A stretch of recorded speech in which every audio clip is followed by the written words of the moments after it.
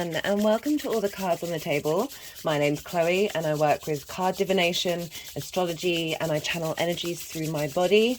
As you can see, my hands are moving around right now. This is independent of my conscious thought. The energies are here to help integrate on a subtle level the auric field, our energetic vibration. I use astrology to help us have a cognitive way of accessing the information that's out there, and use card divination to tap into the messages of the energies from the universe, from the cosmic, the divine. And bringing all these things together to help us have an understanding of the energies at play. This video is either going to be a 3-part series or a 2-part series. It depends how long the readings go on for today. But this will be part 1 of Saturn in Pisces from the 7th of March to the 15th of May. And the reason why it's this length, why I'm breaking up Saturn's transit, is because this is the time when Jupiter will be in Aries. Jupiter traditionally rules the sign of Pisces. So what's going on with Jupiter is affecting Saturn in Pisces. So this is why we're just going to be focusing on the time period that Jupiter is in Aries.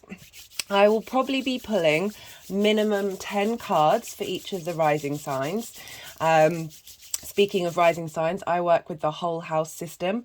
This means that if you know your time of birth, where your ascendant falls in the first house, and the whole of that house is a whole of that sign. And so when I talk about the astrology, when I go through the rising signs, it is linked into those of you who have that sign as a rising sign. Also, check out your sun and your moon and any other placement. We have all the signs in the zodiac in our chart. I often find from my own personal experience and other people's experience that the messages that come through and the information, regardless of whether it's for a particular rising sign or not, can equate to that area of your life where that sign falls and what house that falls in.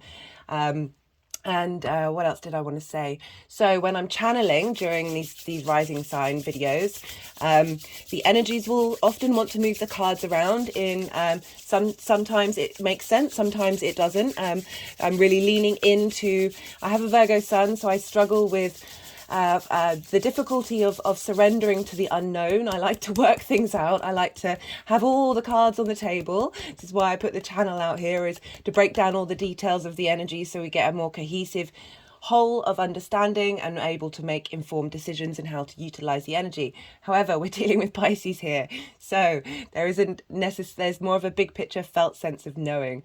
Anyway, the energies may move the cards around. They also may stop to do some energetic work. This can be clapping, this can be all sorts of things. It's just part of the journey of integrating the messages that are coming through, as I said, on a subtle energetic level, helping your auric field, all of those things. As I said, getting the vibrational level of the messages into your body. My hands have now just gone over my heart chakra. Often I also say that I'm having energetic releases, and when I'm saying this, is very often energy is leaving out through my mouth. Sometimes it ingresses into my body. Other times there might be some shaking going on. These are all response mechanisms to the messages that are coming through and are part of the process. I really recommend, I've done a collective reading for Saturn in Pisces for the year 2023. I'll be doing videos for each year that Saturn is in Pisces. It's leaving in February 2026, but I will be breaking down the transits of Jupiter in relation to Saturn throughout the years, so that I'll be going into more detail each time Jupiter moves into a different sign, so we have a more cohesive understanding of what these energies are at play. In the collective reading, I broke down periods of time that we had similar energetic transfer between Saturn in Pisces and where Jupiter was. So Saturn moves into Pisces every 28 or 30 years, but they're different because everything interlinks. So as I said, the ruler of the sign affects those signs. So when Saturn is in Pisces, we have to look to where Jupiter is. And with some of the cycles, Jupiter's been in the social signs, so Virgo, Libra, Scorpio, and Leo. Sorry, I forgot Leo. How could I forget Leo? And so those have a different flavor and a different understanding. I focused more on the collective reading on the cycles where Jupiter has been in the individual signs: Aries, Taurus, Gemini, Cancer. And this is the trajectory that Jupiter will be on for this experience we're going to be having with Saturn in Pisces. I also break down more what Saturn feels like in Pisces and how that may affect us and how to work with it. I do recommend checking out all of the introductions for this potentially 3-part series, because I'll be talking about different themes, adding on different layers, helping us really get to grips with this long-term transit. I really recommend checking out any of the videos that are linked into Pisces. I've got my own, there's a playlist linked to Pisces. And also any videos linked into Virgo, because Saturn will be opposing Virgo during this time. And for those of you who've watched the channel, watched my videos, you'll know that when I do the full moon videos, I talk a lot about the opposition, which is ruled by Saturn. And oppositions are all about bringing things into balance, and it can feel difficult, but it's an important part of the integration process. And we're dealing with Saturn here, and Saturn rules opposition, so there's the energy of that self and other coming into play during this time, and Virgo is opposite Pisces. I also really recommend, as I said, the new moon video in Pisces and the full moon video in Virgo. Lots of similar themes are probably going to be coming up during this time. Also, the crystals that are laid out on the table today are the crystals that came out for the Pisces new moon. There's lots of Aries crystals and there's lots of Pisces crystals. I've written the description of what they mean in the Pisces new moon video, so please go check that out. The crystals always like to come in and help give some energy transfer during this time. They're clearly wanting to do that a bit now. So I don't know if you can see, let's try and get that in okay, I want to move it around. So we have a piece of white coral here. And we have an Agni-Techite from Indonesia. And I've forgotten what that one is. I don't have my notes. Anyway, it's in the description. I think it's something desert rose, gypsum desert rose. These two are Aries related, and this is Pisces related. The amethyst here on the table is Pisces related. A piece of black tourmaline also wanted to come and sit on the table here. This is about absorbing internal negative energy and external negative energy. And we're going to be going through Saturn's in a water sign. So we're going to be dealing with the energetic field, the emotional field, and how that impacts us. I just want to say thank you to all of you who have recently subscribed, all of you who have been here since the beginning. I really appreciate the interaction and the growth of the channel. I really love what I do. I really try and focus on that. I'm not seeking likes, views, and subscribers.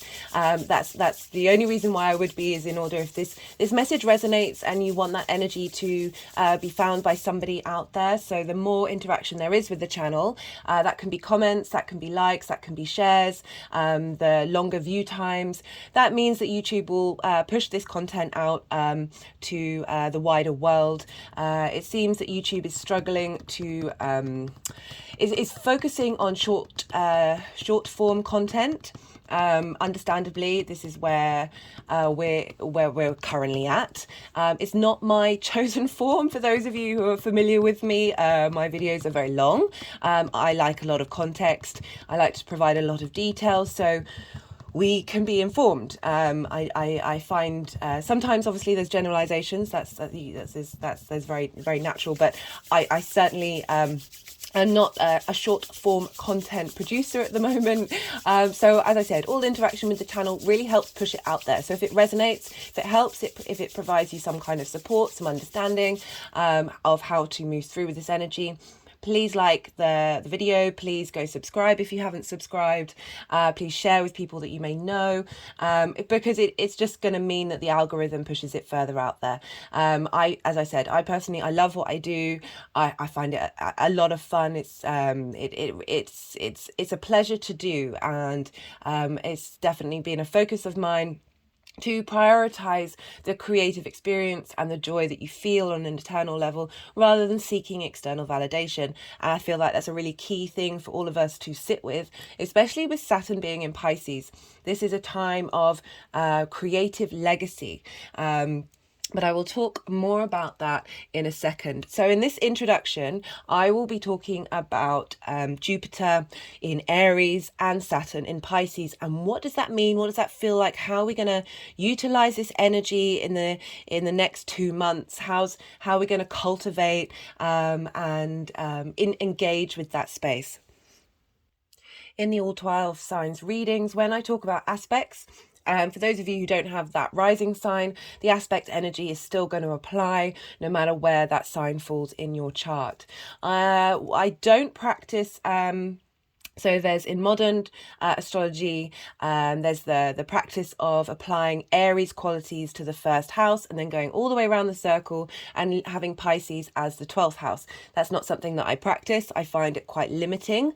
It shrinks down the available expressions of the houses, and it's just not part of my personal practice. I follow more the Hellenistic approach, which is over 2,000 years old, and I also don't apply Uranus, Pluto or Neptune as the main rulers of Scorpio, Aquarius and Pisces. I stick with the traditional planets, Mars ruling Pluto, Saturn ruling Aquarius and Jupiter ruling Pisces, which is why I'm focusing on Jupiter during this transit rather than Neptune. I can appreciate that there might be a co-rulership, but I wouldn't even put that much balance between the two. Equality between the two. It just doesn't quite sit with me in my practice.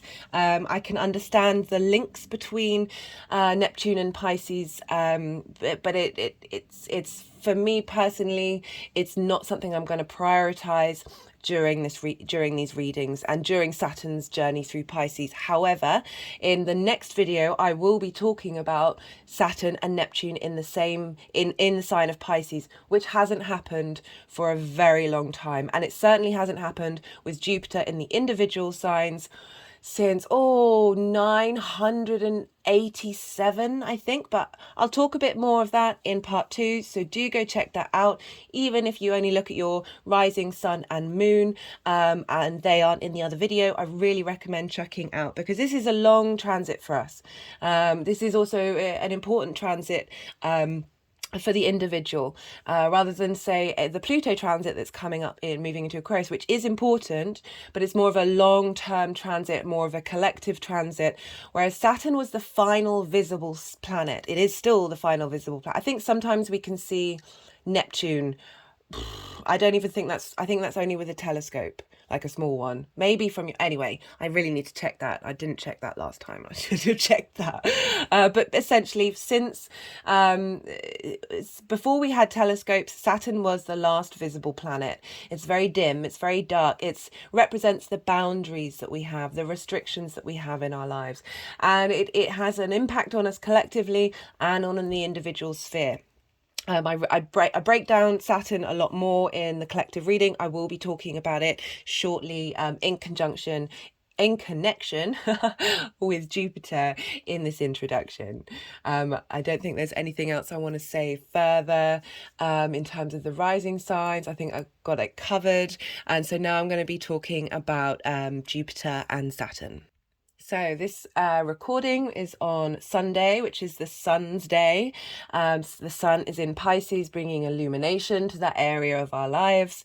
And it was the video was started recording during Jupiter's hour. So we're getting some Jupiterian influence as well as the illumination of the sun during this recording. It'll be really interesting to see how the cards respond to that energy, because it's always very, very different. The moon is also in Scorpio, trining Saturn by sign based. It was trining yesterday, about 24 hours ago. It was trining exactly.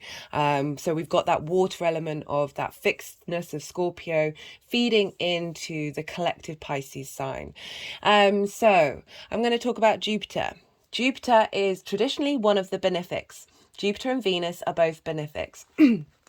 They help provide support. They are yes planets. They aren't... so yeah, I did the Venus in Aries transit videos, and I really recommend those, even though she's going to just leaving on the 16th, so moving into Taurus on the 17th. But the energies of the benefics moving through Aries is so supportive to this Saturn transit. It's really the intermingling of the individual with the collective consciousness is so important. But Venus moving through there is very much being in your own autonomy, your strengths, you're having command over what it is that you want, your own individuality, and being comfortable in expressing that in a harmonious way without losing that strength, that power. Right, so I was talking about Jupiter. Jupiter's in Aries. Aries is ruled by Mars. So there's this, Aries is also a day sign. It's a yang energy. It's an active energy. And it's also a cardinal energy. So cardinal signs, that's Aries, Cancer, Libra, and Capricorn. They all happen when we have the equinoxes and the solstices. So they mark a turning of the seasons. It's a movement into the next phase of the cycles of the year. Aries likes to start things. It's very independent. It wants to go on in its own way, and it's not that other people are irrelevant. It's just there's this very individual determination. It's the first fire sign. It's the spark of life. It's our passions. It's our motivation. It's our instant connection to spirit. And with fire signs, there's a real there's an instinctiveness to the intuition. There's this, it's instinctual and instigates, very much linked into pioneer energy, this really wanting to go forth into territory that's been unexplored, this desire to do things by yourself without seeking help from anybody else, without seeking assistance. There's a real sense of individual autonomy and authority, and can be linked into this crusader. Mars can be combative. It's this energy of war, this energy of friction, this energy of momentum, of motivation, of passion, of getting up and doing stuff. Mars is ruled. Iron is linked into Mars. We have iron in our blood. It flows through our system. It pumps. It keeps us alive. It keeps us very vital. And so we have this energy of this desire to head first into the breach. If we're using battle terms, because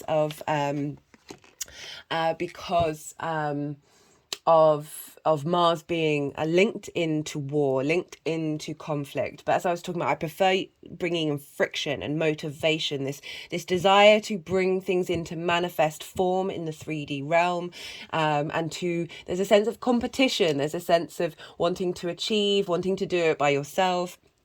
So we have this so Mars can be in Aries very much the defender, as when you go out to attack something, and I don't like using these phrases so much, but we're dealing with Mars here. When you go out and you take action, there's a protectiveness to something. You may be going, even though you're doing direct action, you're in conflict. It's usually because you're trying to protect something, and you're trying to defend something. Mars can very much be the defender of the weak, and so we have this energy here, this very potent fire manifestation energy. And this is all being funneled into Saturn at this time because Jupiter is there. Jupiter boosts. Jupiter is a yes planet. Venus is also there, as I said. The two benefics are there. The two benefics are there helping us get into line with... Get into line with truly being able to be comfortable being our individual self. And Jupiter brings wisdom and growth. It wants to bring cohesion. It wants to fix things and expand you. It wants you to link into philosophies, whether that's your moral philosophies or how you look at the universe, how you look at God, however you want to phrase it. It doesn't matter. It's about perspective. It's about expansion and, more importantly, wisdom. I have here the stag, which has been here for a while now, with Jupiter being in Aries, of representing, it's a sort of leveling up of that Aries energy. And that was happening before Saturn moved in there. And now we have this combination linking together. And I feel like it's so crucial for us at this time to, Pisces is a collective energy, an emotional energy. And we're trying to find our way at the moment of being able to be our individual selves without forgetting the collective. It's one of the key points that I feel that is really relevant right now. Jupiter can be very aspirational. It wants you to grow. It wants to be generous. It's linked into faith. And there's this, it's also linked into the law, but it's kind of like moral law. So it's we're balancing things at the moment. We're trying to find some harmony. I'm just pulling cards generally. This isn't for any particular sign. This is just for Jupiter and the Saturn in Pisces part of the journey. In the collective reading, it was for the whole year. So I'm just sort of pulling a few cards while I'm talking to see what comes up for the energies at play for us on a more collective level for this particular time. So we've got this yes planet. We've got this planet of opportunities. I've certainly noticed from my own experience and from others that this Jupiter transit is really given a sense of generosity to yourself and your individual beliefs, and finding it easier to integrate those beliefs into an instinctive, responsive mechanism rather than something that's just cognitive.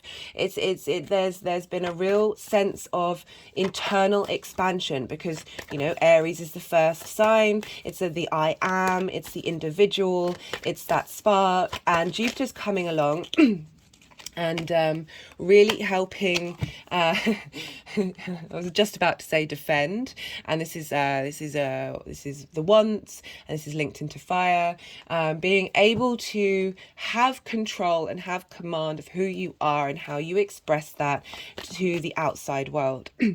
So we have this Jupiterian energy that's happening right now. There's Chiron there in Aries, helping us understand our wounds. Today, Jupiter is conjunct Chiron, really giving us wisdom to the pain we may have felt at our individual light being dimmed, our inability to start things. Cardinal energy is Aries energy, that to instigate, we might have been made to feel small and not allowed to do those things. And so we've got some healing energy coming in through this video as well. So Saturn, so we've talked about Jupiter. Saturn is traditionally one of the malefics. So Saturn and Mars are the traditional malefics, and Venus and Jupiter are the traditional benefics. However, it was very much my practice. So this card came up in the collective reading. This is judgment. This is about leveling up. Whereas the death card is acknowledging what you need to let go of and transmute and integrate into yourself. The judgment is about each part of you leveling up, a soul level up. And this came up in relation to happening. So it's interesting. So this was sort of linked into the 8 of Wands, and that was timing of when, because Saturn's going to go retrograde and go direct in November. And this was kind of linking the judgment into being that period. But it's interesting that it's coming up now, planting the seeds of it. So Saturn is a malefic, Mars is a malefic. They tend to bring up conflict or isolation or difficulties. It's the school of, Saturn is known as the school of hard knocks.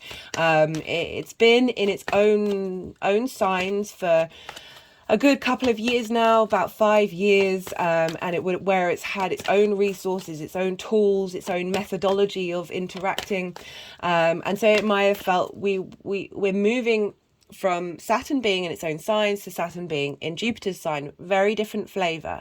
And so Saturn has given us isolation, given us restrictions, Saturn's linked into authority. You may have had people of authority restrict who you are, diminish who you are, criticize who you are.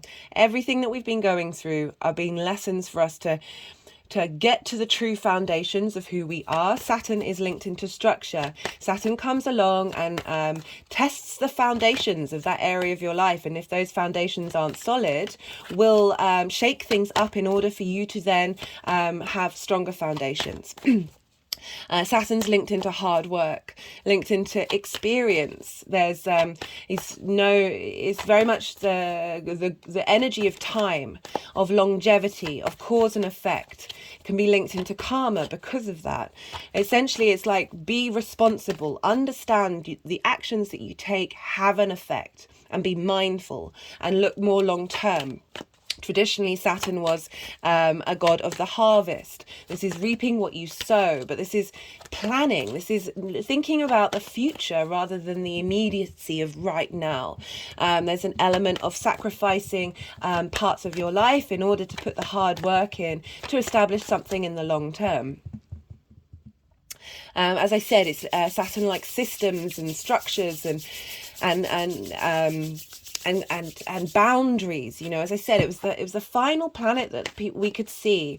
Like it's really highlighting the inner world of our solar system and the external, the more transcendental, the more galactic, the more less boundaries going on out there in the world. I mean, there are always boundaries. It's just about perspective. And so Saturn represents that limitation. Also, we can see the rings of Saturn, and they represent a boundary.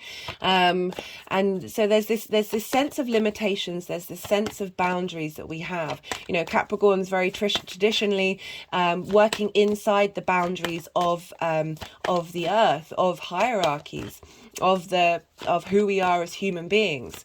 Aquarius is being on the other side of the boundary, but still wanting systems, still wanting laws, still wanting a sense of authority in what you're doing, but thinking out of the box, thinking a bit more more of the utopia side of it, and more of the slight futuristic. I'll be talking more about Aquarius in the Pluto video. But there can be, you know, with this cause and effect, Saturn really... So in mythology, Saturn killed, banished his own father, which is Uranus, or, is Uranus in mythology. And he then turned into his father. And Jupiter, or Zeus, came along and castrated... didn't castrate. Have I got this right in the right way? I do apologize. He basically did the same thing to Saturn as Saturn had done to Uranus. So there's a sense of intergenerational trauma that happens with Saturn. Often where Saturn is linked into the trauma of our early years and the obstacles and the isolation and the restriction we may have felt in our early years.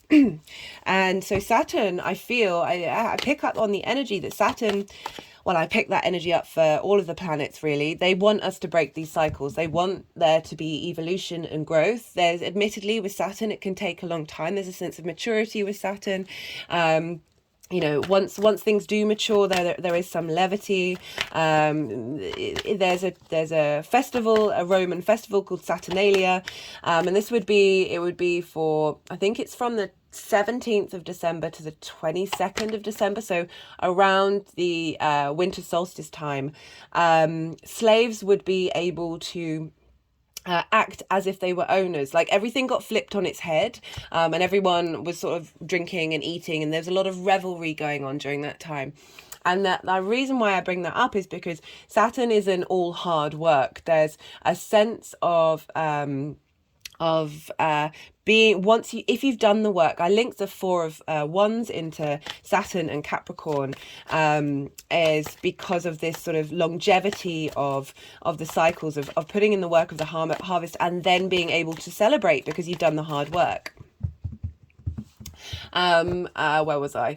Yeah, but because also Saturn is linked into raising up those who have been marginalized, and we get this. There's definitely a lot of this. Do go check out the collective reading in the cycles where Jupiter is in the individual signs. We have a lot of social reform during these times. We have a lot of progress in terms of diminishing discrimination, raising up of minorities and integrating minorities in a more equal way. Obviously, we're still quite far away from that being a tangible reality in every sense, but there's certainly been progress made. And that's kind of represented by that festival of Saturnalia, albeit it was only for a couple of days a year, but there's still that idea of what was once high becomes low, and what was low becomes high for a period of time, and everyone's sort of in revelry, and there's a whimsy to it, when Saturn is very much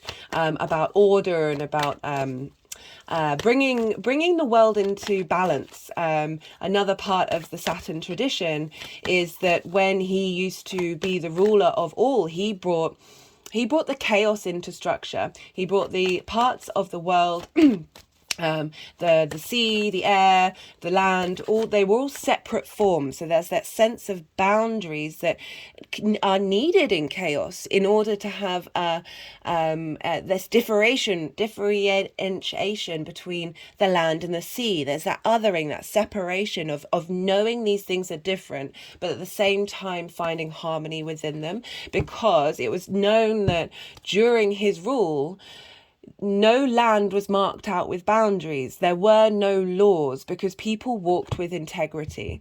Saturn is very much about getting you in line with your personal integrity. And this can be hard to do because we have so many layers of conditioning. We often don't observe and understand ourselves very well. We get caught up in what's happening to us rather than understanding the lessons that we can learn from it.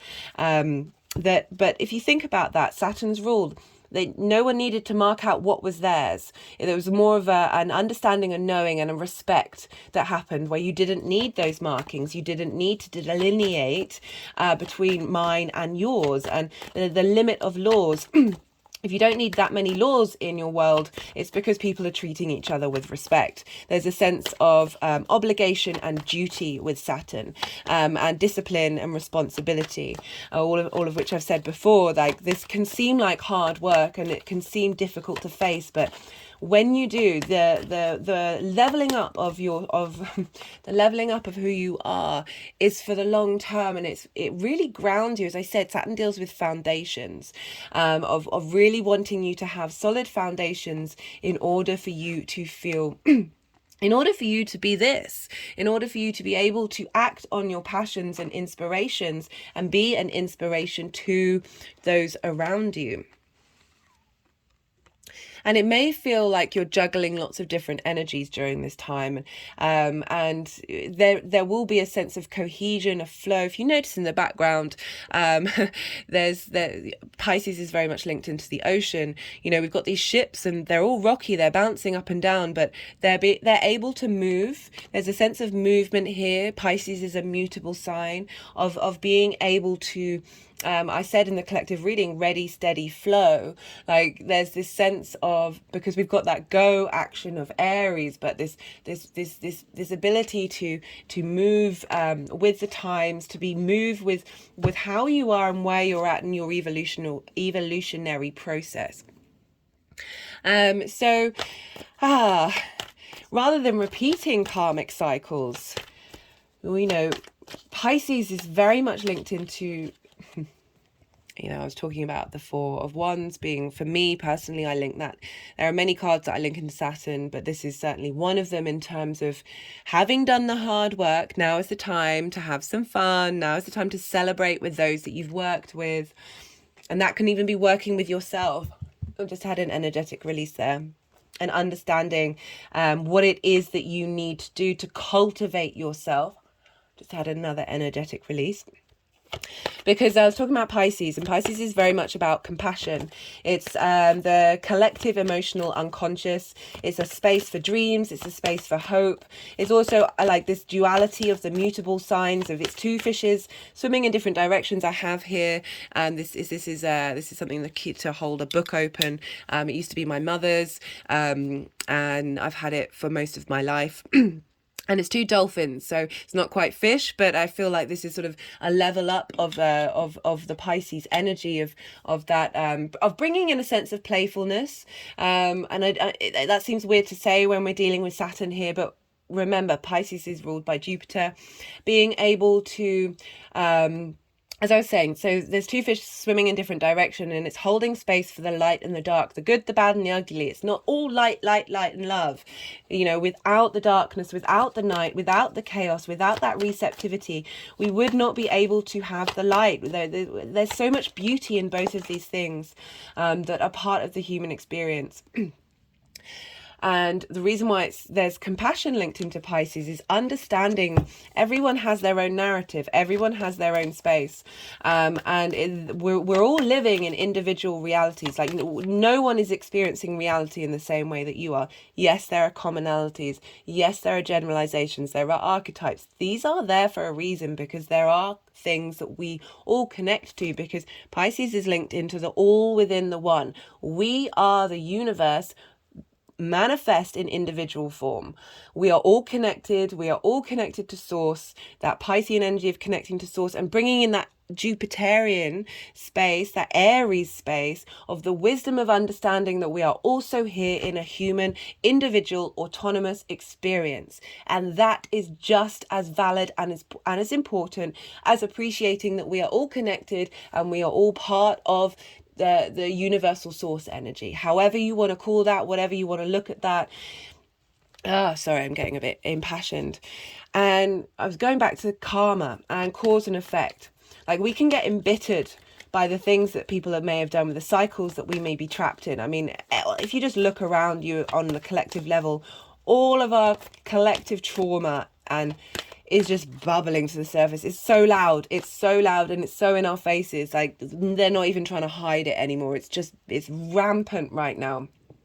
But these are all things that we've gone through cycles time and time again. And each cycle we move a little bit more forward. We get a little more of that equality. We get a little more of that understanding of the individual experience. And sometimes we go out of balance. Sometimes we zoom too far from one side in order to then rebalance back again. But it always comes back into that seesaw motion of bringing things back into balance. Even if it can feel difficult, even if it can feel uncomfortable, because you want to go to that extreme. You want to be in that pain. You want to be in that anger. You want to be that big. You want that over the other thing, and you find it hard to integrate. And we can get very much tapped into our emotional space. You know, we are, and our emotional responses connected to those traumas. So we can repeat those things. We can eye for an eye. An eye for an eye, just as I was saying, an eye for an eye. So we've got the Five of Pentacles and Justice. And Justice is, Five of Pentacles is feeling left out in the cold, feeling not supported. That's certainly something that we've all been going through. But getting stuck in that space. And then, because I was talking about an eye for an eye and repeating those cycles of then feeling that lack and that restriction. And then when we have that, we tend to then we mirror that out on the people around us. So we may... this feeling that we feel of that isolation of not feeling supported, will then enact that out on someone who might seem more vulnerable than we are. And then then that repeats, and it cycles over and over and over and over again. And the key to this, of breaking those cycles, is forgiveness. One of the things that really helped me move through that idea of forgiveness, of being like, but I'm angry. What that person's done, what that situation is not right, is not okay. And I'd just be stuck in that feeling of retribution, of revenge, of wanting that person to experience what I was experiencing, have the same, have have that situation be flipped on the collective, or flipped on that individual who's powerful right now, who I'm just like, well, I want you to know how we're all feeling. I want you to experience, rather than wanting to give that energy back and make that way an eye for an eye, of really leaning into, you can forgive something, but you don't have to condone the actions. You can still want there to be equality, from a space of compassion, from a space of understanding. You know, there's, in the law, it's punishment. There's a particular phrase, punishment and hurting someone, restricting people, rather than getting to the root of understanding why they're in that structure. Don't hate the individual, hate the systems, and don't hate it, just understand it, but know that it's broken. Parts of it are very, very, very broken, and we're all operating in those systems. Saturn systems, the individual being restricted, Jupiter coming in to want to provide wisdom and understanding and growth and expansion of the individual in this compassionate space. As I said, with the cycles in the collective reading, there's a lot of compassion being put into action. My main theme in that reading was Saturn's giving us structure to the compassion that we feel, giving it a sense of longevity, a sense of foundations, a sense of giving it a system, a way that it can be enacted, in a way it can be brought into form. Saturn is very much about form, the 3D seen world, and being able to bring that into effect. I just had to pause the video for a moment, so if you've seen like the screen move a little bit, that's because I just paused it and then I realized that the shot wasn't quite perfect, so I had to fix it. Oh goodness, 40 minutes, and yeah, this is just the introduction. Sorry, I'm getting a bit impassioned about this, but I'm finding this transit to be really magical. Pisces is very magical. There's a knowing, there's a faith, there's an understanding, there's this connection, there's this, but it can also be a space of the boundarylessness. And that's what I like about Saturn moving in here, is helping give, as I said, that structure to that compassion, that structure to our dreams, our hopes. I said at the beginning that this can be a time of creative legacy. There are lots of movies that came out, especially animations, which is interesting because of Pisces, and this sense of the unreal, and this ability to sort of, you know, with cartoons and animations, we're kind of able to connect more collectively through this medium that isn't sort of specializing in any particular. I hope that makes sense. It made sense to me why cartoons and animations like Mary Poppins, Snow White, The Lion King, Toy Story, all massive and all long-lasting, real changing of Pisces. Neptune is also linked into the film industry, but these didn't necessarily happen while Neptune was there. But you know, we've just had what's it called? It's about, there's a new one about water. It's really huge. Avatar, yeah. The Avatar movie, very much linked into Saturn and Pisces. So now's a time of being able to give structure to your creative pursuits. And as I said, Saturn is linked into long term, it's linked into legacy, it's linked into foundation. So the work you're kind of doing, and creative can link into absolutely anything. That's not limited just to our traditional view of what the arts are. But there's a real, because Venus is exalted, I talk about this in the collective reading, Venus is exalted in Pluto, Pisces began with a P, and that means that Venus is raised up on high. She has a special place in Pisces, which means there's a flavor of Venus in Pisces during this time. So there's this, and she's very much linked into the arts and wanting you to be creative and find pleasure and desire in how you connect to things. So we're at this, rather than Saturn being a Saturn-based sign, which has been brutal for a lot of us, it was certainly very brutal for me. I've learned huge lessons, and I'm so grateful for what happened. But it didn't feel great at the time. This doesn't mean that Saturn isn't going to have Saturn type themes in this space, but there's a lot of support here.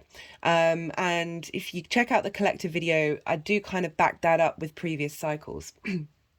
So I was talking about Aries and Jupiter being there, and that can be really linked into what's called the hero's journey. And this is a form of mythology that's prevalent across all cultures. Prevalent across all cultures, and we get the world, which is also the Saturn card, and how an individual will leave their village, their town, and they will go off into the world. The hero's journey is very much linked into the fool's journey of the major arcana. So for those of you who know tarot but aren't familiar with the hero's journey, it's very similar to the fool, going out into the world, wanting to explore it, wanting to see what comes up, learns a lot of stuff about themselves when they go out in that world and explore, usually brings back something of value. And that can be anything, an idea, a thing, whatever you want to say, and goes on a journey then back again to their home, usually met with more potential difficulty, certainly adventures, comes back, and whatever they found by that journey, that self-exploration, very much Aries energy, but then Pisces as well, of going out into that collective, and how that's what I want to talk about. Sorry to jump over, but before I forget, the animations, we're able to more connect collectively on an emotional level, I find, with animations, because it's taking us out of our sense of other when we see humans who are experiencing something that we may not have experienced. With animations, there's that we're already kind of separate, so therefore we can connect to it. I really hope that makes sense. But so the hero comes back, and usually what they bring back is something of value to the community. So the individual, the Aries, goes out into the world, travels all the way around the major arcana, travels all the way around the zodiac, and then brings back some wisdom that helps support and nourish the community from their journey. And funnily enough, so the Joseph Campbell, who I'm going to put a link of his TV series in the description box, because he's brilliant man. What he did in terms of exploring myth on a collective level, so enlightening, and so very accessible. The TV series is very accessible. He had Jupiter in Aries with the Sun and Mercury, and so he was really discovering the wisdom of being the individual, the wisdom of going off on that Aries adventure, of wanting to go off by yourself and not wanting to be the community, but how that can have such a vital impact on your community, on the people that you love. And very funnily enough, so the Star Wars movies, the original three, what's his name? What's the director's name? Oh, George Lucas had many discussions with Joseph Campbell. Mythology is so important. Mythology was not the foundations for the later Star Wars movies, which is probably why we don't think they're very good. Collectively, I'm sure there's those of you out there who do think they're all right. I've not seen some of the latest ones, but goodness me, no one can really act anymore, can they? Anyway, mythology is that thing, that universals that we can connect to, even though we are all individuals. These commonalities that we have, and it's very, holding space for the fact that we are individual and that we are the collective at the same time. Anyway, so funnily enough, so George Lucas asked for help from Joseph Campbell, who did really amazing books on mythology, and the actor who played Luke Skywalker, who essentially is enacting the hero's journey in those first three movies, he had Jupiter in the 4th house in Aries. And the fourth house is about expansion, and it can mean leaving home or expanding your idea of what home is, or very much needing to go out in. Just this is really quite fascinating. There's an amazing astrologer who's done a book on how actors and actresses often have, when a film's good or when something really resonates with the collective, they tend to have very similar energies in their natal chart. I mean, it's so amazing how astrology is very, very creepy. I love it.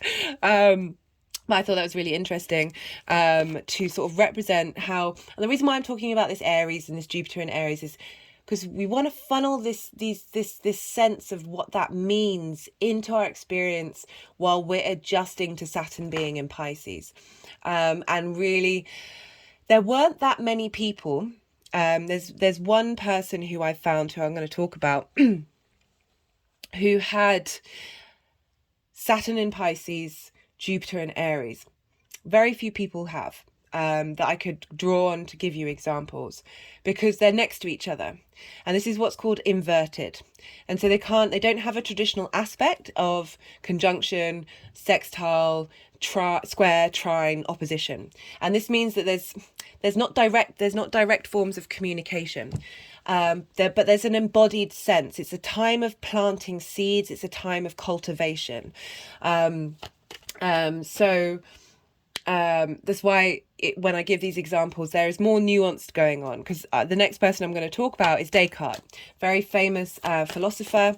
His phrase, "I think, therefore I am," is what he's probably most known for. He had Jupiter, Pluto, Uranus in Aries.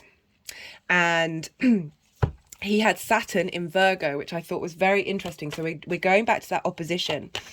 And so he very much focused on the fact that the only reason why he would be able to know that he wasn't in a dream world, a dream state, is because he was thinking. I think, therefore I am. Heavy Aries energy, I am. Saturn in Virgo, ruled by Mercury. He also had Mars in Gemini, ruled by Mercury. He was obsessed with the way that we think and how we weren't thinking properly. Go back to the Virgo full moon video, very much bringing in some of that energy of really wanting to provide support and structure for people to be able to think for themselves, and not he very much focused on the individual experience over authority and tradition. So that Aries energy of breaking away from tradition, then the need to, he also wanted to dissect big ideas into small pieces, like go through thought by thought by thought by thought by thought. Mercury loves to break down the small details, very much detail orientated. Jupiter, which is opposite the signs ruled by Mercury, and they're all mutable signs. Pisces, Gemini, Virgo, Sagittarius, all mutable. This is all going to be activated with Saturn being in a mutable sign. So we have this axis of Jupiter and Mercury. Jupiter's very much about faith, about just knowing, about having this belief system where you're not necessarily questioning things. It's very big picture perspective rather than figuring out the small, tiny details. So we're going to have all these signs sort of intermingling with each other and finding the balance in between the two of the details. Where is God in the details? How can you have faith and apply that in the details? How can you give structure? So I just thought that was really interesting because it's bringing in, he doesn't have anything in Pisces. So this is, but he does have Saturn in Virgo, which is opposite where Saturn is in Pisces. So it's helping you bring another layer of understanding of how these energies can work together, and what you may need to sort of, if you go to too much to the one extreme with the Pisces energy, how do you anchor yourself? You look to where Virgo is and then bring those things out back into formation. Just not sure what they're doing there.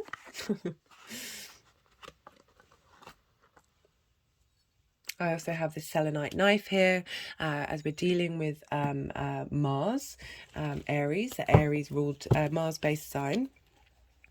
So that's Jupiter in Aries.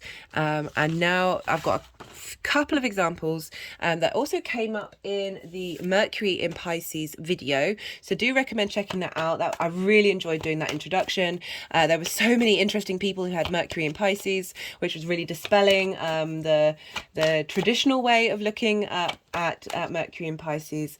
Even though I use a lot of traditional rules, I very much go on what we adapt and we grow. So never throw anything out unless it intuitively doesn't feel right for you. So there is a philosopher, Arthur Schopenhauer, probably got that wrong, and he had Mercury in Pisces, but he had Saturn in Pisces, and he had this in the 9th house of higher philosophies and big picture perspectives. And one of his main phrases was, "The universe is not a rational place." So very opposite from Descartes, who had Saturn in Virgo, where it's all about logic, all about rationality, all about very much using that cognitive, that Mercury-based space. And then we have this other philosopher who's saying how the universe isn't a rational place, and we need to understand that. He was one of the first Western philosophers who really integrated and worked with Buddhism. That's so funny that this has come up. So we've got the 8 of Swords. This came up a lot in the collective reading, and also the last all 12 size series that I did with Mercury and Pisces. So this is kind of like a cage of your own making. And so with Buddhism, it's understanding that life is sorrow. I mean, there's this just knowing that it's, but also there's this sense of illusion, that with this acceptance, with this understanding of these tenets, we are then sort of able to free ourselves from the emotional pain that we feel linked into this, and we're able to then move through this cage of thoughts that isn't actually a cage, because you can see the figure is able to move out. If they just move a little bit, the binds will fall from them, and they're able to walk through with this path of water. Pisces, water. We've got the moon. The moon is the Pisces card. And how we're able to transform and engage with this illusion, and being okay with it, but being present, like being very present in the now, and laughing at the ridiculousness, enjoying, sort of savoring that misery, and not letting that melancholy trap us, appreciating the experience for what it is. Everything is transient, being able to have a sense of renewal and nourishment with that energy, and being able to appreciate the illusion while still being very present in the real. As I said, rebalancing with that Virgo energy. But yeah, so who else do we have? We also have Edgar Cayce, a very famous psychic, and he had Saturn in Pisces, and the main thing was that he used to channel, and he described as if he was talking to his higher self in his channeling. This sense of that Piscean, unconscious, collective, emotional connective, of tapping into the all, that sense of that which is higher than you, that which is above you, but is also part of who you are. And he talked about how his subconscious mind was exploring the dream world. Again, very Piscean themes here of how we can utilize that energy, give structure to that energy, that unconsciousness, that weaving of the dreams, that magical state, that untangible, as I said, with Saturn moving through here, that it is about structure. It is giving us form. I talked about how it's like it's these posts in the ocean, of being able to moor yourself for a bit and feel that it's not quite it's not as rocky as it looks, and you're able to move with that flow because of Saturn being there.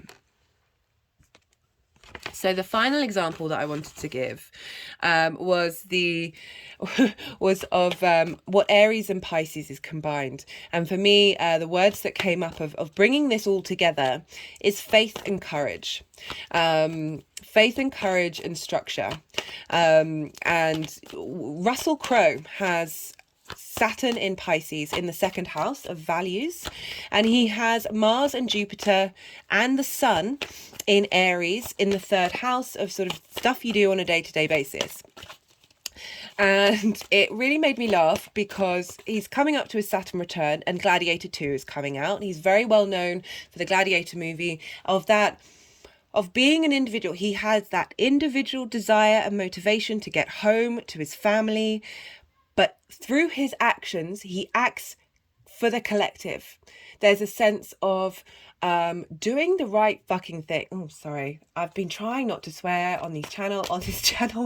I do apologize. I'll try and keep my swearing to anyway.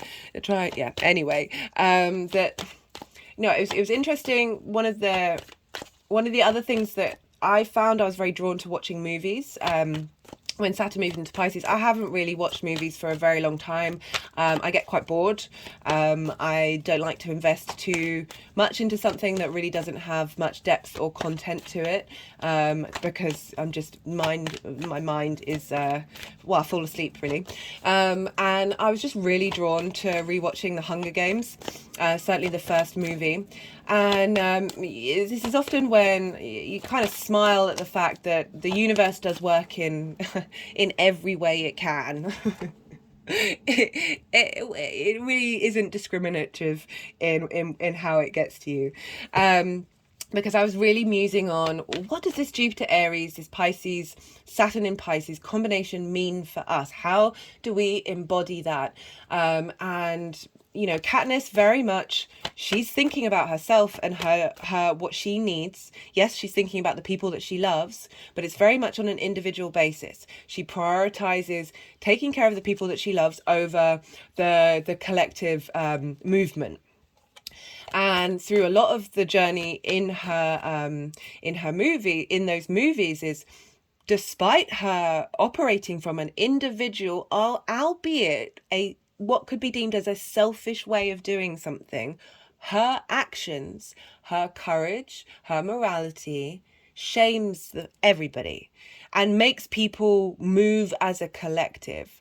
Through her individual selfish actions, she behaves with compassion. She does the right thing to a fault.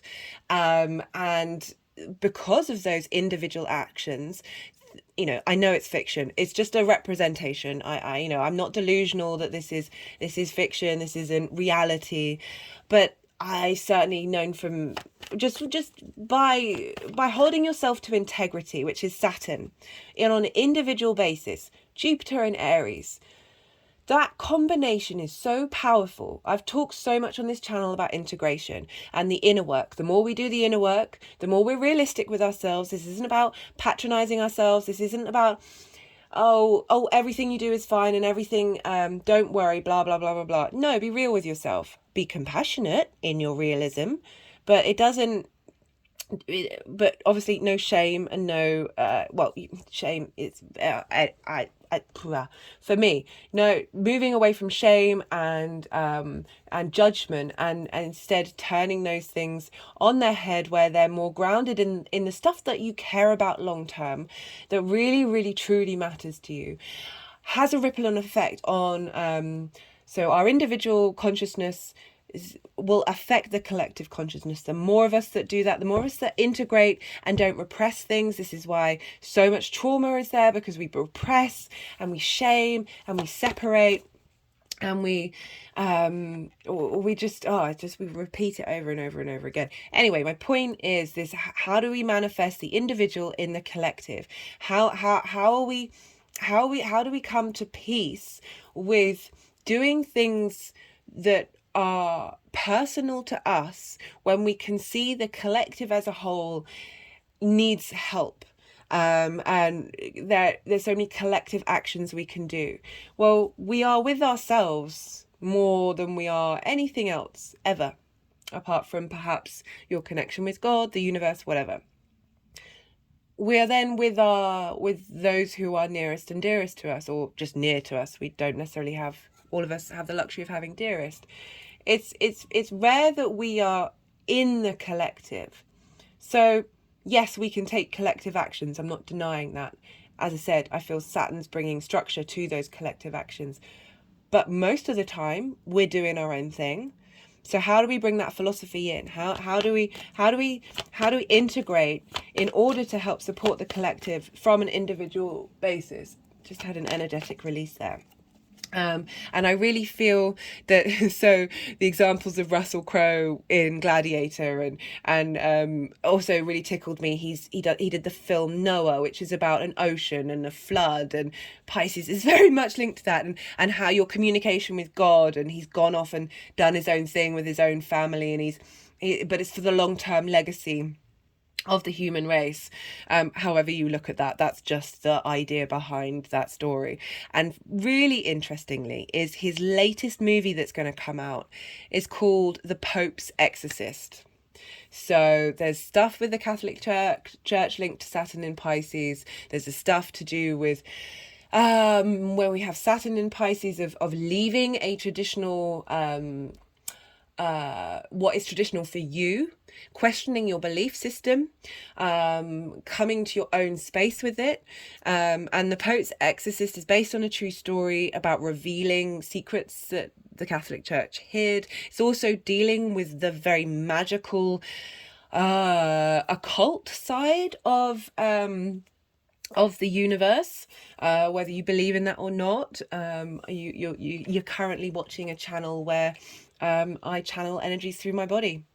So that I'm the biggest cynic as well as the biggest believer that yeah, there's definitely stuff going on out there that I think is really quite apparent across the histories of us being human beings, and the more we tap into it, the more we can understand it. Hence why I do this channel, to try and utilize that. It's about something about secrets being revealed, about structures, foundations being broken in order to then, especially with Saturn in Pisces, of bringing the foundations of the collective in order to support the collective, not support the structure, the hierarchy. This is a collective energy with Pisces, Saturn being in Pisces.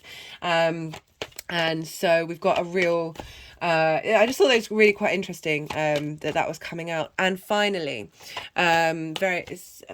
with, so Saturn in Pisces can also be a turbulent time in terms of mental health. This can also be a time of helping with addiction. But there's a particular example of Kurt Cobain during his Saturn return in Pisces. I won't talk any more about that. I know it's quite a controversial topic. That there can be, admittedly, Jupiter was in Scorpio at the time. There's so different vibe. So I'm just qualifying that because it's important to realize that it's different energy. But it's our emotional state, our collective emotional state. We may feel way more sensitive. We may feel way more in touch with that, and that can be really overwhelming. A lot of water energy can be really overwhelming. And can lead to feelings of despair, feelings of isolation. Saturn's also can be very, very restricting, very isolating. It likes to be by itself. It can dim our lights. So there might be you just needing to take on more responsibility of your mental health. And I really want to recommend a animation again called The Midnight Gospel. And I checked out the astrology of the two people that created it, and one of them, Charles Trussell, he has Jupiter and Venus in Pisces. So I really see this as potentially a really beautiful way of tapping into Saturn in Pisces and Jupiter in Aries, because he also had the Sun and Mercury and the Moon potentially, because there isn't a time in Aries.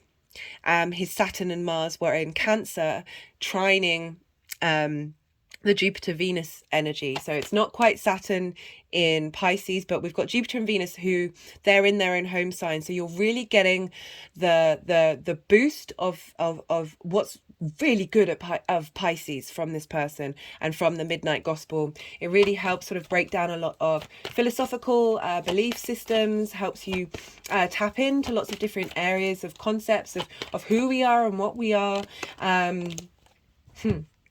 Who we are and what we are, and we get the victory card. And this is very much the individual with the collective. So this, you know, this figure is being celebrated, but they've all worked together in order to get to this space. This is also a fire sign. This is passion, motivation, drive. And after this, they're about to go and have a feast. They're going to go and celebrated, but it is the victory card while I'm talking about the Midnight Gospel, because I just feel like it's a really good thing if you're feeling down, if you're feeling blue, of really helping giving you a sense of structure and a sense of peace to that energy. I will put a link to it. I think it's still on Netflix, but it might have moved. And there's also a very poignant episode about how we deal with death. And I feel like that's and that's the cycles of life, death, and rebirth, which is very much Saturn, Right, so I've talked quite a lot, and yeah, I'm gonna finish here. We've got some supportive cards. I think I've talked about them a fair amount while I was going through it, and I don't need to run through. If those of you can't see, the Five of Pentacles has gone underneath this with the knife of hopefully moving. As I said, check out the collective reading where I go into more detail about how this is going to potentially unfold on the world stage rather than the individual. I'm focusing more on the individual here and how we can interact with it. I think that's everything.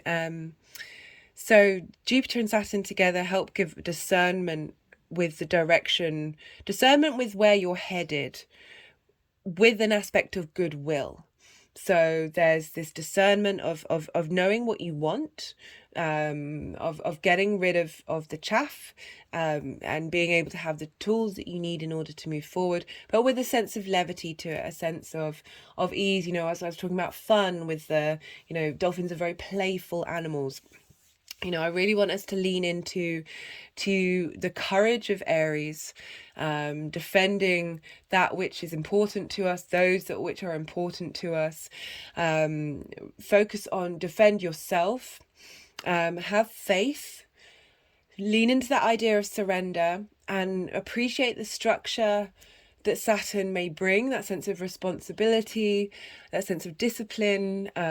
We can really use this to cultivate our creative energy, our collective emotional connection, the magic, the mystery, the dreams, the hopes that we have, and realize that forgiveness breaks the cycles. No matter how, don't deny the feelings that you have, embody them really big, and then try and move through them. Try and let them move through you, and realize that you're limiting yourself. You're holding yourself in a space that isn't opening up to the abundance of the universe. I've always found it very difficult when, with stories of revenge. It just pains me that those cycles keep continuing. I get it. I totally understand that feeling. But it's certainly not the Ace of Cups. Yeah, so yeah, faith, courage, lean into structure. Great time to work on addictions, great time to work on creative spaces. And yeah, I will be doing videos for when Jupiter goes into Taurus in May. So we'll be moving into a different space. There's a lot more examples of people with Jupiter and Taurus and Saturn and Pisces, because we'll have a sextile energy. So there'll be more communication, more facilitation going on during that time. Right, so I'll be moving on to the rising signs now. Pisces rising. How are you doing, Pisces? So this is a big change for Pisces. having Saturn, for those of you with Pisces rising, moving into your first house. Your first house is the house of self. This is your house. This is your body, your appearance, how you embody your sun or your moon sign, depending if you've got a day or a night chart, in your actions. It's like that embodiment of the thoughts or the needs that you have. It's often how other people see you. Sometimes you might not, for those of you, I've certainly had a lot of experiences when people don't know their chart, and they know their sun sign or they know their moon sign, and they feel very connected to it. And then they find out what their rising sign is, and it's often can be a bit of a shock, but also very apparent to the people around them. Again, it's your house. What happens here happens to you. It's your body. It's your appearance. It's the navigator of how you move through the world that we're in. And so you have this in your first house. You've had Saturn moving through your 12th house, helping you work through the concepts of yourself. Saturn likes being in the 12th house. And now it's moving into your sign. So I'm going to be pulling at least, how many? 7 tarot cards. I'll be pulling a card for the energies of Saturn in Pisces. And I'll be pulling cards for 5 different aspects that it's going to make on its journey till the 15th of May. And then I'm going to pull a final tarot card for how these energies are going to manifest long term and moving forward. And I'll pull some clarification cards as well. Sometimes more cards come up. It depends on the reading. Sometimes it just feels like not all the story's there, so I'll pull some more, or others will like to come out just for the fun of it. And because, if you've listened to the introduction, we're focusing on where Jupiter is, because Jupiter traditionally rules Pisces. And Jupiter is currently moving through your second house of values. And this is your resources, how you make your money, how you manifest things. It's the things you care about, the things that you value. It's how you value yourself. And Jupiter's really helping, giving you an upgrade in this area of your life, giving a sense of opportunities and understanding of how you spend your money as well, because there's an independence of how you spend your money, because we've got that Aries energy. And this is funneling into your first house of you. Saturn moving through here can bring about a more internal sense of authority. It gives form to your identity. Pisces says there's that boundlessness to you. That I really feel that this transit will be constructive for you in the long term of really focusing more on yourself. You may feel like you want to spend more time with yourself. Saturn can be, it definitely appreciates isolation, but there's a sense of responsibility, a sense of duty to you, and how you want to form your identity for the long term. If there's any concepts, well, you've been working through Saturn in your 12th, so the concepts of who you are will have really been established and integrated during this time, but you may not necessarily have appreciated the lessons until Saturn moves into the first house, where you can then start to apply it and how you embody it. As I said, really giving a sense of structure and form to your magic. There can also be a seriousness to Saturn, but as I said, because of this link into Jupiter, and you are ruled by Jupiter, so Jupiter has an effect on you anyway, and its transits, that it's having more of an effect because of Saturn moving into this sign of really giving you support and a sense of wisdom in this journey. So we also look to Capricorn and Aquarius, because what happens to the rulers of the signs happens to the ruler of the signs happens to the signs that it rules. Saturn rules Capricorn and Aquarius, and therefore what happens to those signs, themes of where those signs are, the houses that they fall in, will come up during this time. with Saturn's transit. And you have Capricorn in your 11th house of hopes and dreams. That was very much the vibe that the full moon wanted to tap into, was the hopes and the dreams. The more we connect to our hopes and the dreams, the more that we're able to interact with people of the similar vibration, the groups and alliances and the big friendship groups that we bring in, and the more that gets into balance. So themes may come up in that area of your life that help you understand the journey of Saturn moving through Pisces. You also have Aquarius, where Saturn's just been, in your 12th house, the house of the hidden. This can be a house of magic, that which isn't seen, the untangible. And also, I'm not surprised you've got the Fool coming out here, Pisces. Your Saturn is helping you start a new journey of sense of self. Anyway, I was talking about Aquarius, of that, having worked through that integration. It can be the house of self-undoing, because you're dealing with concepts here, and you're dealing with the concepts of yourself, the things that may have been hidden from you. So you've done a lot of work there during this time already. I mean, we've all done a lot of work in Capricorn and Aquarius over the last 5 years.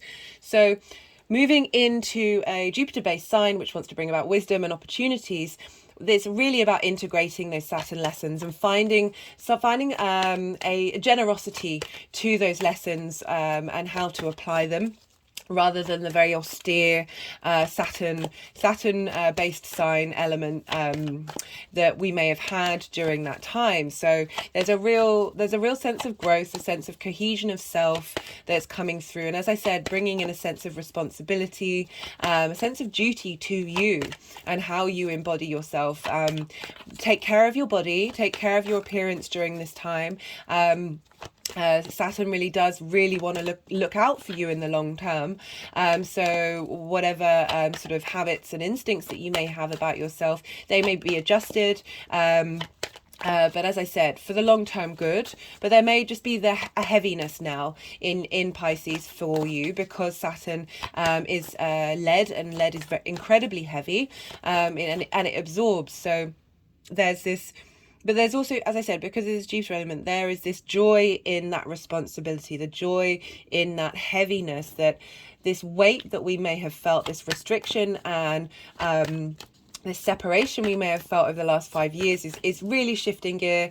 I really recommend, for those of you who haven't watched the introduction, who've just moved to your sign, check out the introduction, check out the collective reading, and check out the introductions of, it's either going to be a 2-part or 3-part series, this one, because I do break down all, I give more information to what these energies are about and how they might manifest coming through. So those are the areas of your life that are going to have more of a impact in terms of your long-term integration. It also might mean that the outside world might come in as well, because Saturn and Jupiter are more sort of the collective social signs. Rather than Mercury, Venus and Mars, that are very personal, but interacting on a one-to-one basis. So we've got several main aspects that Saturn's going to make. So Saturn doesn't actually make any traditional aspects to any of the outer planets during this particular time frame of the 7th of March to the 15th of May. It doesn't make any traditional aspects to Jupiter, Uranus, Pluto, or Neptune exactly. I mean, it is in the same sign, so there's an element of the conjunction, but we're dealing with like the first 6 degrees of Saturn during this time, and Neptune is already, I think it's currently at 25 degrees, or is it still at 24? So it's far away. It's not as direct. So Saturn's only really making traditional aspects to the really personal planets. So as I was talking about in the introduction, this is a time of seeding how we want to be as an individual. We're dealing with our personal planets during this time, and so it's a very personal experience that we're going through with this transit, despite Saturn being a little more social. Yeah. So on the 17th of March, won't talk while they're doing that tapping, just in case you can't hear me. On the 17th of March, we have Saturn sextiling Venus. So Venus is going to be moving into Taurus. And so this sextile aspect is an aspect of Venus. So for those of you who don't have Pisces rising, when I talk about the aspects, that kind of energy is still going to be relevant. It's going to turn up in a different area of your chart. So a sextile is wanting to bring about inspiration, creativity, connection, desire, pleasure, beauty, and all of these things are Venus-related things. And in Taurus, this is one of the realms that she rules. Taurus is very much about the things that give you pleasure. On a tangible, it's the first earth sign, so it's your senses, it's how you connect to things in a tangible way. It's often linked into food. There's a slowness, it's a fixed sign. But there's a desire to bring about in the tangible world on a personal level the things that you care about. And I like this interaction with this the Saturn bringing form to the collective emotional sensitivity that we may have, and really getting you to understand what your needs are, because you have Taurus in the 3rd house of your day-to-day. So during that time, you're going to have sort of an understanding, as this is the first aspect of Venus, of how Saturn is going to interact with her, and what this means for you moving forward, and in your local community, and how you are, and what kind of responsibilities you want to take on, and how you want to embody your the way you create, and the way that you absorb pleasure, and the way you want to connect to people on a one-to-one basis. At the same time, we also have the moon in Aquarius, and so this is in a Saturn-based sign. So this is we'll be squaring Venus. And so this is bringing in about our emotional needs. So the star card is an Aquarius card. I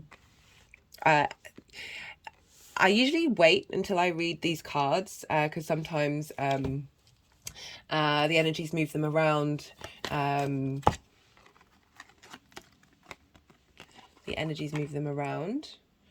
So I don't want to jump the gun and say that's particularly linked into what I'm talking about right now, but it could be. They might put them back in the right place.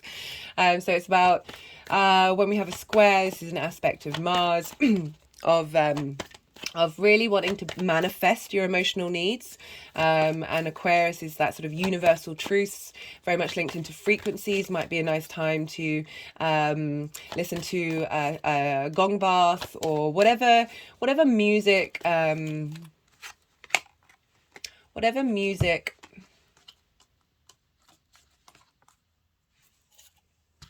sorry, I do find it hard to sometimes channel, think, talk, and channel, think, and then talk. Just had an energetic release there. Okay, let's continue.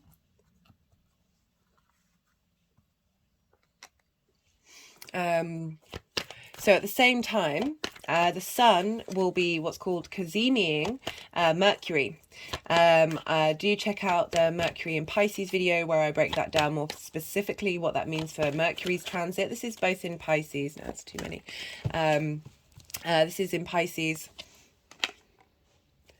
This is in Pisces, and this is squaring Mars. So when a planet Cazimi is the sun, it's when it's getting a direct inspirational hit from the light source, from the center of our solar system. There's a divine inspiration coming through.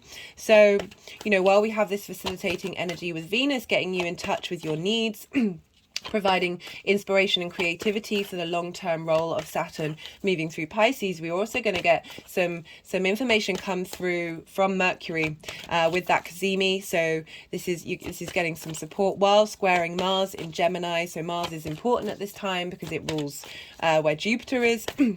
And Mars is in Gemini. It's been there for a long time. It's helping you work out your motivations and desires of how you collect information. Gemini is also ruled by Mercury, so there's that feedback loop there.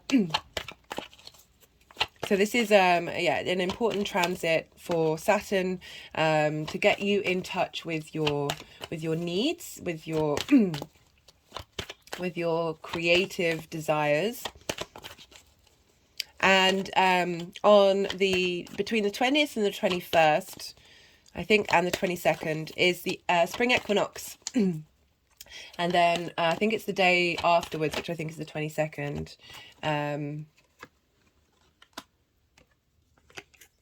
is how many cards have we got? I'm going to do 7. Is when the new moon in Aries will be, so it's just after the equinox. I will be talking about that aspect in that video, so do go check that out. But I just wanted to highlight the journey that Saturn's moving on. So that energy in Aries is going to funnel into Saturn in Pisces, get that, as I talked about in the introduction, getting that desire that for the individual, to then how do you apply that to your dreams for the collective? How do you apply that to your creative space and who you are and how you embody that? And that's happening, that Aries energy, as I said, is in your second house of your values.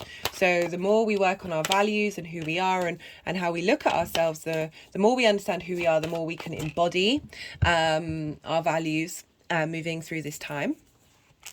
So on the 30th of March, we have Mars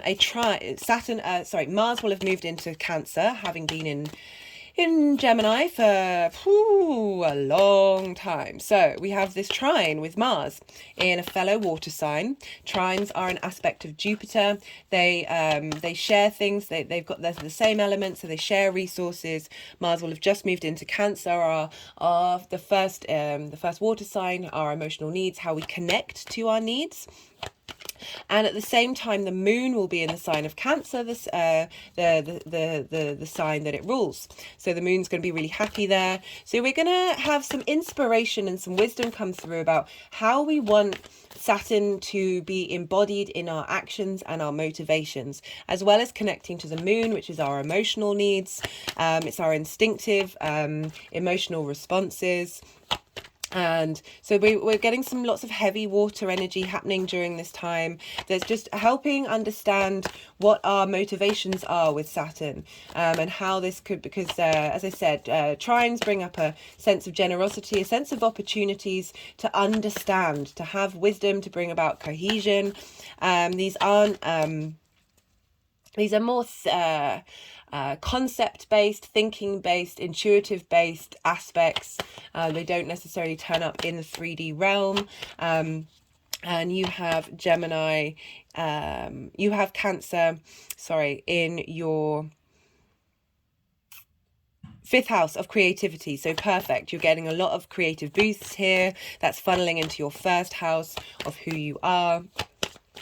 That's really giving you really tap into connecting to water during this time, having a bath, and just really tapping into that intuitive space, that very watery based sensitivity, and you're being boosted by Mars. You're getting some strength come through.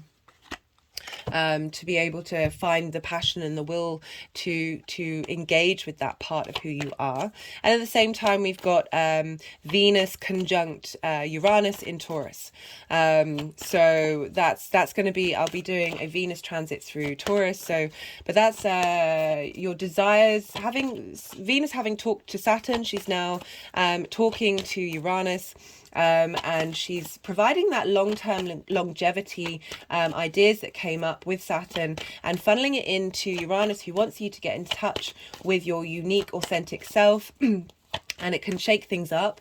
And Venus being there, she's wanting to bring about harmony. She's bringing about a sense of ease with that shift and that change of embodying your pleasures through that creative energy that you have with the moon coming through.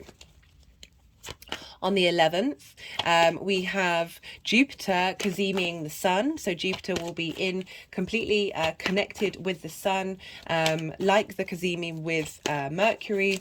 Jupiter will be providing wisdom and understanding and expansion and growth with the sun, and that energy, even though there's not an exact connection through an aspect, that energy is going to funnel into Saturn. So it's really going to benefit from the wisdom coming through of what I talked about in the introduction, coming through with that conjunction with the sun, which is called a Cazimi. On the 14th of April, we now have a square aspect with Venus when she's in Gemini. And squares bring things, as you know, as they're talking about a sextile and a trine, they're more where you have inspiration and ideas, and whereas a square and an opposition, it really comes up in your 3D world. So Venus is saying, hey, we've learned these things. I've had some chats, and now so Gemini is very much about collecting information, what we do with it. There's that need for stimulation, that desire to do lots of different things. The things you've been contemplating are now going to sort of come into action. She's now going to want you to start engaging with them, thinking about them, trying lots of different things and seeing how that works out. And that means, I've written, there's quite a few more aspects than I was going to pull cards for, but I read that one out when I was meant to read the next one. So on the 18th of April, we have Saturn will be exactly sextiling the North Node in Taurus and trining the South Node in Scorpio. So this is linked into the eclipse cycle that we've been in with Taurus and Scorpio in fixed signs. Saturn's in a Pisces based and a mutable based sign, so it's adaptability, changing, going with the flow, and it's funneling what we've learned through the journey of the North Node and South Node, moving through those areas of your life. And for you, that's in your ninth house, or Scorpio's in your ninth house of philosophies, of perspective, and you may have felt some refinement and restriction over your philosophies during this time. And Taurus, as I said, is in your third house. It's also the house of the goddess, how you bring your philosophies into your day-to-day, bring meaning into that, and where we've wanted to move towards. And with Saturn being there, it's kind of going, it's facilitating Saturn's journey with what we've been learning with those nodes. And finally, on the 13th of May, we have, so most of the aspects are with Venus during this time. So the final aspect that I want to talk about is on the 13th of May, when Venus has moved into Cancer, and so a fellow water sign, like the trine with Mars. And so Venus has moved into Cancer, and so again, you're getting another boost of inspiration from those water signs connecting together, that are from what you've learned from the square in Gemini. She's now connecting to what you emotionally care about on an individual basis. And at the same time, the moon will be in Pisces conjunct Saturn. So your emotional needs are going to be funneling into Saturn during this time, while being facilitated by the harmony, the creativity, the love, the desire of Venus in your emotional needs. So you're tapping that individual emotional connectivity with the collective of really being able to utilize those resources.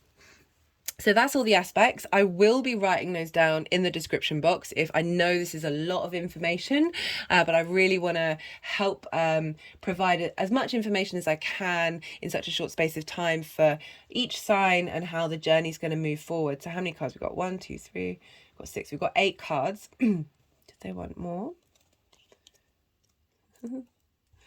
Sometimes I get a pull from the deck, but so I'm going to see where they're going to move these. I'm hoping they're going to behave a little bit because, yeah, when I've been engaging with this energy with Pisces, there's very much been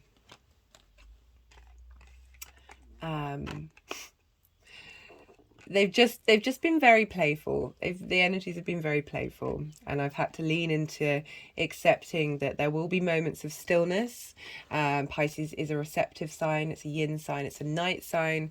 So it's there's a sense of not needing to constantly be in action and be. I've got a lot of air and fire, so that's very much my vibe.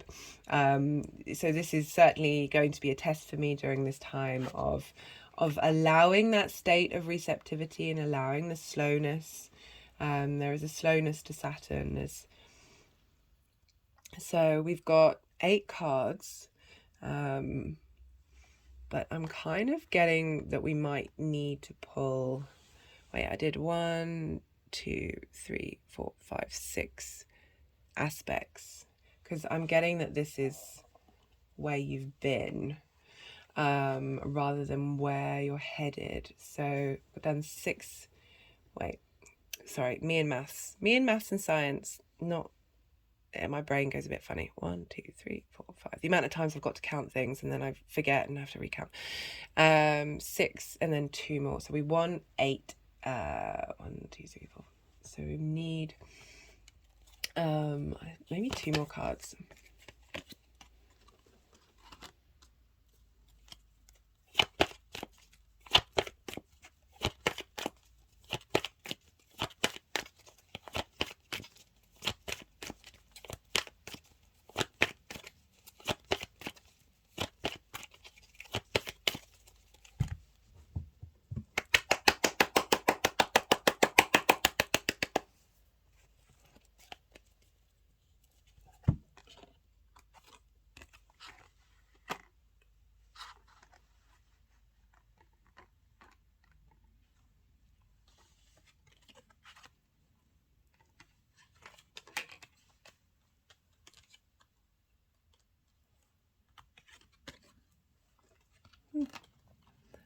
Maybe I should zoom out.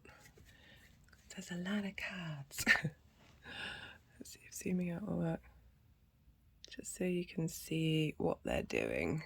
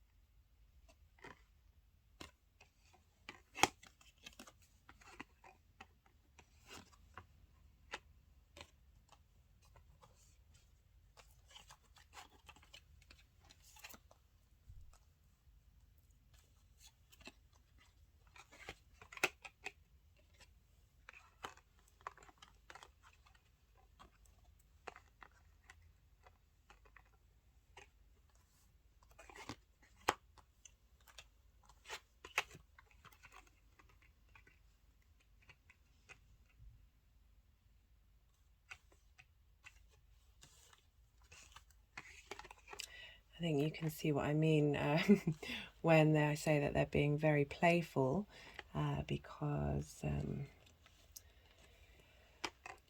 as I said in the introduction, I've got a Virgo sun, so the fact that I don't understand what's going on, that they seemingly move them round and then back again, then round, then back again, that genuinely drives me a bit cuckoo.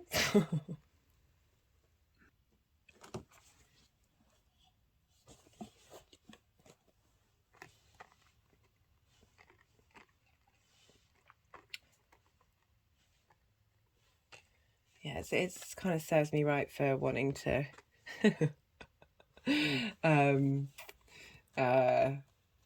do as many aspects as what I'm doing. So 1, 2, 3, 4, 5, 6.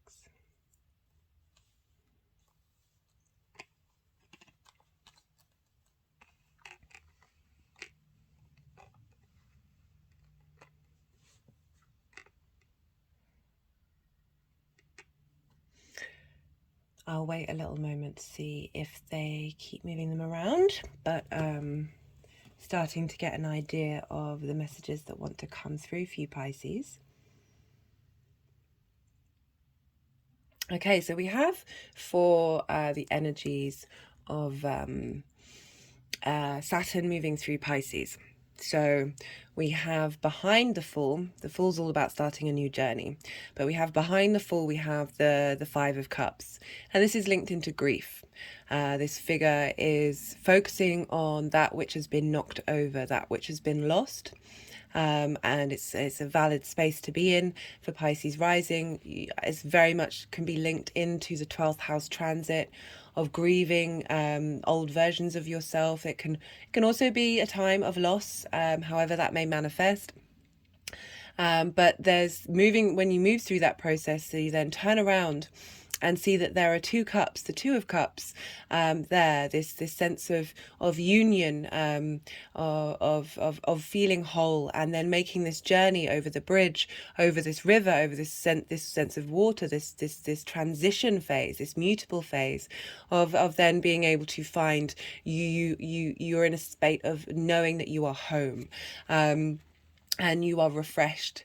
And then we have so that's the space that you've been moving through and potentially dealing with, that Saturn moving into Pisces is really helping you start a new journey. The Fool looks at every opportunity that comes around as an adventure, doesn't apply negative or positive to it, just is an exploration of the human existence, is the Fool. And there's a sense of naivety to it, there's an innocence to the Fool, but I really feel like it's just holding that ability to be both wise and a child at the same time, in order to start this new cycle for you, Pisces. This new journey. They're just wanting to put these together. Let's see if that wants to go back. They've got these that fall underneath. Just had an energetic release there. So for the 17th of March, when Venus is sextiling Saturn and the Sun is conjunct Mercury, that real wisdom is coming through to help facilitate, this is, that Taurus energy of Venus being there, of this is very much how we feel and how the earth feels, and our needs aren't being met. Food and electricity are going up. So many people are defaulting on their mortgages. It's not a healthy time for our basic needs aren't being met. But I feel with this in reverse, this is sort of allowing space to think differently, allowing different ideas to come through, this connection to how you feel about scarcity, and being able to move through that and be facilitated. Even if things are difficult, they're difficult for so many of us. They're certainly difficult for me, of not sitting in this space of thinking forever you're left out in the cold, of being there's a realism to Saturn, but with this sextile to Venus, it's showing you a way of being more in a space of abundance. It's not denying your reality, but it's allowing you to be open to the possibility of change. And especially with that Cazimi, with Mercury and the Sun in Pisces, of really being able to tap into that, the magic that can come through with that. So the next aspect let's see. See what I mean? Like, I really have to be very calm before I jump into reading the next card, because the amount of times that they'll switch things over is hilarious. You gotta laugh. That's the thing. Sometimes you gotta laugh, even if you feel frustrated. Like, I could get angry at the madness of what potentially is this. I know it's a small thing. I'm not comparing it to the struggle, but there's laughter. I recommend checking out the Leo full moon video. I talk about laughter a lot. Laughter just breaks up the neuron connection in your brain where that can get quite deep and you can get stuck in that space. Laughter is pure magic. My hand just tapped on my heart chakra while I was talking about that. So for the 30th of March, when Mars is in Cancer and is trine Saturn, and the moon is also there. So the Four of Cups I link into comparison is the thief of joy, of not being able to see that which is yours. That's that the abundance of the Ace of Cups that is coming in that you're not looking at. There's this stagnant quality of being in your feelings and not really moving through them, and feeling that you are in a space of lack. But the ace is coming through, and I feel that you've moved with this action, this speed, this trine, this wisdom that's coming through from Mars in Cancer, being supported with the moon, our emotional needs, how we nourish ourselves. And Venus conjunct Uranus in Taurus, helping us embody a sense of abundance that this is really facilitating getting out of these head spaces. There's two, we've had two fives and one four here, and they're both difficult energies to work to be in. But they're not exactly like the Sun card or incredibly positive cards, but they're all part of the human experience. It's totally normal for us to be in these spaces, but there's a movement here, especially because we've got the Eight of Wands following this and then the much more positive cards coming out the other side, that the world is difficult. What we've been going through is difficult. Saturn can be difficult, but the trajectory is here is really helping you clear these emotional connections to fears and worries and strains that can really pull us down and keep us swamped and in that fear state, that survival state. It's perfectly natural, but it's part of this confinement, that there is no space for opportunity with those mindsets. And Jupiter rules opportunities, and Jupiter is funneling into Saturn, really helping you clear out the foundations that haven't been working, the structures that haven't been working, that don't facilitate you in the long term. And these three cards, even though these are in reverse, but these three cards are very much that energy. So some support coming through on an emotional basis, because we're dealing with Cancer and Pisces here, of helping you open up a space of abundance into your life. And then on the 11th of April, we have Jupiter. Wait. Why did they want to do that? On the 11th of April, we have Jupiter conjunct the Sun, which is called a Cazimi.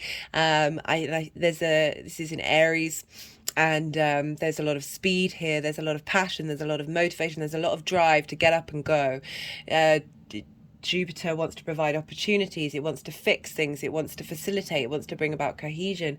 And now, having cleared these things out, having worked with these things, there's speed in which you can understand your sense of self. The Sun is very much linked into identity, and the constructs of who we are. That there's a clearing out, there's a flushing out, there's a momentum happening here. And then we have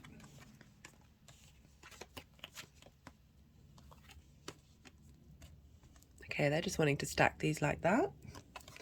Let's see how.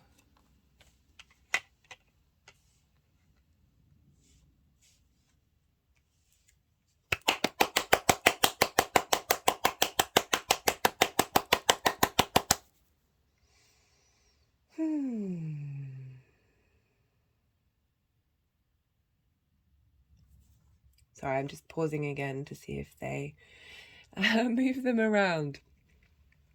So on the 14th of April, we have a square with Venus and Gemini, and we've got the Page of Wands here. And I was talking about that square as this is when things sort of, you start to bring that that sense of who you are and understanding of your values that you've been contemplating and thinking with those trines and those sextiles, how this is squares is sort of bringing it more into action. Gemini for you is in your fourth house of your home. So Venus will be there of providing inspiration. So the Page of Wands is, again, we've got another Wands card. It's about passion, motivation, creativity. There's a sense of movement here. Pages are very vital energies. You've had Mars moving through that house for some time. There may have been some conflict come up, but a need for resolution. And so we've got this square with yourself. For those of you with Pisces rising, the square energy can bring about conflict, but it can bring about friction and movement, and as I said, creation in the 3D realm. And I really feel like Venus moving through Gemini now is smoothing over whatever Mars may have disrupted and bringing about a sense of harmony. She's following his journey and helping you understand who you are and what it is that you desire. As I said, Pages is very vital energy, along with the Fool card, which you also have, is a sort of a new lease of life. This is heralding in new passions, heralding in new ways of looking at your creative self in your home. You might be doing different creative more than one creative thing in your home to help get you in touch with who you are and what you value. I really like this combination for you, Pisces. Yeah, there's a lot of, we've got a lot of water and a lot of fire here, and we are having that dynamic of Aries and Pisces together, and it's being able to emotionally connect to your passions and emotionally connect to your desires and your motivations in order, they don't traditionally work very well together. Obviously water can put out fire, and water can, there's a directness to fire, and there's a sensitivity and a receptivity to water, but it's a powerful combination that we're all working with during this time. For the 18th, when we have Saturn sextiling the North Node in Taurus and trining the South Node in Scorpio. So you've got Scorpio in your 9th house of your higher philosophies and your perspectives. You've got Taurus in the house of the goddess, what you do on a day-to-day, how do you communicate on a day-to-day basis. So it's a trine with the South Node. It's bringing about opportunities and wisdom of that which we've been refining, that which we're letting go of, but really like distilling what our core philosophies are during this time. And with the sextile, which is bringing about harmony and passion and creativity and desire and connection in your day-to-day of how you're utilizing what those philosophies are and feeding them into your 3rd house of your communication on a regular basis. It's your local community, and this is interacting with your first house of self, and these facilitating wisdom-based, opportunity-based, ease-based aspects are helping you integrate the journey that you've been on. And it's the Queen of Cups. She's very nurturing, very kind, very, very sensitive. And I was talked about, the authority of you as an individual and taking care of you and your body and who you are and what you care about.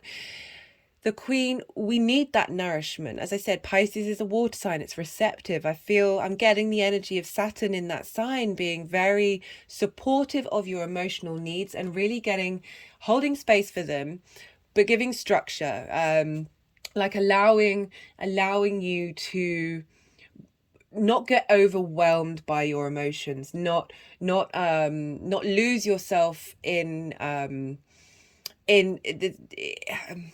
there's a structure here, but there's a real sweetness and a kindness coming through. Having, we've all gone through that fixed sign energy with the eclipses of shaking things up that are used to being stable. That there's a receptivity and there's a warmth coming in of taking care of yourself and nourishing your needs. And for the final aspect, we have the 13th of May, and this is when this is the final aspect with Venus, when Venus has moved into Cancer now, and this is trining Saturn in Pisces, and the moon is conjunct Saturn in Pisces. So we've got a lot of lovely water energy. Even though this is the Aquarius card, this is about deep healing. I love this card for coming up in the 1st house because she is not closed. She is truly her authentic self, and we only get to that space by a deep amount of hope and compassion and tapping into our dreams and really allowing ourselves to heal. And I like that Venus in Cancer in your 5th house of creativity is really facilitating your creation energy, of nurturing your creation energy, having had this be drawn in with the nodes here, of how you are capable of tapping on that well, that resource, and feeling strong and resilient within that, and being able to hope and dream. You know, we've got these 3 cards at the beginning, aside from the Fool, of that being difficult, of that having been hard work to tap into. But there's a lot of nourishment. And the final card of how these energies are going to move forward. This is the 10 of Cups. This is finding emotion. This is a really positive, really positive card.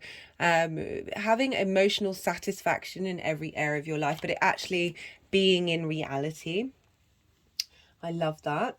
Particularly, there's lots of water here, as I said, that lots of water and fire, of being able to harness the magic that you have as a water sign, whereas that sun, moon, or rising, that there's such transformational power to water. You know, water eventually wears down mountains. There's more, like, I think water has the capacity of holding more information than computers do. Singing to your water, having symbols on the jars that you have where you store your water is very important. It stores emotional energy. As the collective water sign, I should imagine you've been having a battering over the last couple of years of taking on the collective energy. Just had an energetic release.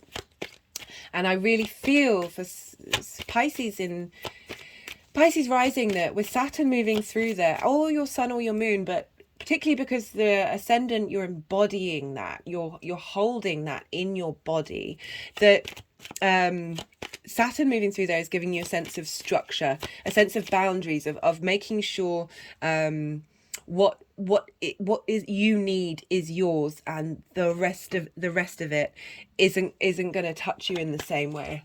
Just had an energetic release there. That it's supporting the boundlessness of Pisces.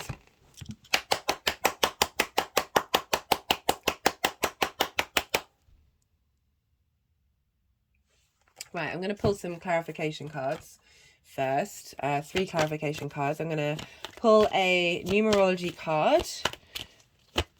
See what wants to come up. So this is Saturn's transit between 0 and 6 degrees. Those of you who have between 0 and 6 degrees and more, I'd say at least 9 degrees in mutable signs. But for you Pisces, yeah, in the sign of Pisces, you're going to feel the impact of that a bit more. I don't usually talk about degrees, and hilarious. And it's the 7, which is this year. Love that. They're just wanting me to hold that up for a while. Love that for you, Pisces. Sorry, it just seems really self-explanatory for Pisces rising, of self-love. I'm also going to pull a card from the First Light Tarot. Yeah, I don't really talk about degrees and how they're going to affect, like, certain people more than they're going to affect other people, because, you know, when a planet's in the sign, it's in the sign. Like, you know it's there. It's kind of unavoidable. And I don't like to limit people. Obviously, to have a personal reading, you get more idea of the impact of what things might come through. And you know, we're all different, and we all tap into these energies in different ways. And some of us feel that transit the whole time it's in the sign. It doesn't matter if you've got your ascendant at the later degrees of Pisces. I think there will be certainly more of an impact there. But it's more in the lead up to the ascendant. It's usually when it's they've just pulled the diversity card and the blending, but they want another one. Let's see what's going on with that. Power, understanding reality. So that's so funny with Pisces. Someone I know who has a Pisces sun, she might be watching. Hi. She was saying how she really struggles with chronology, i.e. linear time. Like it's quite a hard thing for her to interact with, and there's definitely that vibe with Pisces. So this is Saturn, the god of structure, the god of time, of the tangible, bringing a sense of power, of bringing those energies in, of understanding reality a bit more. Yeah, really giving support. I'm really definitely getting support. And we've got diversity.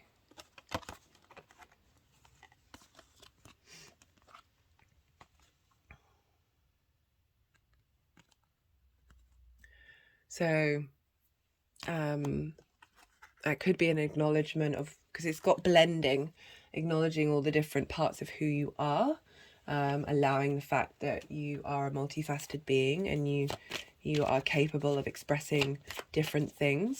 Or it could be highlighting that there will be a diversity for people who are going on their own different fool's journey. It's an interesting card. Let's see. I'm also going to pull a final card from the Oracle of the Rising Sun. For any of you Pisces people listening, or those of you with Pisces in your chart, if you have any, that's interesting. It's also another 7 card. And another 7. You got 3 7s. What the hell? 7, 7, 7, guys. Pisces, you're fluky. I say this a lot. It's a Virgo. Like, I'm kind of like, yeah. I love you. I love Pisces energy so much. I'm really working on acknowledging that I have that energy within me and trying to integrate it, because I just really appreciate the fact that you just know. And that's a very comforting feeling. It's a very comforting feeling. So yeah, I'm pulling a card from the Oracle of Rising. But what was I saying? If any of you sort of have an idea of what that diversity may mean for you, you're a mutable sign, so there's a fluidity to what's coming up. There may be trying lots of different things. Again, it could be linked into that square with Venus in Gemini, and it'll be a square the whole time, but it's exact the whole time she's in Gemini. But that particular is on the 14th of April. Of Gemini likes to do lots of different things, of being able to explore different facets of yourself and how to love those parts of who you are.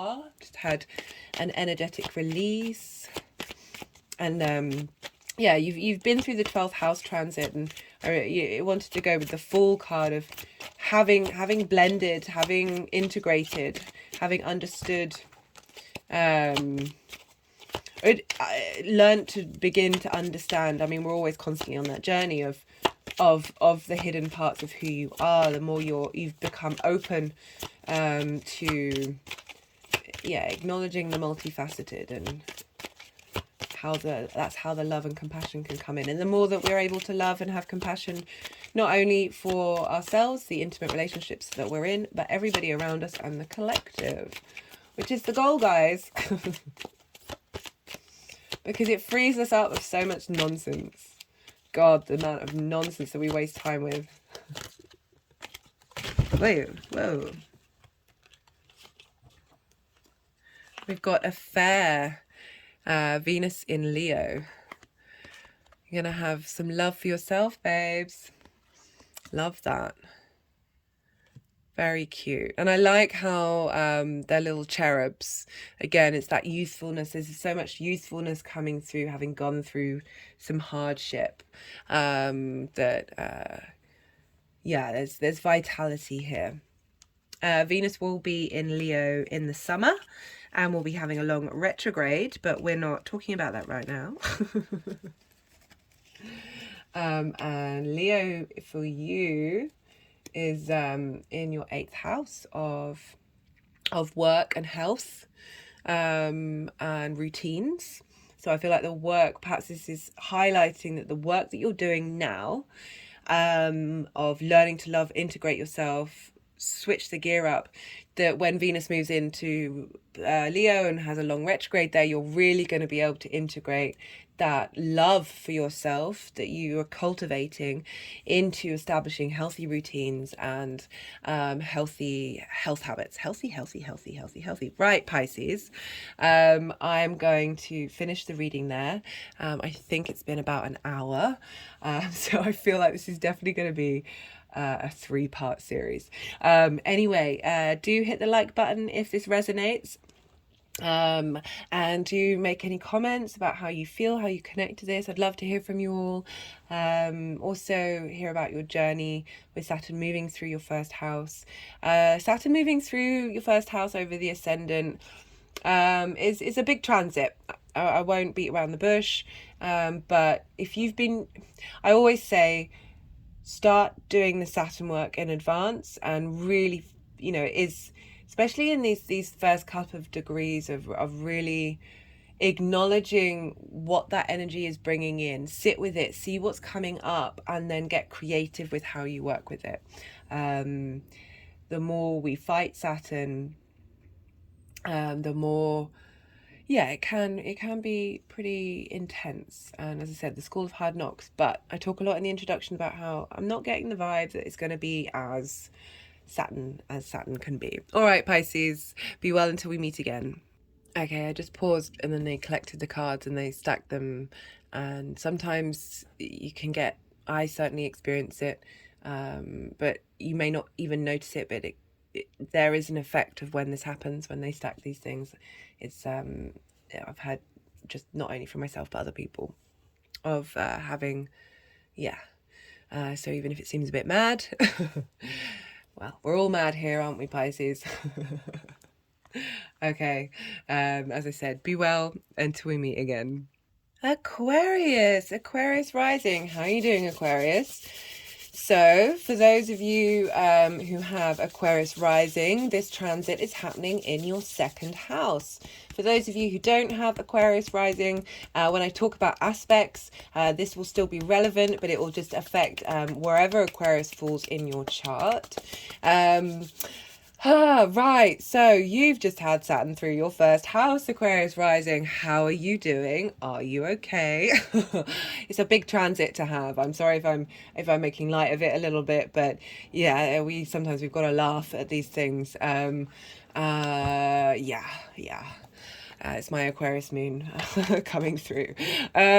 So I had Saturn move over my moon. That was certainly a thing.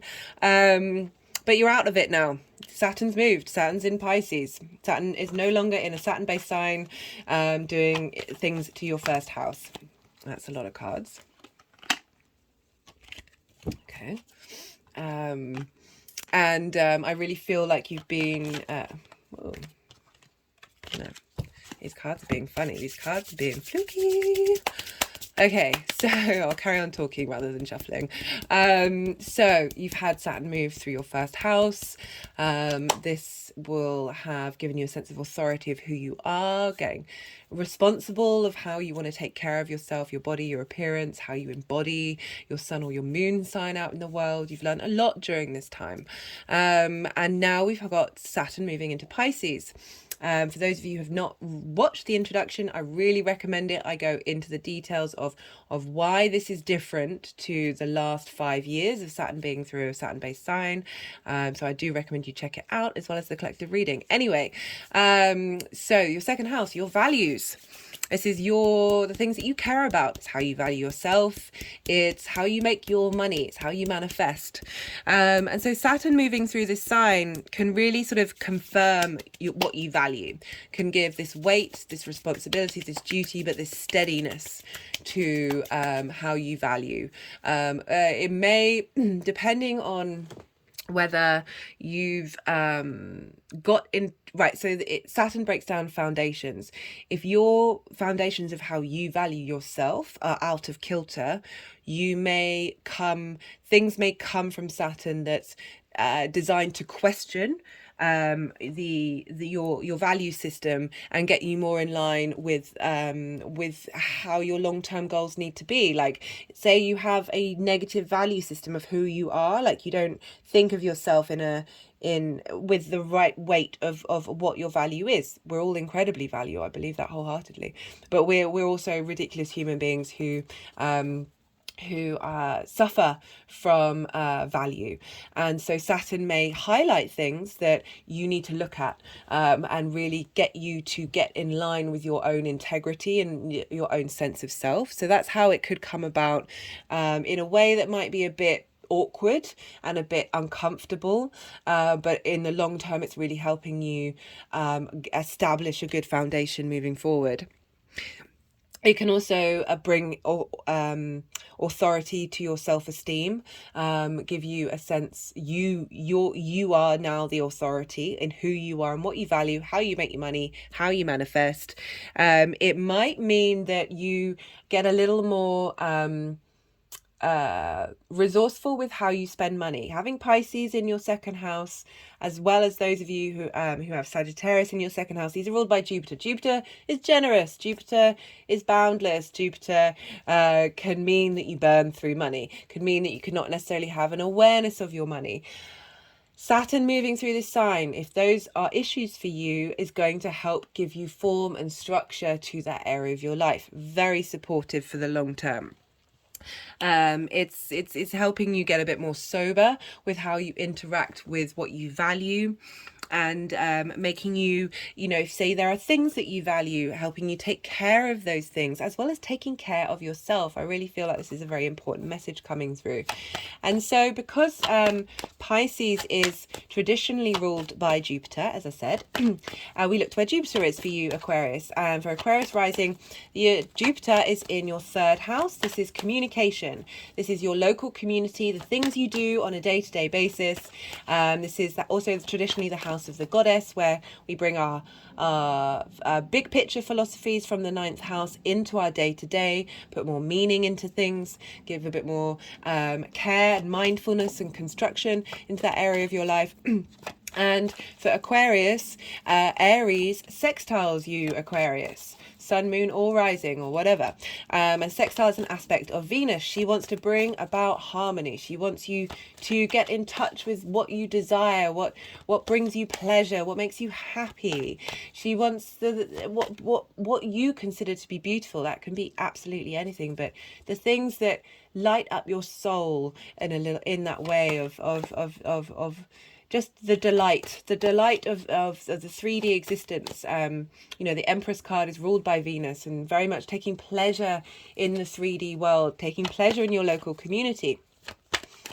And so Jupiter's there helping bring about wisdom and understanding and opportunities. You may be an authority in your community helping provide wisdom, or you may receive wisdom from the outside community. You may be able to communicate your more higher perspectives in your day-to-day. And this is all leaning into who you are in your first house. As well as funneling into your second house of your values, because, as I said, Jupiter rules Pisces, so that energy that you're cultivating during this time is feeding into your Pisces house of what you value and giving that structure and giving that form.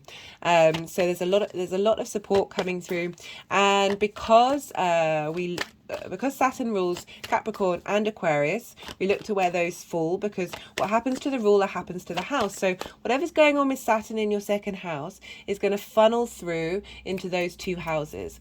Things may come up in those two in areas of your life that's helping cement and understand Saturn's journey through Pisces. So Aquarius, you have Capricorn in your 12th house, the hidden house, the house of self-undoing. This is the house of magic, that which isn't seen, and you will have had a Saturn transit there, helping you integrate who you are, helping you get in touch with the hidden parts of you, and there's often a sense of retreat there.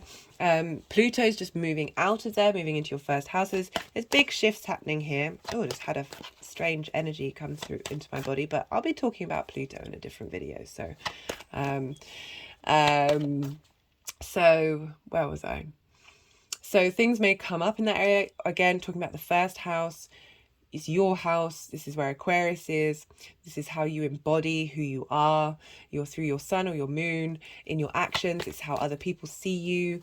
So we're going to have things crop up in those areas of your life, which makes sense because those areas are going to help feed and understand and integrate the lessons that you're learning with Saturn moving through your second house of values. So there's quite a few aspects that I'm going to be pulling cards for. I was originally only going to pull cards for 5 aspects, but I accidentally pulled cards for 6 for Pisces, and it makes sense. I feel like there was one aspect that didn't want to be ignored, and I can't ignore her. It's an aspect with Venus. Venus plays a prominent role during this cycle, as well as Jupiter. And because Saturn isn't making any traditional aspects to the outer planets, it's in a sign-based sextile with Uranus, so there's going to be influence there. It's going to be certainly easier than having moved through the square with Uranus for a lot of us. So there's easing off of that, and we've got Neptune in the same house, same sign as Saturn. These cards really aren't wanting to come out, are they? Maybe they're like, this is the only card Aquarius needs to know. This is the legacy long-term card. Oh, jokes. Yeah, and Pluto will be moving next door into Aquarius, so they're not really talking to each other. And Jupiter as well. Jupiter's in Aries, so it's next door. We've got lots of next door vibes where, you know, this is where energy just feels embodied. It's not necessarily a lot of movement or a lot of action or a lot of clarity. It's just this sort of felt sense going on that is a good place for cultivation. So the main aspects that I'm going to talk about are with the personal planets, with Venus, Mars, and Mercury and the Moon. And I really like this for this first initial journey of Saturn moving through 0 to 6 degrees. Is really making it personal. It's helping us get on board with our emotional needs, our instinctive needs, how we are motivated to take action, and what brings us beauty, what brings us harmony, what makes us want to connect.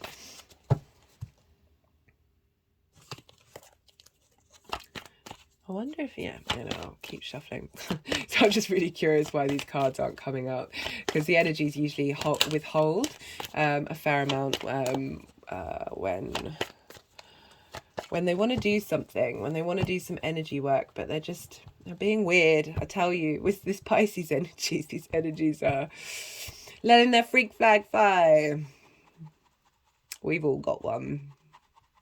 Or many, Aquarius. Right, so I was going to talk about aspects, wasn't I? So I'll start talking about those and see if they'll come through while I'm talking about those. So we've got the 17th of March. Don't worry, I'll write these all in the description box. I know this is a lot of information. This is, the last reading I think was an hour, so we'll see how we get on. So the 17th of March, Venus will have moved into Taurus, and she'll be sextiling Saturn in Pisces. So this is an earth and a water sign. This is night signs. These are yin signs, very receptive. So Aquarius energy, you are a day sign. You are yang, action based. So this time is asking you to slow down, to be a little more, letting information come to you, taking your time to digest it before taking action. Air and fire are very fast. They want to move. They want to do. But being a fixed air sign, there's less speed with Aquarius, so it's not going to feel completely alien. But so we've got this sextile with Venus in your 4th house. So you've had Uranus move through there. I'll talk about Uranus in a bit, but so your 4th house of home, of roots, of foundations, of family. And Venus is going to be sextile in there. So she's going to get you in touch with what you care about in your home, and therefore what you value long term. How do you rebalance your home, bring a space of beauty, of connection into your home, into what it is that you value long term. So all these aspects are sort of communicating how Saturn's going to evolve and grow during its transit. And at the same time, we'll have the moon in Aquarius. Did that want to come over? Whoa, whoa, whoa, whoa, whoa. They've all just fallen on the floor. They're happy to fall on the floor, but not come out on the table. I don't think that... I'm not sure about that card. I told you, there's trickster energy going on. No, thought so. Right, where was I? So we've got the moon is going to be in Aquarius during this sextile. And the moon will be in your first house for those of you with Aquarius rising. But it will be generally squaring Venus. So the moon is our instinctive emotional needs. It's how we nourish ourselves, how we take care of ourselves, wanting to connect to universal truths, collective ideas, and funneling that into your home, which is, so things may come about, examples that are going to be pointing you in the right direction will come about because it's a square aspect. So there's a friction there. So, I've certainly noticed when the moons are squaring, when they're in their first or last quarter squares to the new and full moon, very powerful stuff. Anyway, so the moon, Venus is going to want to help the moon get in touch with your emotional needs and how you can bring about connectivity in your home, make your home a beautiful space, and wherever that may be, and how that taps into your needs, and how that facilitates your needs in the long term and how you value yourself. Maybe spending some time by yourself at home, really tapping in, doing some devotional work to Venus during this time, enjoying who you are as a person, your appearance. You know, Venus does, you know, she wants you to feel good during this time. We also, on the same day, we have the Sun conjunct Mercury. Do check out the Mercury videos. I talk about that in more relation to what's going on with Mercury during this time. But this is essentially called a Cazimi. I chuckle because it might not be the right card for that because they move them around. But a new idea coming through. Mercury's linked into communication. Swords very much that. Anyway, right, so we've got Mercury Caziming the Sun. This is when they're exactly on top of each other, exactly conjunct, and this is usually when we receive divine inspiration, divine wisdom around this time. And this is happening in Pisces, so in your house of values. The Sun will be illuminating maybe a message that you need to hear that's going to help you integrate your value system, help you understand how to manifest. Very possibly, because the second house is about how you manifest. Yeah, having baths during this time with Pisces, very much a thing. With salt in them, connecting to the ocean. It could be that on this day, having a bath, a really long soak with lots of salt water, the messages coming through from the Sun and Mercury in Pisces will come through during that time. And Venus likes us to be clean. She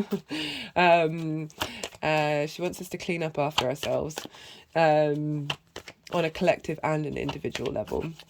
But also we have at the same time a square with Mars, and Mars is in your 5th house of creativity, Aquarius. So this is, again, we've got some more, by being creative on this day through your actions, I feel like you're going to get a lot of support and a lot of wisdom come through about how Saturn's going to kick off and move through the sign of Pisces for you. So I'm not going to pull a card for what I'm about to talk about because I'll be doing that in the new moon video when we have the Aries new moon. We also have the equinox falling the couple of days leading up to the new moon. This is a big change of energy. This is happening in Aries. So Jupiter will be affected by this, and then Jupiter will funnel that energy in. I'll be doing a lot more in-depth energy during that time.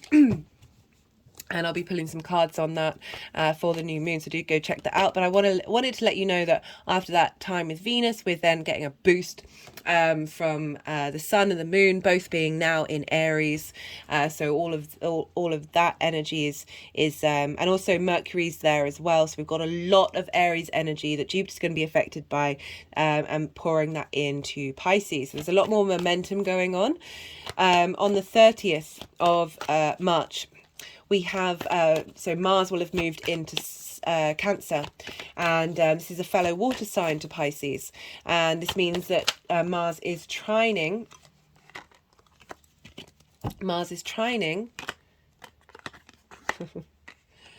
Sorry, sometimes for those of you, sometimes I'm a bit of a broken record. I do appreciate it for those of you who watch my videos on a regular basis, but I do have to try and explain myself that sometimes when I'm channeling, especially with these cards during the all 12 signs reading, that I find it difficult to channel, think and speak at the same time. Not always, but there are moments where I will be silent because my brain has just gone completely flatlined. I'm just sort of letting the energies move things. Right, 30th of March, we're going to have a trine with Mars in Cancer, and the moon is going to be in Cancer as well. The moon rules Cancer, so she's happy there. She knows what she's doing. She's got things. She knows the lay of the land. And so we've got this trine, this shared elements. So they share resources. They're on the same team. They're trying to help out. A trine is an aspect of Jupiter. So really bringing about facilitating wisdom and understanding in the world, and yeah, helping get you to integrate and bring a sense of cohesion to your own growth and your own sense of elevation, because it's a Jupiter aspect, as well as we're dealing with Jupiter in Aries. This will all be squaring the Aries energy as well, which is really cool. So there's a lot of, so what this is, so blah, blah, blah, blah. Cancer is the first water sign. It's how you emotionally connect things. Having gone through Gemini, that's collected the information, enjoying collecting the information, having fun with it. Now you're emotionally connecting to that information and those thoughts and those constructs. And so we've got Mars and the moon there. Mars wanting to facilitate the moon and help take action. Maybe your emotional needs may be triggered during this time. That's very possible. But whenever I say the sort of more deemed negative connotations of the energies, there are lessons in all of them. It's helping you see what isn't where your needs aren't being met, or where you might be putting too much momentum onto something that isn't what you care about long term. We're dealing with Saturn here, very long term goals, very long term legacy. Yeah, so but it could be a really creative space for you, Aquarius, because where's Cancer for you? Cancer is in your 6th house. This is work, this is health, this is routine. So Mars being there, it finds its joy in the 6th house, and Mars likes to do the work. Being able to connect to your emotional needs in order to establish the inspiration and the connection and the elevation of your routines, of your health, taking care of you, prioritizing you, putting the work in for you, because we also have, at the same time, we have Venus conjunct Neptune in Taurus. As I was saying, you've got Taurus in your 4th house. Uranus being there may have meant that you felt like a bit of a wanderer. Uranus is very independent, very individualistic, very unique. Maybe sudden changes happen with Uranus transits. So it could be that your home, your stability may have been flipped upside down a few times with this long transit of Uranus being there. But Venus is now conjuncting, squaring off with what you've got in Aquarius.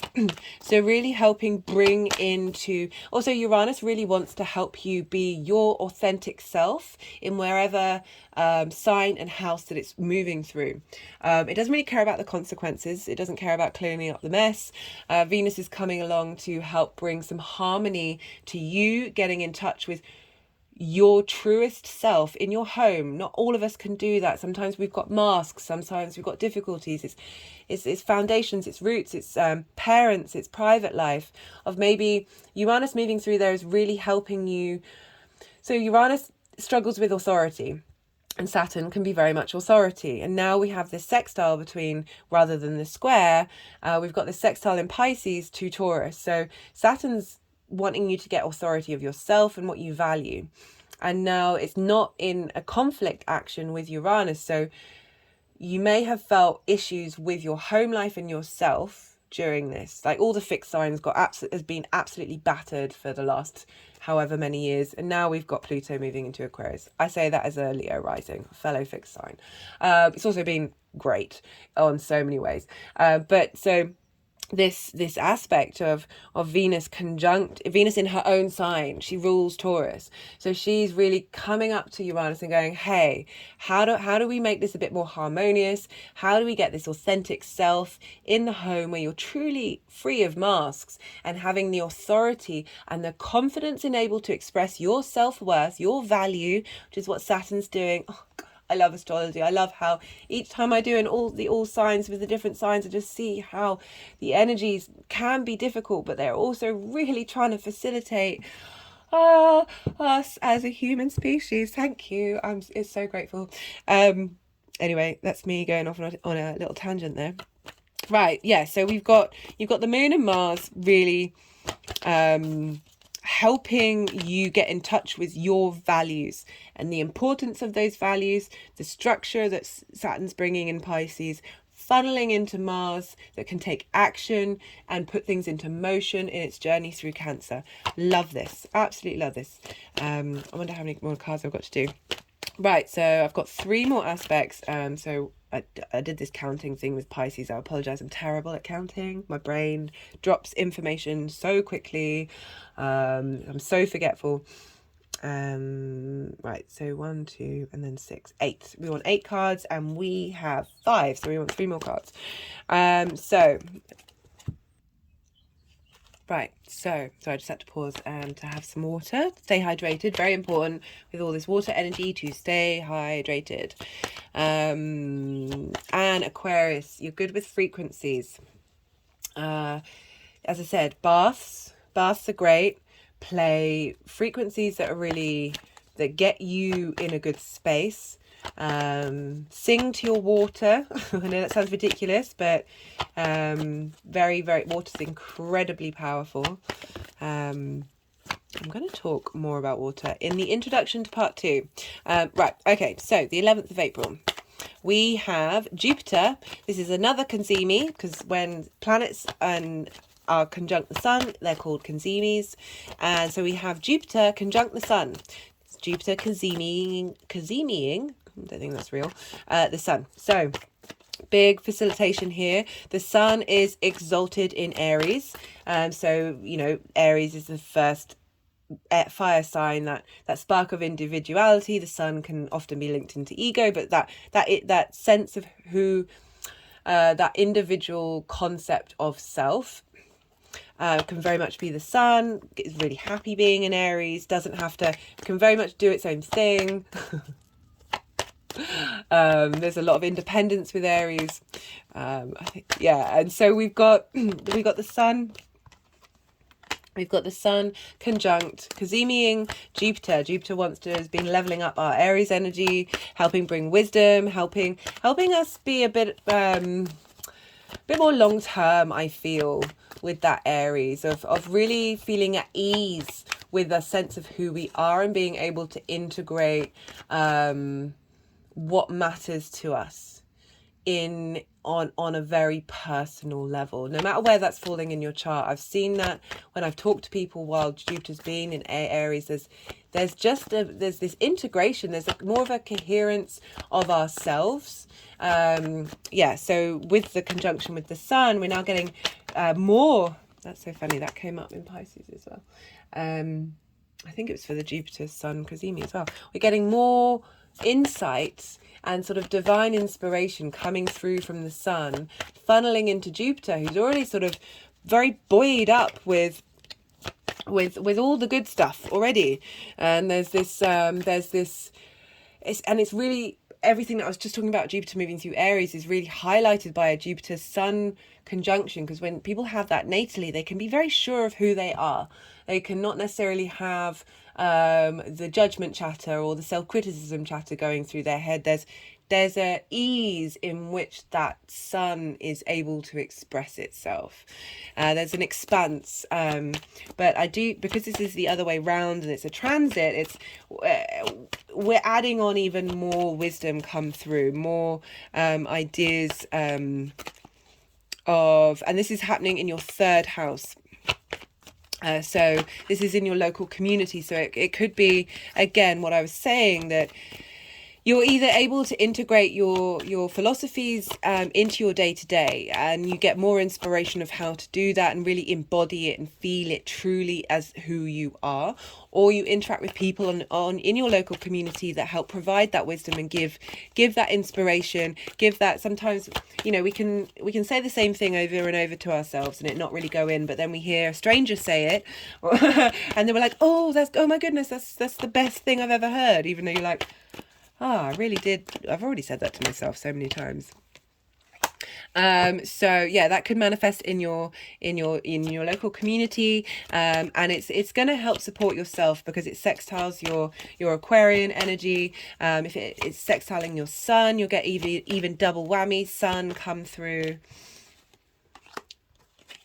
Whoa! Just got 3 major arcana come out at once. How many cards we got? 1, 2, 3, 4, 5, 6, 7, 8, 9, 10. I've done 6. I think that's too many. Is that enough? What are we doing? Let's see what happens, shall we? Yeah, it's definitely with, even though Saturn is a sense of control, there's control there. There's, you know, it's still in Pisces, so there's still that I talked in the introduction, that ability to laugh. There's an ease to it.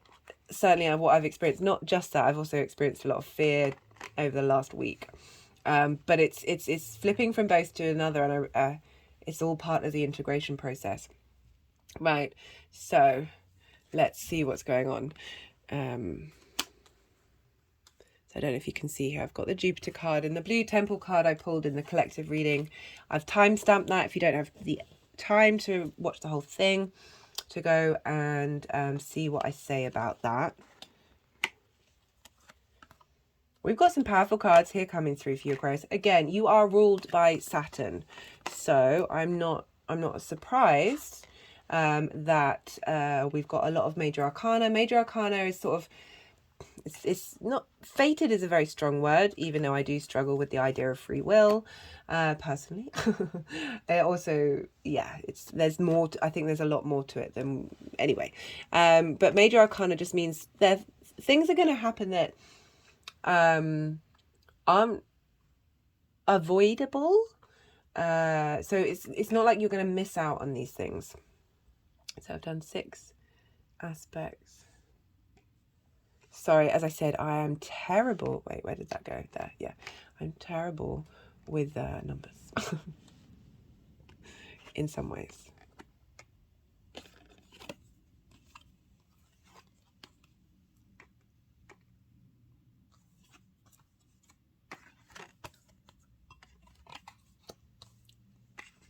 For those of you who are new to my channel, there will be times when I'm silent.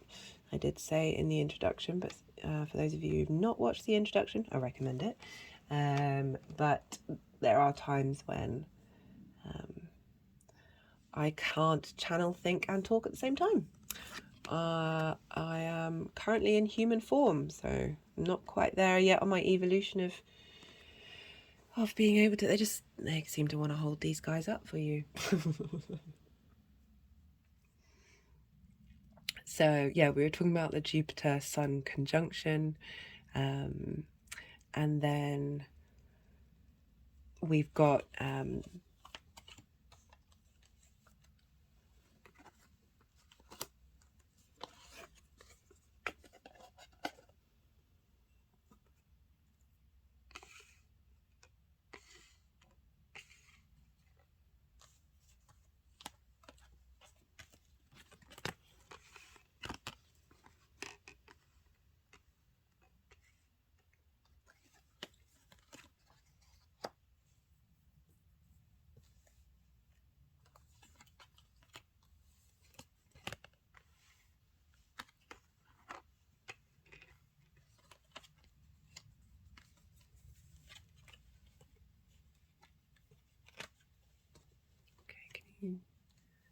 see all of those. Let's move that further over.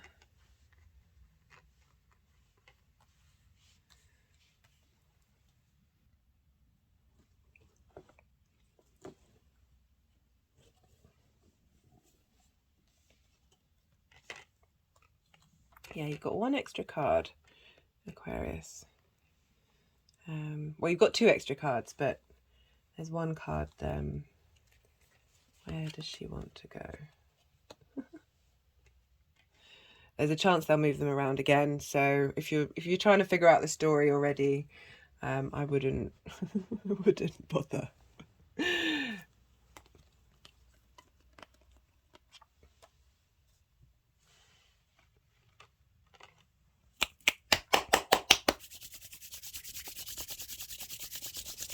Just had an energetic release then.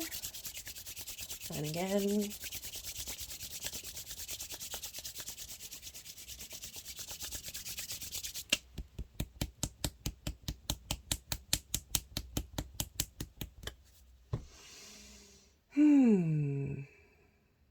I'm going to finish talking about the three aspects first before I start reading these cards, because just so you're still in the flow of where we're headed. So we just had the Jupiter-Sun conjunction on the 11th of April. On the 14th of April, we've moved from a sextile with Venus, a trine with Mars, very much inspirational concepts coming forward, and then on the 14th of April we have a square with Venus in Gemini.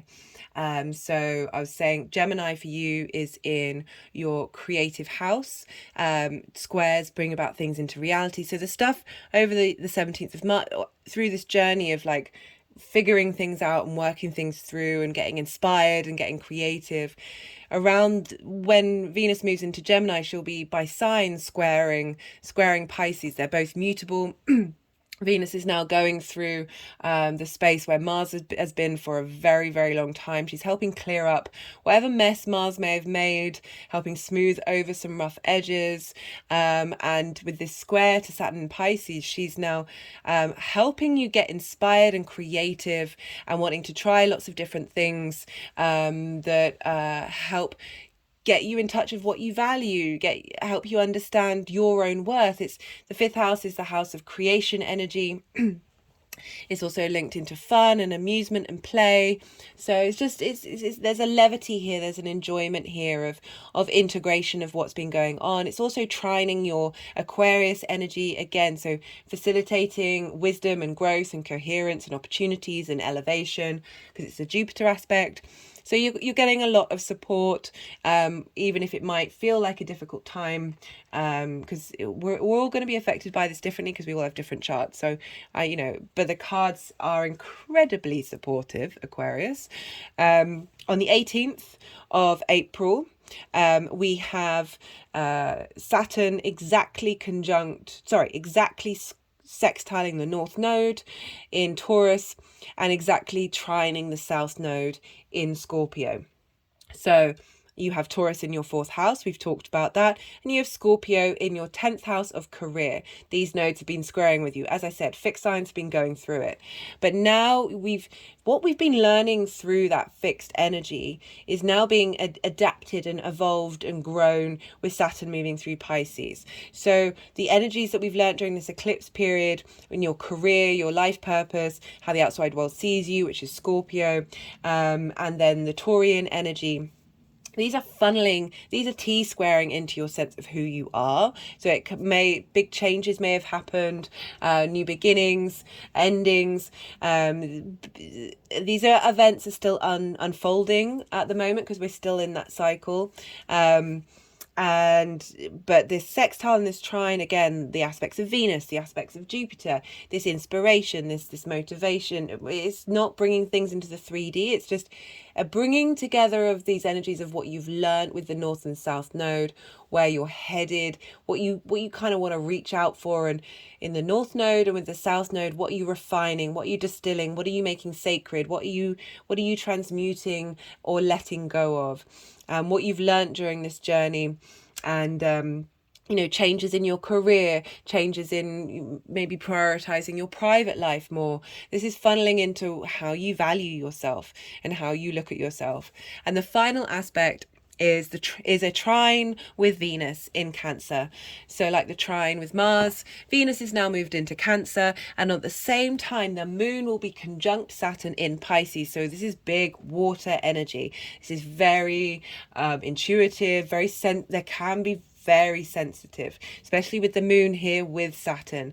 Like the Saturn may sort of restrict your emotional responses, but it's doing so for you to look at them and understand them. But we've got this trine, which I really feel like is being supported by Venus in Cancer, getting you to find harmony with your emotional needs. And you've got that in your 6th house, Aquarius rising. So you've got this facilitation between your values and your work, your health, and your routines. And this is, if you've got anything in Scorpio, then this is going to be like we'll have the south node there. So that's a lot of water energy. Be slow, be still. Don't rush to understand what's going on. Just really try and embody it during this time. My hands have just gone over my heart space and have moved down to my solar plexus. Yeah, so it's really interesting to see what's come up for you, Aquarius. So let's see where these cards want to go and what they want to do and whether they're going to move around. Okay, I'm going to start the ball rolling. So we have we've got 2 cards for like Saturn moving through Pisces for you, and I feel like this is where you've come from. This is what you've been doing. The 9 of Wands is the battle-worn soldier, defending what you need, who you are and what you are, but having this feels like Saturn moving through Aquarius. My hand's just gone over my heart chakra. You've been bumped around, knocked around, but you've stayed steadfast.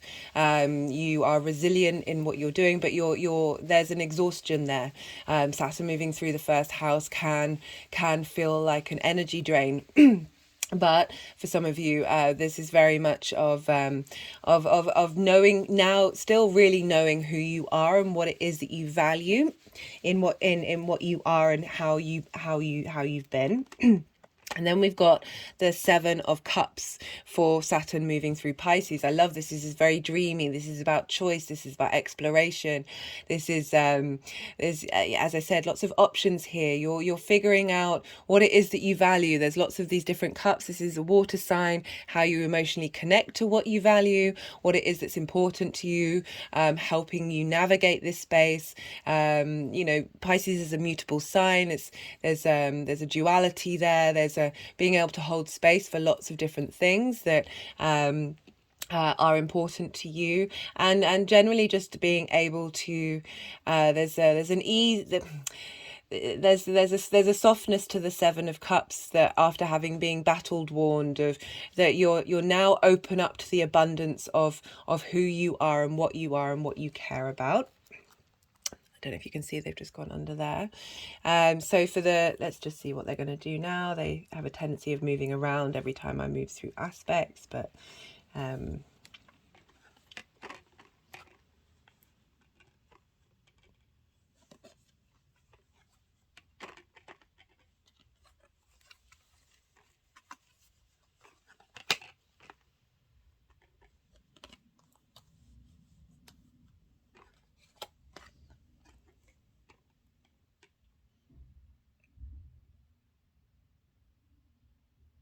wait, how many cards have you got?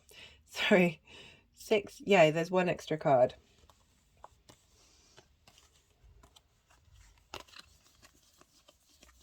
As I said, I do apologize there. My mind was getting a little overloaded. So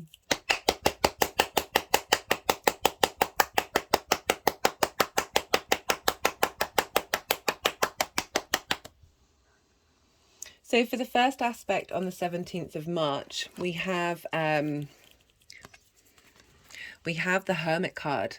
And this is when Venus is sextiling Saturn in Pisces. It's sextiling your fourth house of home, with the moon in Aquarius and the sun conjunct Mercury, squaring Mars in that aspect of your creativity, the things that you take pleasure. And I was saying, take a bath, maybe be by yourself a little bit, receive the wisdom from nature. I really feel like tapping in. So the Hermit card's all about tapping into your innate wisdom that is part of who you are in that hermit space. Has the star in the lantern of the hope of Aquarius. And very much sort of going inward, cultivating the mastery of who you are. And I really feel that spending a bit of time by yourself during this transit, doing some creative things with nature, having an exploration of, so the Hermit can tap into the signs and symbols that come from nature. And we've got that Cazimi with the sun is really, especially in Pisces, is really helping you bring in the magic. And so I do feel like connecting to water, being by yourself, and just being a bit more receptive. The Hermit card's linked into Virgo. You have Virgo in the 8th house of shared resources, the outside world resources, of really being in that receptive state, of that drawing in of knowing, of wisdom, of understanding during that time is going to be really beneficial for you.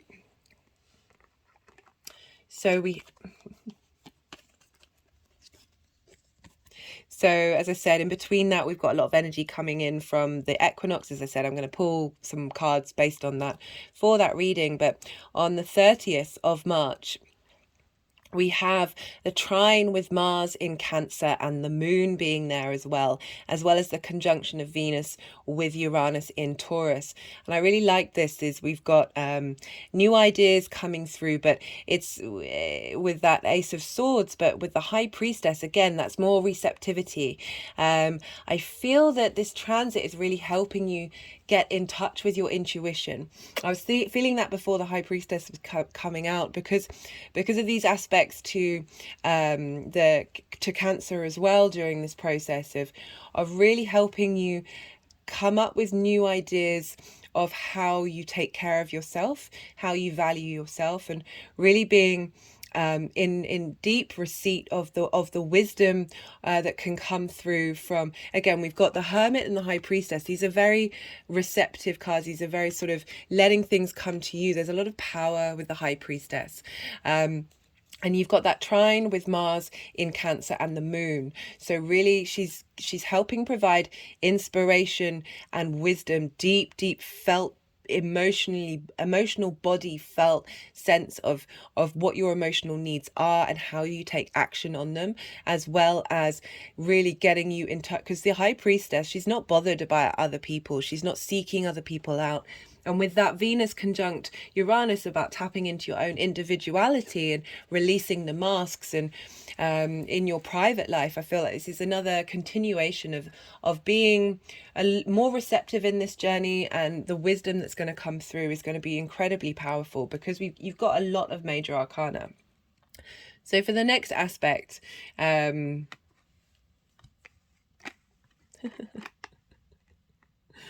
dear me.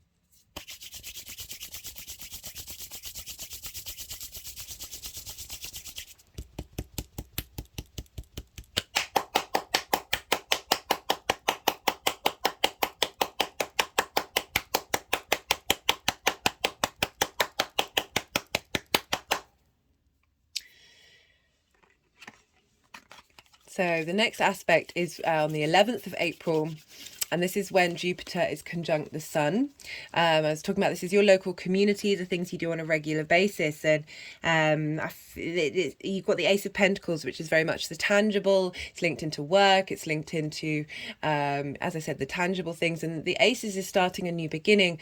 It might not necessarily be like a full new beginning, but a new cycle of how you tap in to your work. You know, we're also dealing with the second house of your values and how you manifest, that some wisdom is going to come through during this time to help give you a new lease of life on your, my hand's just gone over my heart chakra, on the area of your work. And how you value, how you make money. My hand's now over my solar plexus. That the wisdom that Jupiter's going to receive from the sun is going to help in the long term start you on a new cycle. Having got to grips with who you are and what you're doing. The next aspect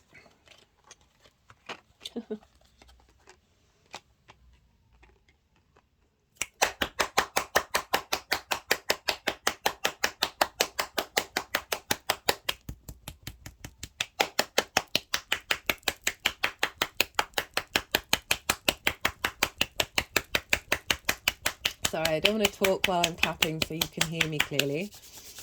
But the next aspect is the square. Venus will have moved into Gemini, your fifth house of creativity, and this is squaring Saturn in Pisces, so you're getting support from your creative energy of connection and the sense of abundance. And so this is the Venus card. You see here, there's the Venus symbol, and this is about embodying the joy of living as a human being in the 3D realm.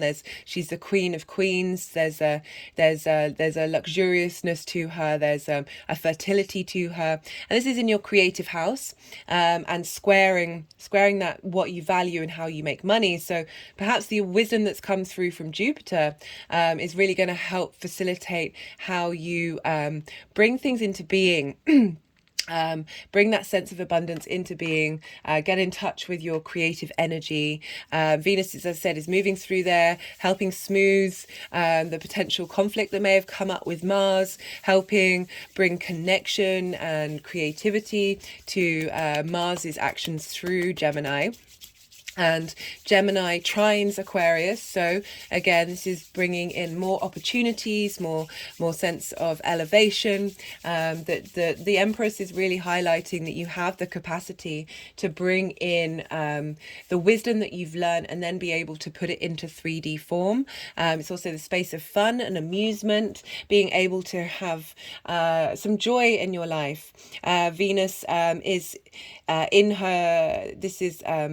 in her joy in the fifth house, so she really likes being there. This is great facilitating energy for you, Aquarius, at this time, especially because you've got this trining your first house, so she's having a lot of fun there. It might be that you're going out and doing things where you're applying what you've learned, what you've been drawing in, and you're just really enjoying life during this time, and I feel like your sense of value is going to be boosted and reconfirmed from what you've felt in your own felt experience.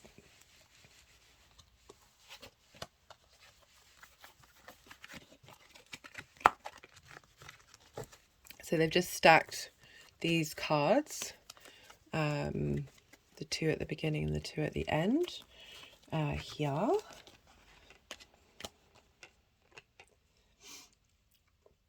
So the next aspect... The next aspect is Saturn sextiling the North Node and trining the South Node. So as I said, integrating, bringing things into balance of what we've been learning with the eclipse cycle. Justice is all about making decisions based on equity and compassion. And as I said, she's got the scales. She's bringing things into balance. There's a righting of wrongs here. There's the North and South Node can, because it's squaring your Aquarius energy, can feel like you've swung from one direction to the other, that this integration with Saturn is really helping bring whatever you've learned into balance. Again, it's another major arcana, very strong card coming through. And we're dealing with, your career and your private life of really having those areas of your life in balance. In a healthy, long-term, compassionate way that really facilitates your growth.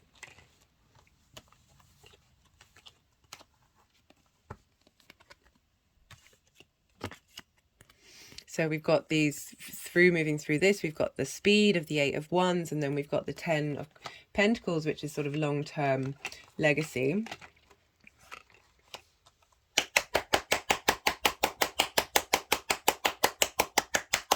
So the 13th of May, which is the final aspect, is really it's when Venus is moved into Cancer, so it's trining that Pisces energy. The moon will also be conjunct Saturn in Pisces.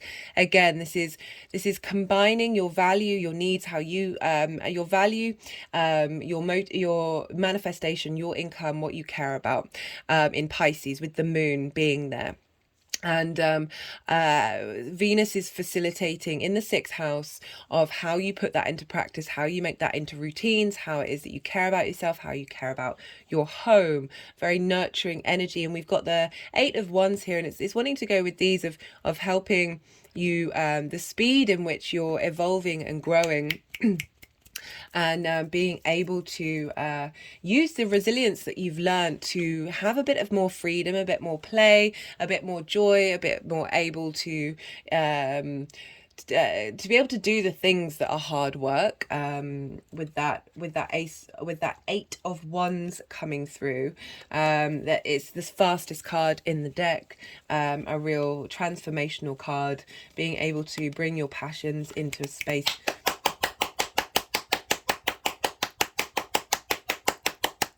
Because the 6th of house also represents, it's another form of work. So it could be, you know, the values that you are applying to, you know, it's more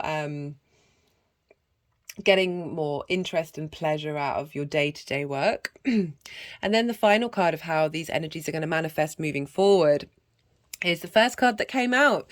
It's the 10 of Pentacles. This is the legacy card. This is long-term energy, 3D tangible energy. But in the traditional Rider-Waite, this figure is in multicolored cape, and these are in more plain clothing, and it's kind of representing bringing the mundane in with the divine, of bringing the magic and combining those two different seemingly separate worlds together in order to create long-term legacy.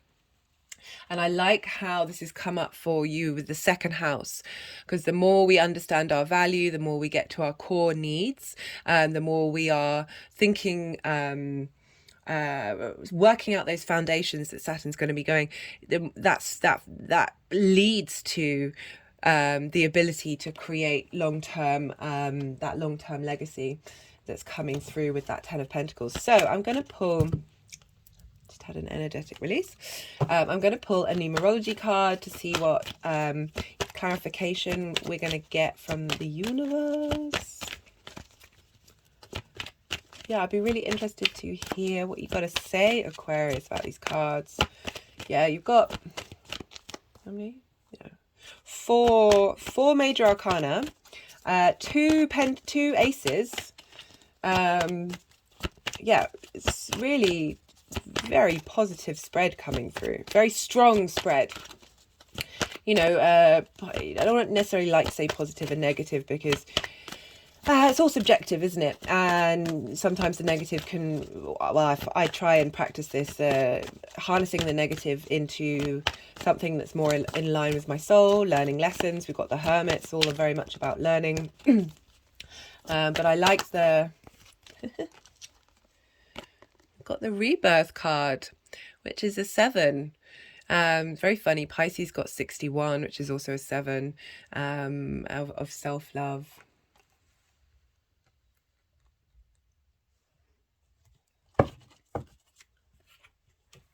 Yeah, I'm not surprised with having Saturn move through your first, that now you're applying the lessons that you've learnt. That card came out for Pisces as well. It's also a 7. Freaky. Power, understanding reality.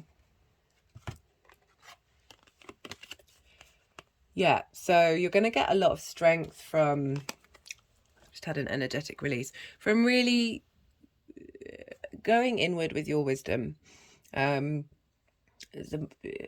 Saturn's a long for the long term. The more we're able to harness that within ourselves, the more we just give it a bit more space, rather than thinking everything's going to happen straight away. And now the dopamine based society that we're in, that the slow and steady wins the race. We've got Fortune, the sun in Leo. Love this coming through. that sense of abundance, definitely that sense of legacy. And you know, we're dealing with the second house here of, oh, they want another one, the second house of how you make your income, how you manifest, what you value, what you care about, your value, shining, seeing yourself as a fortune. Just had energetic release with that, really tapping into that Empress energy. Having, you know, the Empress compared to that Nine of Wands, where, you know, battered, you're still standing, but you've gone through the school of hard knocks there, but you've come out the other side, and there's such support coming through for you, Aquarius. Okay, no, they didn't. Right, that's all I have for you. Yeah, as I said, I'd love to hear from you to see what see how this is manifesting for you in the long term. Yeah, great, really great spread. I hope you're well, and I hope you're recovering from Saturn moving through Aquarius. I'd love to hear your stories about that as well. There's part of me that feels like I should have done a video of a recap of Saturn in Aquarius. Maybe I will. But yeah, be well until we meet again, Aquarius. Capricorn rising. How you doing, Capricorn?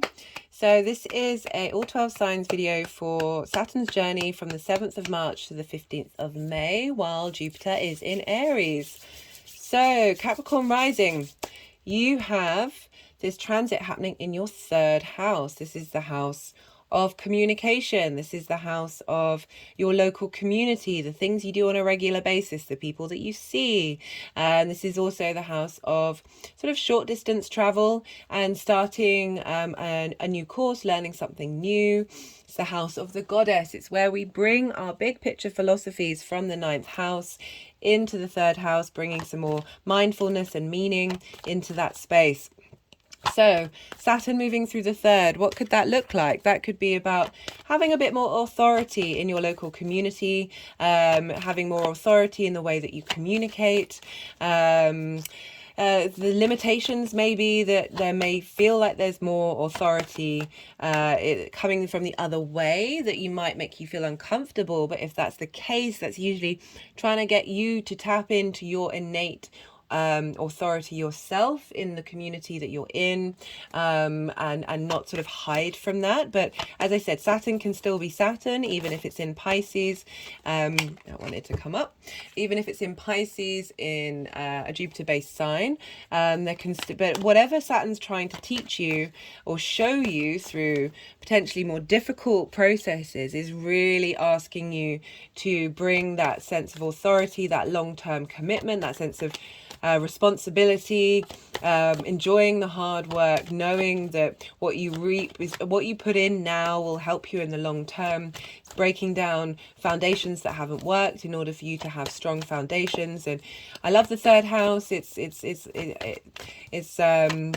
It takes up a lot of our time, and it's often quite neglected, but this is definitely a place to be able to bring a bit more structure into the way that you interact in your local community, particularly because of Pisces being there, that it can feel that there isn't necessarily anything to grab hold of, but there's a lot of magic there. So your ability to discover magical things in the when you go out on your day-to-day, portals that are out there, special places, unique places. So that's what's going on with the 3rd, with Saturn moving through there.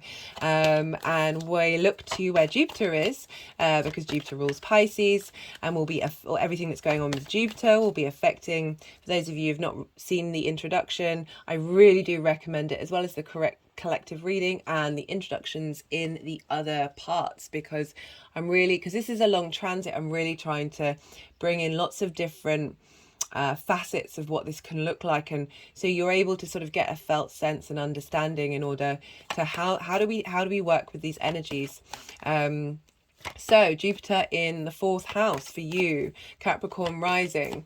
Oh no, I forgot to say, with Pisces, with you Capricorn, regardless whether you're rising or not, this is a sextile energy. So earth and water get on, they help each other out. The stability of earth helps give structure to the imagination of water. Water also replenishes the earth and helps give the earth form. So it's a feedback loop going on. And a sextile is an aspect of Venus wanting to bring about beauty, creation, connection, desire, pleasure. There's also harmony. She wants to bring in balance. So this sextile energy is happening between Saturn in Pisces and your whatever you've got going on in Capricorn for Capricorn rising. This is your 1st house. This is you. This is the house of your body, your appearance, how other people see you. This is how you embody your sun or your moon sign in your actions and the way you move about in the world. And we've got this lovely facilitating energy with Saturn being there. It's like, and you're a Saturn ruled sign, and these are both feminine yin signs. So this receptivity, this stillness that can come with Saturn in these signs. There's not a lot of, well, there will be action, but it's not the same as being in an air or a fire sign, that you're used to this kind of energy. You're able to use this energy that doesn't feel as uncomfortable as it could do for the fire and air signs. So Jupiter in your 4th house, this is squaring your Capricorn energy. Squares are an aspect of Mars. This can bring about conflict. But I focus more on the fact that whatever comes up, this is friction. This is manifestation energy. This is unlike a sextile or a trine. A square energy brings the inspiration that comes through from the sextiles and trines into the 3D world. We need friction in order to create in this linear time frame that we currently walk in. So Jupiter's been moving through there with Venus, really helping you given a sense of expansion of yourself in your home, getting you to be able to sort of level up in terms of wisdom. Having Aries in your 4th house could have meant that there's been a lot of sort of competition, a lot of fiery energy, could be a lot of bluntness. But these transits are really helping you integrate and expand and elevate that. They're starting a new cycle in Aries. Whoa, I'm just moving all the way back. All the way. Whoa, this has not happened before. And the deck is now on my heart chakra. Sorry if I sound a bit funny. They wanted me to sort of lie all the way back. I sit on quite a low stool, so it's quite easy for me to do that. This is I don't really know what's going on, but this is what's happening. Interesting energy, Capricorn. But there's a real sense of elevation coming through in your home life. You may have felt a bit restless as well. Jupiter can sometimes mean that you want to expand your home, whether that's the home that you're in or move somewhere else. So we have this energy of leveling up your home life. Leveling is, the 4th house is your ancestors, your parents, your foundations, your private life, the home that you're living in. So with the ancestors there, particularly, this could be showing gratitude and love. The ancestors funneling that energy into you of the work that you've been doing. And so getting a lot of support from the unseen. And this is all this energy is funneling into your day-to-day community. So the strength and the stability that you're finding, you've also got Chiron moving through Aries in your 4th house, is helping you be able to be, especially now with Saturn moving in there, is even more qualifying that sense of opportunity that's happening in the 3rd house. So because Saturn rules, so whatever happens to the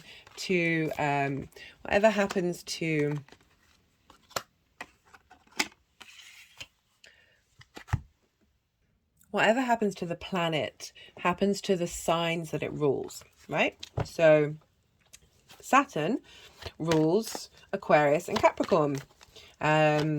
So you are ruled by Saturn. So this means that what's going on with Saturn is going to crop up and affect the signs and the houses that Saturn and Aquarius rule. So for you, Capricorn rising, very obviously, this is your 1st house. This is you, as I said. So things may come up that are helping facilitate Saturn's journey, helping it just adds another lens to the depth of what Saturn's doing and what it's transforming. And you also have Aquarius in your second house of values. So you've had Saturn move through there. You've had sorry, these are the, and it's an Aries crystal on top of the tourmaline. So you've had Saturn moving through your second house of your values, helping you really get in touch with your true core values, perhaps spending less, perhaps being a bit more thinking long term. And really helping you reevaluate and re-understand how you value yourself, what you value around you, how you make your money, and how you manifest. So you've been going through all of that. And now Saturn's moved into Pisces. So that's really helping you bring what you've learned into that groundedness of your values, your core authority, into your local community. So there's going to have a feedback loop of what happens of your values will get strengthened by this growth that you're doing in your third house and your first as well. So like everything's sort of feeding back into those areas of your life. I love this for you. I love doing this so much. Yeah. Right. So we've got a lot of aspects I want to cover. We've got 1, 2, 3, 4, 5, 6. We've got 6 aspects. I said 5 in the introduction, but it turns out that one of the aspects wanted me to bring them in. So the first aspect will be on the 17th of March. And this is when Venus will have moved into Taurus. Taurus is in your 5th house of creativity, your creation energy, your children, how you have fun, how you have amusement. This is romance, this is dating. And so Venus is in Taurus in her home sign. She loves being there. And she finds her joy in the 5th house. This is where she has a lot of fun. It's where she's really boosted.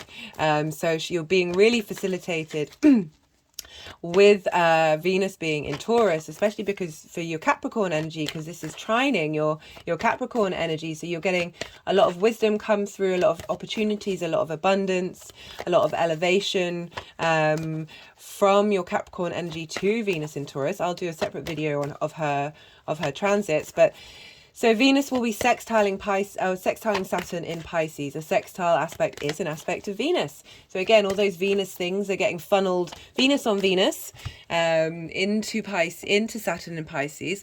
So Saturn isn't actually making main aspects to the outer planets, like exact aspects. So most of the aspects that I'm talking about, they're all linked into Venus, Mercury, the Moon, and Mars. So it's very personal. And I love this because it's really helping us integrate Saturn's message really early on without sort of whacking us with collective energy. So we're getting a lot of support. And so we've got this harmony. So Venus is basically talking to Saturn, saying, "Hey, this is what I like. This is the things that I get pleasure from. How can we bring this into the local community?" It's also about Venus is about connection, and so how connecting to your local community with the things that you love, sharing your passions, your creative energy, and at the same time, the Moon will be in Aquarius. And so this is in your second house of values, how you manifest your money. And this is squaring Venus in Taurus. So your emotional needs, your instinctive responses, your cultivation of your values is going to be squaring, so bringing into force, bringing into the 3D world, Venus. So there's going to be your ability to connect to your value on an emotional level and the needs that you want to express, that Venus is going to facilitate with that creation energy happening in Taurus. I love this. And the same day we have the Sun conjunct Mercury. And so this is in Pisces, and this is a Cazimi. This is when we're going to get divine Mercury, the god, the messenger of the gods, is going to get divine inspiration coming from the sun. So this is going to be, again, funneling into Venus, and really helping you find inspiration and wisdom in your creative areas of your life, and helping that mimic in your 3D community. At the same time, we've got a square between the Sun and Mercury with Mars in Gemini in your 6th house of work, routine and health. You've had Gemini move through there a long time. So the wisdom that's coming through from the Sun in Pisces of your in your local community, how you're able, perhaps you'll meet somebody or get a sign or a symbol from when you're walking out and about in the world, and get some inspiration come in that is going to help you be able to put your motivation into action. In that area of your life. Mars likes to be in the 6th house. It likes to do the hard work. But you're being able to do lots of different things at once because of Gemini. But yeah, there's a lot of interactions here that are very facilitating. How many cards have we got? I'm going to need 6, and we need maybe one more. But they might want to stack them. Let's see. Let's put the deck down. We've got a lot of pentacles.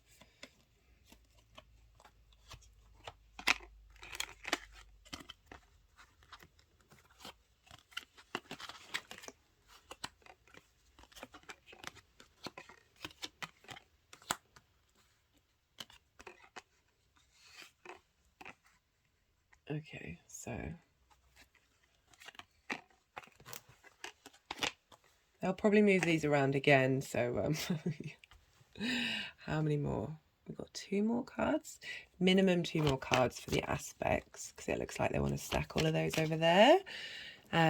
So where was I? Right, yeah, so that's the first aspect. In between, I'm not pulling a card for this one. This is when the equinox is happening and the new moon in Aries. I'm doing a main video for that, so I'll go into more depth about that one. But I just want to let you know that there's going to be a big boost on the 20th to the 22nd of March in Aries, and so Jupiter's going to be affected by this individual sense of who you are is going to get a real boost in your home life. So, but the next after that, on the 30th of March, we have Mars in Cancer. Mars will have moved into Cancer now. This is in your 7th house after a very long period in your 6th house. Mars will be in Cancer, trining Saturn in Pisces, and the moon will be in Cancer as well. And the moon is in her home. Did that want to go? Nope. The moon is in her home. She knows what she's doing there. So Mars is getting a support to be able to connect to your emotional needs, connect to what it is that you need in your relationships, and be able to, because we've got this trine. So trine, again, aspect of Jupiter, wanting to bring about opportunities, wisdom, growth, expansion. So we've got that trining Saturn in Pisces in your 3rd house. So really helping you be able to, again, like when we work on our one-to-one relationships, our intimate relationships, the more that we get those in alignment, the more that we're able to have, rather than say there's codependency and all those things that can be linked into one-to-one relationships, the more that we can get more authority in who we are and what we're doing and where we're going on a day-to-day basis, as well as the 7th house isn't just romantic relationships, it's also business relationships. But it just feels like there's some ease going on with how you move about, what motivation you have in that area of your life. And that may come up, opportunities may come up to interact with people on a one-to-one basis during this time in your local community. We also, on this day, have Venus conjunct Uranus in Taurus in your 5th house of creativity. So this is you know, Uranus is really helping you strip back the masks, get really authentic with who you are. It may produce tower moments and challenges. In order to do so, it doesn't really care about the consequences. But Venus here, she's in her own home. Like she's sidling up to Uranus and going, hey babe, how about we just make this this integration of the individual just and your own and your autonomy just a little bit easier, or you're going to get some really some strong, independent, unique, innovative inspiration in that creative area of your life. But again, because we've got stuff going on in your one-to-one relationships where Mars is, and then we've got stuff going on in the place where it's romance, it's dating. I don't usually do love stuff, but there could be that aspect of just having a lot of fun, a lot of different fun, and your emotional needs being met with that Mars action in your day-to-day community. Could be, if you're with someone, a great day to go out on a date. Just had an energetic release for those of you who are in a relationship, with those of you who are looking, maybe. Yeah, as I said, I find it, I'm not happy doing love relation unless it's a personal reading. I just find it sometimes it's a bit limiting, and you know, sometimes I mean I'm sure we've all done it when we've watched. This is one of the reasons why I don't think I will ever do romance readings for the collective, because there are times when you watch those things and you get all excited and all a bit blah, and then it doesn't happen because not all collective readings are for you. And I just feel like I don't ever really want to do that. But I may change. Right, so the next aspect that we have is on the 11th of April, and we've got another Cazimi, and this time it's in Aries. So we've got Jupiter will be conjunct the Sun, and yeah. Sorry, I was just my brain. I suddenly was questioning that Cazimi with the Mercury and whether that was in Aries or not, but it's not at all. So Jupiter will be conjunct the Sun. This is a Cazimi, again, like that Cazimi with Mercury. It's like Jupiter's going to be, you know, Jupiter's been doing Jupiter's thing, and now it's getting a boost with the Sun of even more leveling up, this sort of this clarity of understanding of where you're at in your home life, where you're at with who you are in your home life, real strength there. And then that energy, because we're dealing with Jupiter, and whatever happens to Jupiter is happening to Pisces, that energy, that strength of autonomy. The Sun is very yang energy.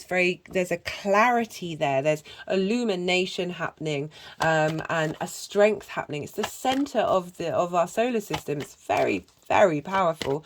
That with that collaboration with Jupiter, a yes planet, is really helping strengthen your authority in your community, and your ability to transmit the wisdom that you're able to receive through that Piscean energy, that magic that's going on, that is just really giving you structure to what might have felt very boundless.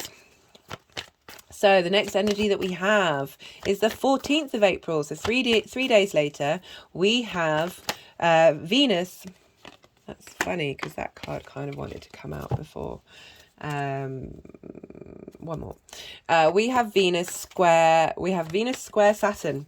So Venus is going to have moved into Gemini in your 6th house of your work, health and routines, and she's squaring Saturn in your day-to-day. And she's the first personal planet other than the moon, but first planet rather than luminary, who's going into Gemini after Mars has just been steamrolling through there, although not steamrolling because he's taken his time, steamrolling very, very slowly through that area of your life. She's bringing about a sense of harmony, a sense of ease, a sense of desire to do these things. She's not that happy in the 5th house, but I really feel that with Saturn giving support, with that Jupiter energy of funneling into Venus, she's helping you have the motivation and desire to really instigate that hard work that is needed to be done in the 6th house, taking care of your health, taking care of your routines. Maybe you're going to find some structure in the 3D world in your local community to help you work with that. And now Venus having, she's been talking to Saturn through the aspect of a sextile. Now she's bringing that inspiration into creative force. So the next aspect that we have 4 days later, on the 18th of March, we have Saturn exactly sextiling the North Node and exactly trining the South Node. So the fixed signs have been going through it. That fixed energy in your chart's been going through it. Fixed energy is very stubborn. It doesn't necessarily like to change gear. It's not as easy as the cardinal or the mutable energy. And with eclipses moving through there, it's big change, endings and new beginnings. That with this sextile and trine, which again is facilitating energy, Jupiter, Venus, this wanting you to integrate, this wanting you to expand, this wanting you to connect, all the information, all the lessons that we've been learning with those nodes in that area of our life. You have it in your creative house and your 11th house of hopes and dreams and friends, groups and alliances. So you will have had Scorpio moving through, the South Node moving through there, helping you refine and purify your hopes and dreams and the kind of people that you want to be around. And the North Node, you've kind of been reaching for and stretching for and wanting to be a bit more creative. And you know, it's constantly in an opposition between the North and the South Node.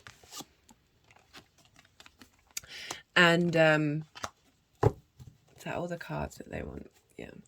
And so you've got a fair amount of cards here, Capricorn. Even when I think I'm doing loads of cards, they're like, no, we want more. So it's really helping. So that opposition can be really difficult to navigate. And because we've got this trine and sextile with Saturn in your 3rd house, I feel like all that information that you've been learning, everything that you've wanted to do and you've been cultivating is funneling into that, your day to day, you know, really being able to embody that in your local community, in how you communicate, how you move about in your local community, who the people you interact with, really a lot of facilitating support coming through to help you emotionally connect on a collective level, what those things mean and how you can share that with others as well as share that with yourself. But because we're dealing with the 3rd house, there is interaction with the outside world. It's not just solely to do with you.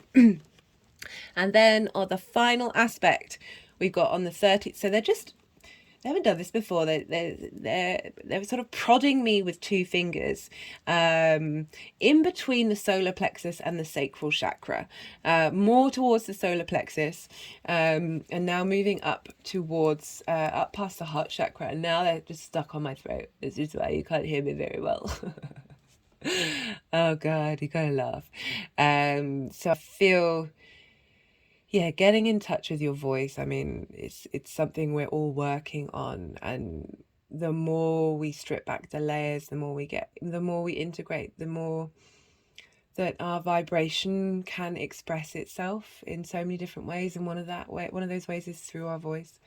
I've certainly felt on my channeling journey that, not the channel, but the channeling, and my journey of self-discovery of, I never really had a good singing voice. I wouldn't say it's amazing now, but there's a clarity there, and there's the ability to speak now that I'm more tapped into that. And you've been going through that with Saturn moving through your 1st and your 2nd over the last however many years. Anyway, the 13th of May. So this is a good chunk later, because they're, you know, as I said, Saturn's not making.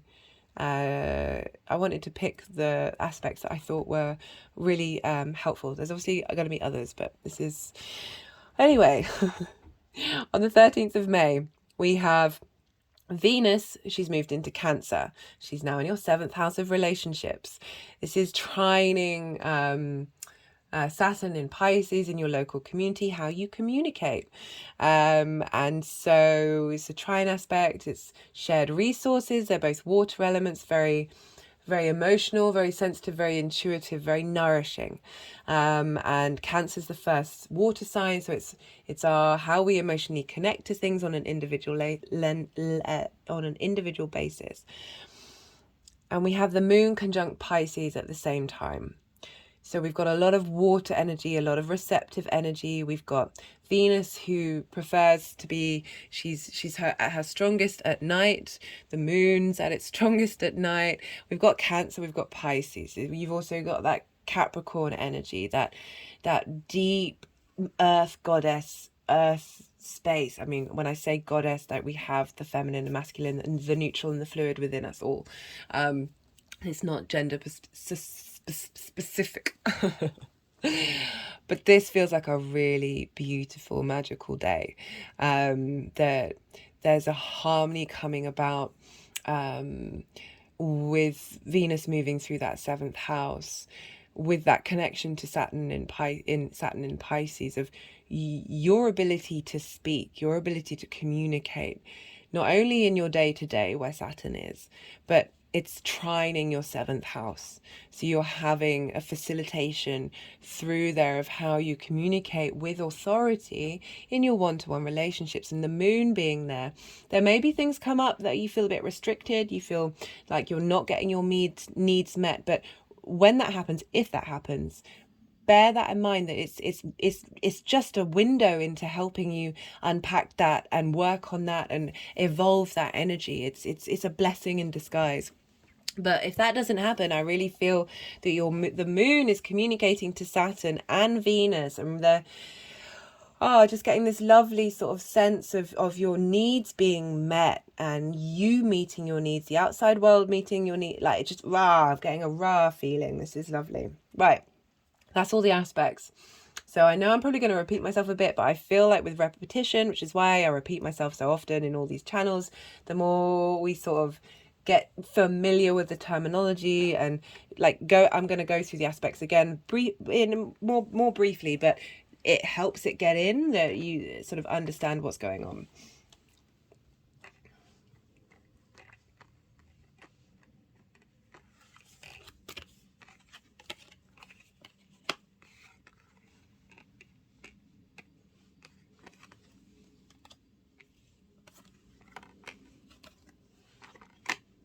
So bear with me, I'm going to probably be a bit quiet now because I, as a broken record that I am, I struggle to sometimes channel, because I'm not moving these around to channel, think and talk at the same time.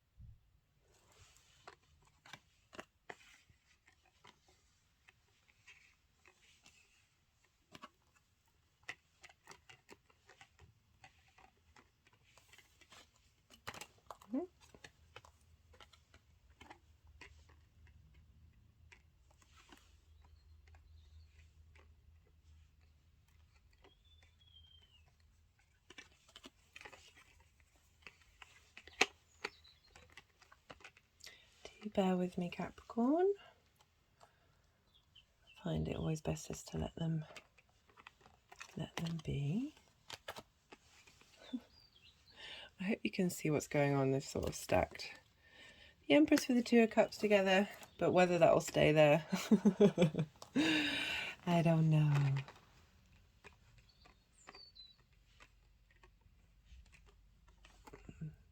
There we go. Try to get at least 5 of them on there.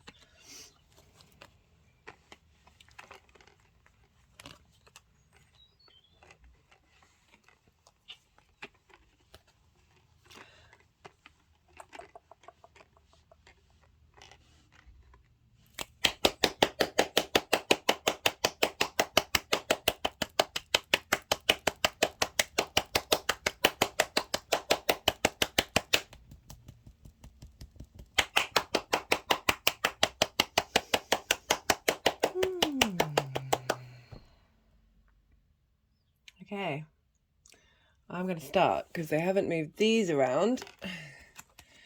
So I've been getting quite a few, more than one card for the energies of Saturn moving through Pisces, because there was a part of me that's like, I should really talk about the integration of Saturn in Aquarius moving through into Pisces, but I forgot. But they've been providing me with cards to give me that opportunity anyway, and I'm eternally grateful for the support and nourishment that I receive from the universe. Anyway, so this card's come up quite a lot in different readings lately.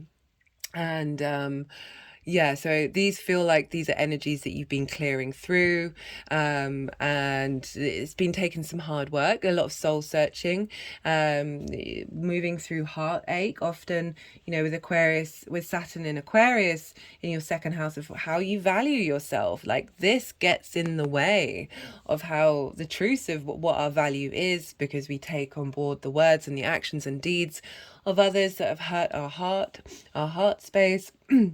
But it also definitely feels that you've been working through that and clearing that away, as well as working through anxiety. This is I see this as stuck in the cage of your own making. And you know, I'm not putting it all on the individual in terms of this card, but it's this figure can leave this space if they just move just a little bit. There's this idea of making assumptions, you know, making the assumptions that you cannot escape the cage that is your own mind.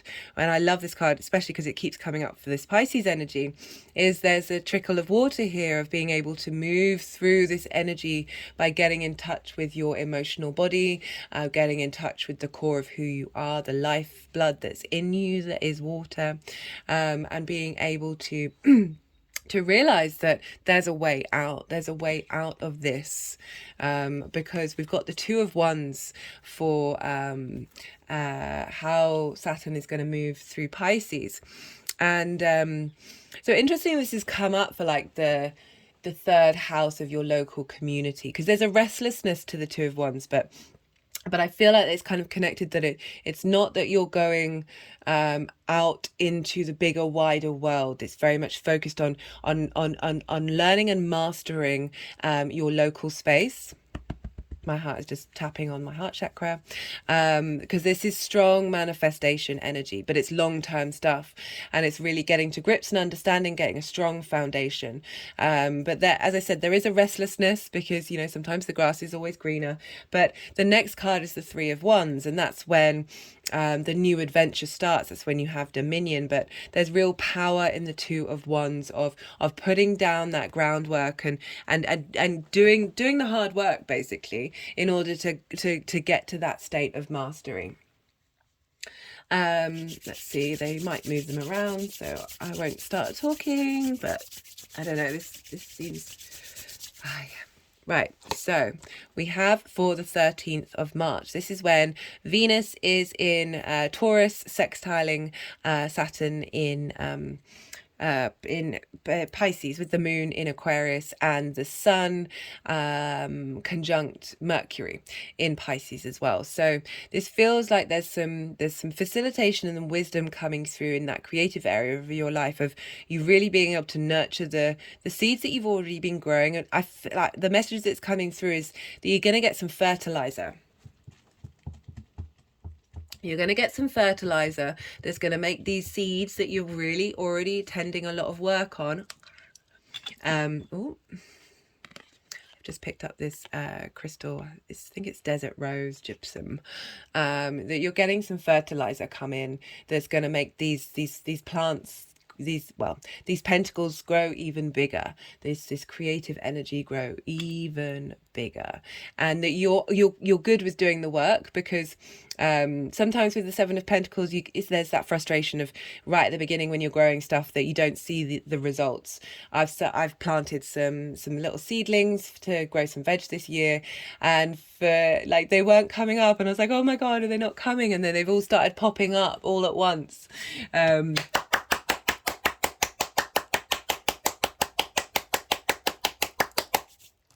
And I say that you're motivated to do the work because this is all squaring Mars in Gemini in your 6th house, which I talked about, of really helping you be able to do lots of different things and really have the capacity to do so. It's laid in that foundational work of, Gemini's the duality, the twins of having that space to do that. So in between this phase, we're going to have the new moon in Aries. So both Jupiter and Saturn are going to get a big boost from the Aries energy during this time. It's the spring equinox. It's when things start to bud out in the world, and it's springtime. We feel that growth coming. And on the 30th of March, we have Mars has moved into Cancer, and will be with the moon, trining Saturn in Pisces, as well as Venus conjunct Uranus in your 5th house of creativity. So I was talking about how might get some inspiration, some uniqueness, some real maverick way of looking at things in your creative life that can help facilitate your local community, and because this is coming up in your value system as well, and how you make money. So think back to the beginning of this reading where I talked about how this is affecting both Capricorn and Aquarius areas of your life, as well as the Pisces. There's a lot going on. I do appreciate it. But there always is. That's the joy and wonder of astrology. It's nuanced. Nearly swore again. Right. So this is the 8 of Pentacles. This is about loving your work, really heading towards a space of mastery, really taking pleasure in all the things that you're doing. It's the next card after the 7 of Pentacles. We've got Mars in your one-to-one relationships. Maybe you're helping build your one-to-one relationships.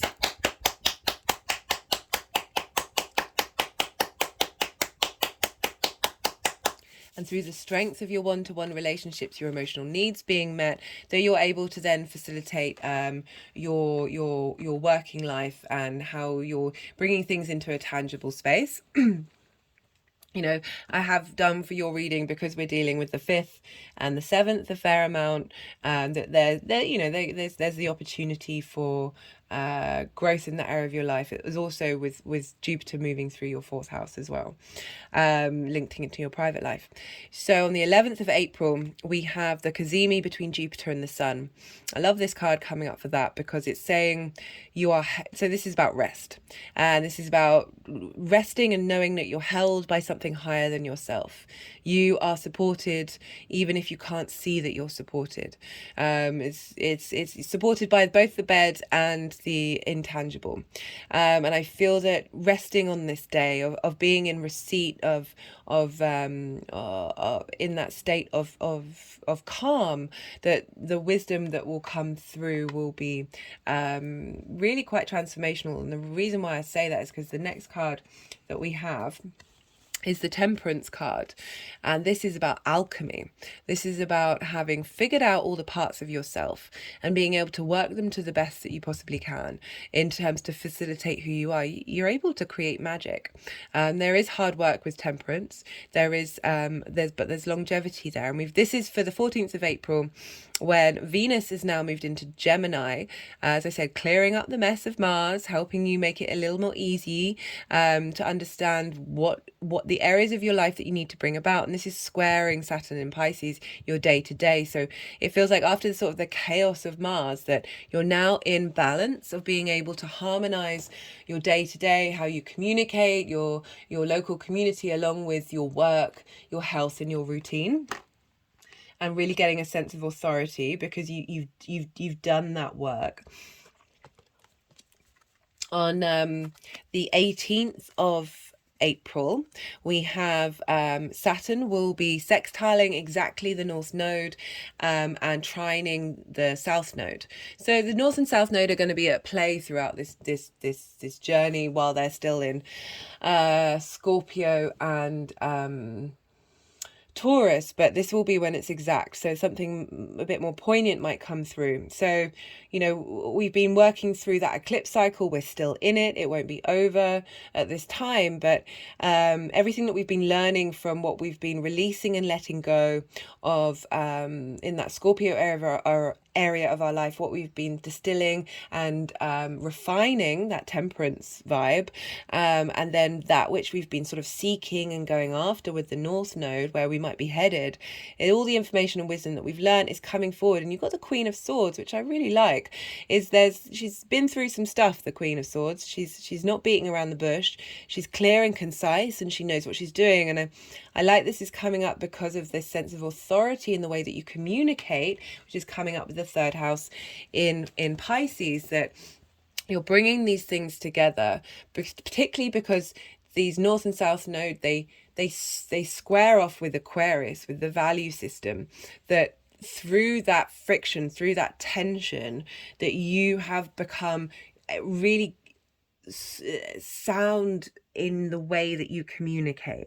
You're not masking things. You're not people pleasing. She's not a people pleaser, and that's not a negative thing. It's really not. Sometimes I feel like we people please a bit too much to the detriment of our own needs and our own nourishment. Saturn is about authority. Saturn is wanting you to get in line with your integral authority in the way that you communicate and how you are in your day-to-day community. So for the final card, final aspect, which is that lovely aspect that I said with Venus moving into Cancer, your 7th house of intimate relationships and business relationships. It's just any personal relationship that means a lot to you, with the Moon conjunct Saturn in Pisces. And these are the cards that wanted to come through. We've got the Two of Cups, that union. This can be union, really compassion and understanding and acceptance of the other.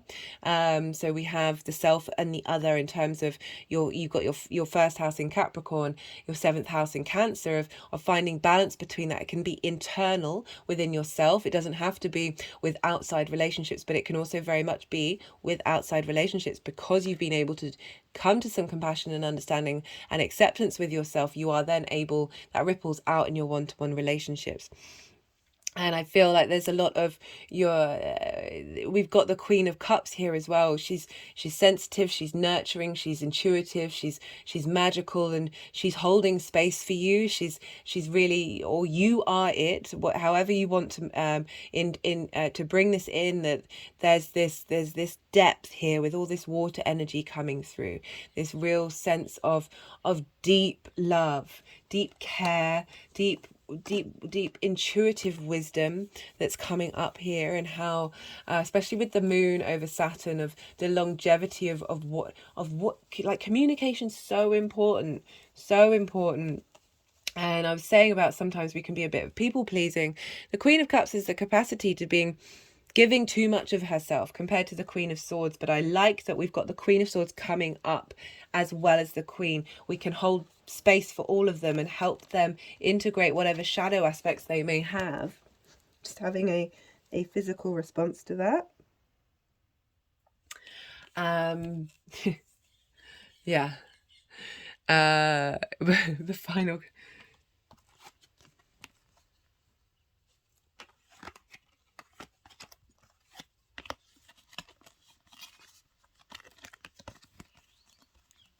being able to hold your truth while still holding space for this, because sometimes one can be out of balance. I'm really liking that this feels like this is coming into harmony and giving you real strength, because the final card for how these energies are going to manifest forward, this is the legacy card. This is about, as I said, legacy. And we've got a lot of pentacles here. I'm not surprised, Capricorn, that the things that are going on right now are laying really solid foundations for you being able to achieve in all different aspects of your life what it is that you need, and how you are creating a legacy that is facilitating not only yourself but the people around you, because we're dealing with the 3rd house of local community. And I really feel that what you can bring into your local community is really important right now. And has, because Capricorn risings or Capricorn energy, you're all about the long-term earth cycles. What you come and bring about has that, you're ruled by Saturn. Things take time to mature, but you're in it for the long term. You're in it for the long game. It can feel really difficult up until It's usually, I guess, after your Saturn return, but even then, like, sometimes it just takes a little while to sink in, and when it does, it's sort of, there's that expansion that happens.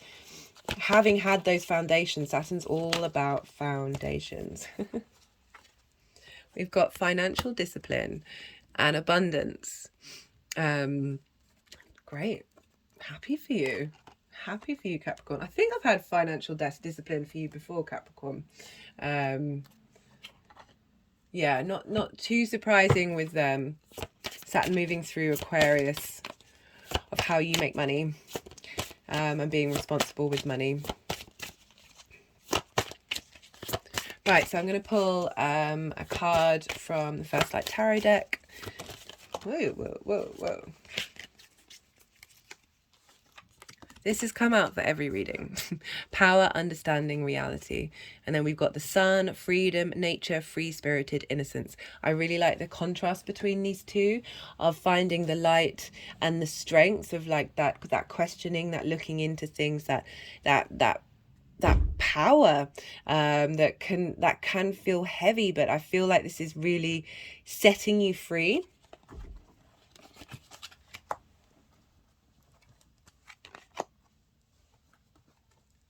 Also going to pull a card from the Oracle of the Rising Sun. I put all the decks in the description box if any of them take your fancy.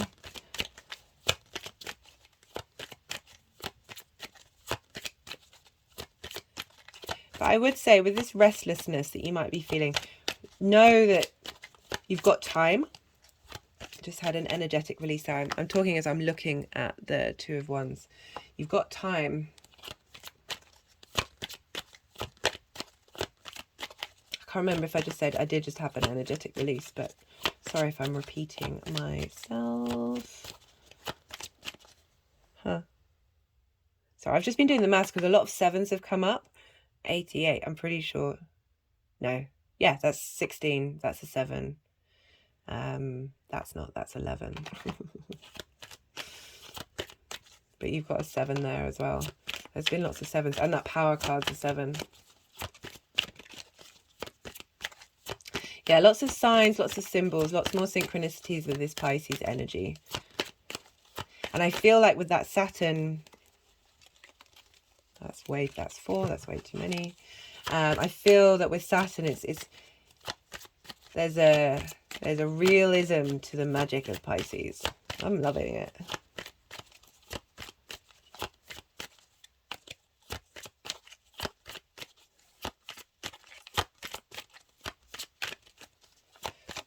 Oh, there we go. Devotion. Saturn in Libra.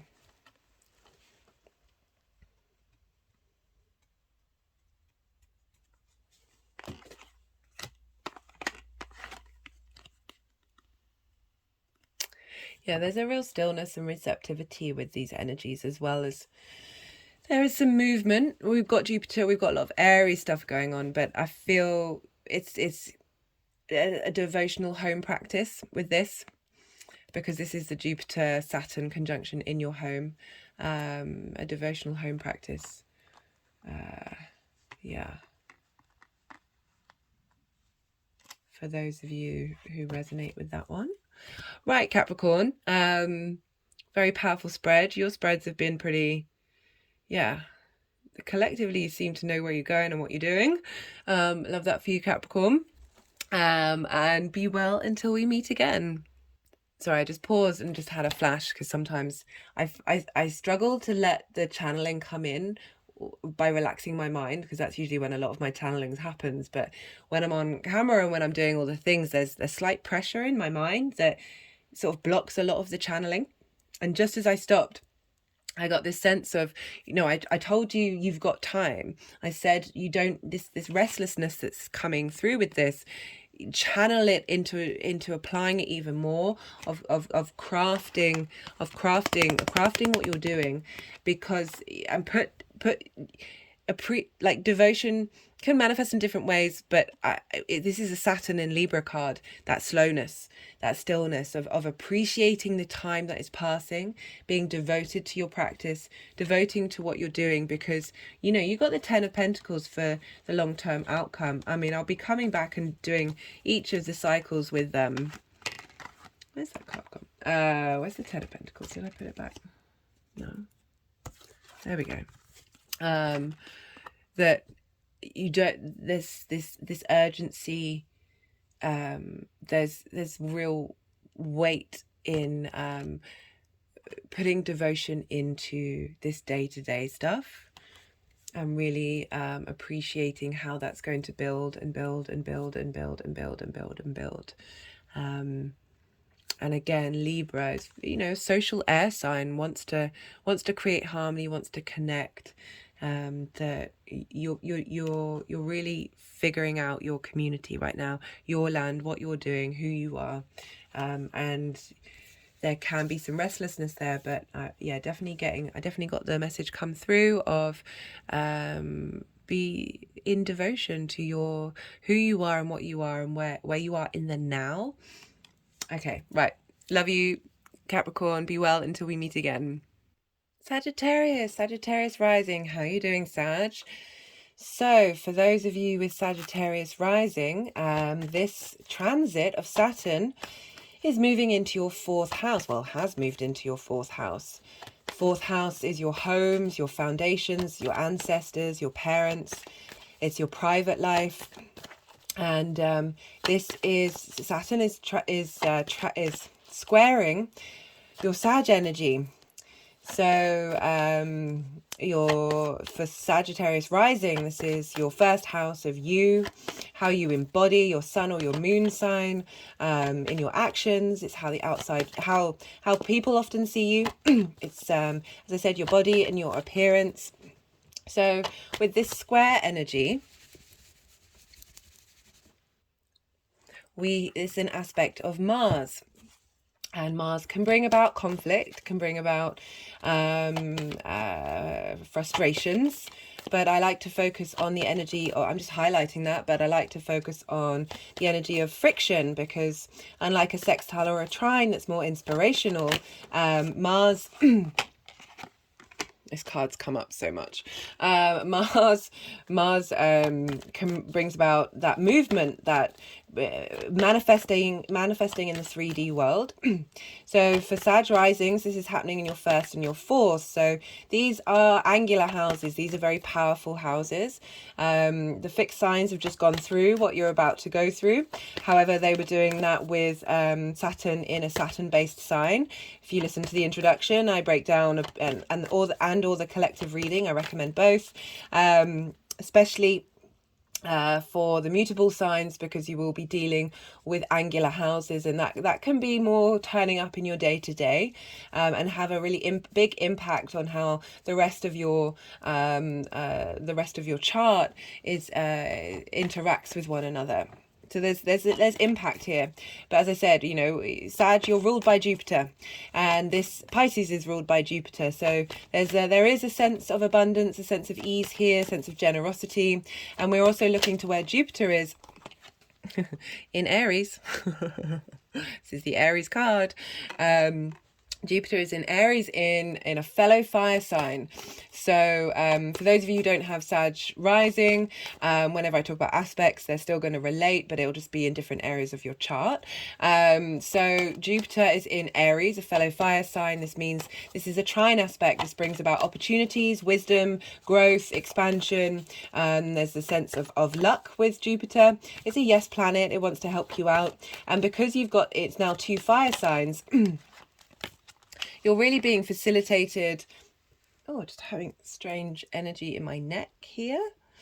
That was interesting. So you're really being facilitated because they can share resources, the fire signs. So they've got things in common. And you've got Jupiter in your 5th house of creation energy. This is creativity. This can be children. This is also a house of fun, amusement and pleasure, where you get your kicks. And so you've had Jupiter and Venus move through here, as well as Chiron, really helping you level up that Aries energy, helping bring strengths of the individual in that area of your life. You may have felt very inspired to get up and go and create a bit more than usual. And so this energy that's happening with Jupiter in your 5th house of creation energy, it's funneling into your 4th house. So maybe you're going to be more creative in your private life. Maybe I'm sorry, I meant to say, what does Saturn represent moving through your 4th house? Well, there's a sense of responsibility here. There's a sense of giving structure to your home. Having Pisces in the 4th house can kind of feel like everywhere's your home. There's a transient feel to your state of your home, wherever you may be. A sense of boundlessness, that Saturn's coming along and giving a bit more structure, giving a little bit more routine, being able to harness the magic and creativity of Pisces in that space. And also that sense of compassion, of like maybe overextending yourself in your home life, in your private life, that Saturn's coming along to help give you a bit more strength, a bit more authority in your home. Having also can mean that you may have to take a bit more responsibility to do with your parents. That's going to be a particular message for some of you, not all of you. And really helping, if you haven't been taking care of your home life, Saturn can bring about getting you in line with your own integrity there, getting you to be a bit more long-term thinking in your home life. There's legacy linked into Saturn, but I really feel with this Piscean energy that this structure that Saturn is bringing about is incredibly facilitating. You've got 2 major arcana come out here and the 2 of cups. So, so far it's looking like a positive reading here, or at least a facilitating reading. So, as I said, it's on an angular house. It's squaring who you are. So you may be questioning who you are and what it is and how you embody yourself. And these things may come up as issues in your home life. For those of you that might resonate with. But as I said, it also feels like bringing about a sense of structure, so you are then able to be more yourself. I know Sagittarius do appreciate freedom, but sometimes we do need a sense of restriction in order to genuinely get you in touch with what it is that who you truly are and how you want to walk your talk. Because what happens to the ruler of signs it impacts the signs that they rule, and Saturn rules Capricorn and Aquarius. So there may be themes coming up in those areas of your life that help you navigate and understand the journey of Saturn moving through your 4th house. So Capricorn is in your 2nd house of values, how you manifest money, how you make money. It's your values of other things. It's what you care about, but it's also the values of yourself. So things may pop up there that due to things going on in your home life, you're then able to cultivate and integrate your true value system. You also have Saturn ruling Aquarius, which has just left Aquarius now, of your day-to-day communities, the things you do on a regular basis. It's the house of communication. It's also traditionally known as the house of the goddess. It's where we bring down the philosophies and morals that we have, the big picture perspectives that we have in the 9th house, helps bring them down into day to day, help us bring more meaning, more mindfulness in the things that we do on a regular basis. It's also your local community. It can represent short distance travel or starting something new, starting a new course, learning something new, refreshing something, so things may come up in that area of your life. So with Capricorn energy, that's called an inversion. So this is when we've got 2 signs next to each other. So it's not as clear cut. It's more of an embodied sense. With Aquarius energy sextiles Sagittarius energy. A sextile is an aspect of Venus. Venus wants to bring about harmony, creativity, beauty, pleasure. She wants you to connect with others. So we're getting support from your local community that may be coming up to help you understand who you are, and what you want from your local community, and how that then funnels back into your fourth house of your home, your intimate space, your private life, giving you stronger foundations. Saturn moving through this sign. As I said, like Saturn really appreciates foundations, but for long-term foundations. So if there are any cracks in that area of your life, it has the capacity of highlighting it. But again, it's in a sign ruled by Jupiter, and Jupiter wants to give you, it wants to elevate you. So there's more of an ease, there's a generosity here happening with whatever may come up with Saturn being in that sign. So we've got a lot of aspects I want to talk about. We've got 6 different aspects for Saturn's journey through Pisces from the 7th of March to the 15th of May. This is while Jupiter is in Aries. I'll be doing separate videos for when Jupiter moves into Taurus. So the first aspect, how many cards have we got? So we're going to have 6, 8, minimum of 8 cards. There have been a lot more cards coming out because there's been a need to express more of the stories. And at the moment we've got 2, 4, 6, 7, so maybe one more card. But as I said, there might be more cards coming through. Just wanting to, let's see where they want to go.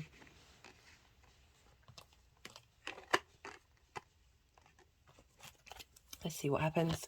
So I'm going to run through the aspects that Saturn's going to be making. It's not making any major aspects to the outer planets.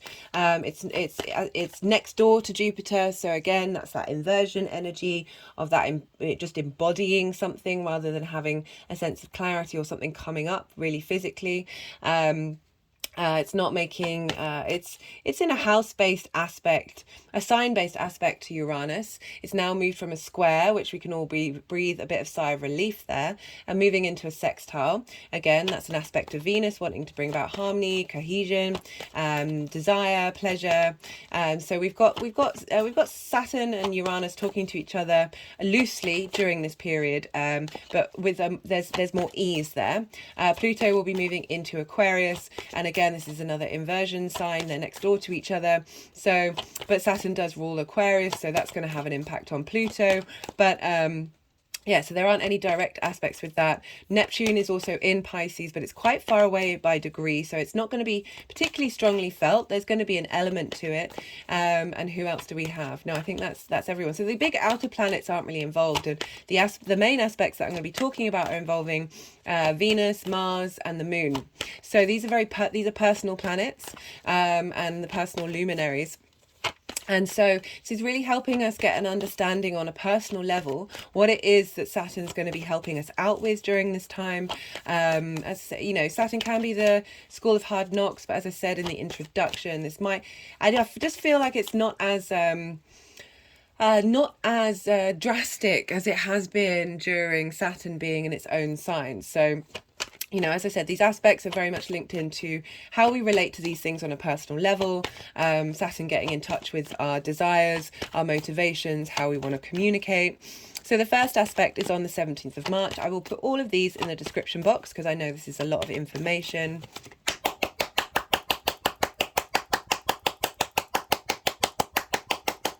Sorry, I'm not talking, just so you can hear me clearly over the clapping. So 17th of March, this is the first major aspect that Saturn's going to make, and this is sextiling Venus. Venus will have just moved into Taurus. She's in one of the realms that she runs, so she's at home here. She's very familiar with the terrain. And, you know, we've got this earth and water sign communicating together. They're both receptive. They're both night signs. It's about gathering information and cultivating it and nourishing it rather than particularly taking direct action. And so we have this Venus in a Venus-based sign, sextiling, which is an aspect of Venus, Saturn. So this is a big Venus energy pouring into Saturn during this time. You have Taurus in your Taurus in your sixth house of work, work, routines and health can be a bit of a difficult house for us to access, especially because it's sort of in conjunct your rising sign. With inconjuncts, I find this is imagine you're hopping on one leg, patting your head and moving your hand in a circle over your belly, like you're trying to do lots of different things at the same time that don't really relate to one another. But there is a respect there. There's a wisdom in finding familiarity with polar opposites and appreciating perspectives, even if they are very different to your own. So Venus moving through here, sextiling Saturn in your fourth house. So really helping you establish what kind of routines you want to make, how you want to work in your life, where do you get your pleasure from in these areas of your life. It can, as I said, it's a difficult, we don't really take care of, some of us, we often really struggle taking care of our health. It takes a lot of work. You need that routine. Also, it's linked into work itself of getting money in, but it's more to put a roof over your head than like sort of how you're naturally manifesting money in your second house. So Venus is really helping facilitate, bring some ease to this area of your life, helping you translate to Saturn. Helping you translate to Saturn how to establish these things in your home life, in your private life, because of this sextile. At the same time, we also have the moon in Aquarius. Aquarius is in your third house of local community, so your emotional needs are going to be there, and it's squaring Venus in Taurus. So it could be that you're finding things to do in your local community that are helping facilitate how you take care of yourself, what routines you do. And at the same time, we also have the sun exactly conjunct Mercury. This is called a Cazimi, and this is squaring Mars in Gemini, which is in your seventh house of relationships. So you've got this wisdom coming through with this Cazimi energy. So the light of the sun from the center of the universe, it's where we get the light of the cosmic light coming through. This real divine wisdom, this divine inspiration coming through. So Mercury to then be able to communicate to you in your home life. And we've got this interaction with the square happening with Mars in Gemini. So really being able to facilitate your actions and your movements in the way that you talk to people on a one-to-one basis. And I often link the seventh and the sixth together because sometimes our imbalance with the seventh affects our sixth house of being able to take care of us, being able to take care of yourself rather than prioritizing other people. Mars has been going through Gemini for some time in your seventh house. So really helping you navigate what it is that you care about in your one-to-one relationships. And I love that we've got this square with the sun and Mercury in the sign of Pisces with Saturn there, of helping you give that structure of what you've been learning, of what motivates you in your private life, in your one-to-one relationships. And this is also with that Venus element of how that funnels into how you take care of yourself. So I'm going to try and talk at the same time. I often really struggle with that while I'm channeling, moving the cards around. So we have in between, I'm going to pull cards for the equinox and the Aries new moon in a separate video, but just to let you know that there's a big boost of Aries energy happening in between this, the aspect that I just talked about and the next one. And so really helping boost your creative energy, boost how you receive fun, what it is that you truly value in that area of your life, which is sextiling what's going on with Mars in Gemini. So there's facilitation energy here about making sure that your one-to-one relationships are in balance with your needs and what you want. Anyway, on the 30th of March, Mars moves out of Gemini and into your 8th house. Mars moves into Cancer. and this is trining Saturn in Pisces. So the 8th house of shared resources, the outside world resources. It can be sort of big lumps of money, inheritance. It's also linked into taxes, mortgages, those sorts of things. But I also see it as sort of cosmic inheritance, and how you want to share resources, what it is that you value. So the things that you've been learning with Mars in Gemini, and I'll do a Mars in Cancer video, but Mars in Gemini in your one-to-one relationships, once you've established what it is that motivates you and what you want to fight for and how you want to stick up for yourself in that area of your life, you're now being facilitated with Mars moving into Cancer, of applying your emotional needs and what you've learned with Gemini into that 8th house of how you share your resources. And I love this because it is trining Saturn in Pisces, and Saturn really wants you to get your own authority in your home in a balanced, healthy way. And at the same time, we have the Moon in Cancer as well, in the sign of that she rules. She's very familiar with that territory, helping you really, as I said, your emotional needs. Cancer is the first water sign. How do you emotionally connect things? What it is that you want to give up, what it is that you want to share, how you want that give and take of the 8th house. It's also linked into intimacy. So your journey through the 7th, because it's shared resources. If your intimate relationships, business, romantic, friendship, you share resources in those with those intimate relationships. And what kind of balance do you want to have in that area of your life? And at the same time, we have Venus conjunct Uranus in your 6th house of work, routines, and health. So she's really helping bring a warmth, a connection of the independent, maverick, inventive side of Uranus that you may have been thinking of with this transit, of different ways of being able to take care of your work, take care of who you are. And Venus is really helping transmute and connect and bring pleasure to that energy that's coming through from Uranus.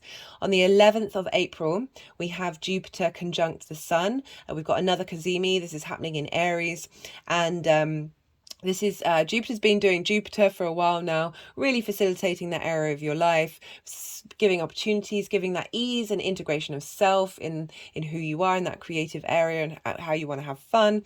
And the Sun is just adding some more divine wisdom, divine inspiration to Jupiter for the rest of Jupiter's journey through Aries, and like really powerful energy coming through on that day. And all of that's being funneled into your 4th house because, as I said, Jupiter rules Pisces. So what's going on with Jupiter is going to be going on with that house, with that sign.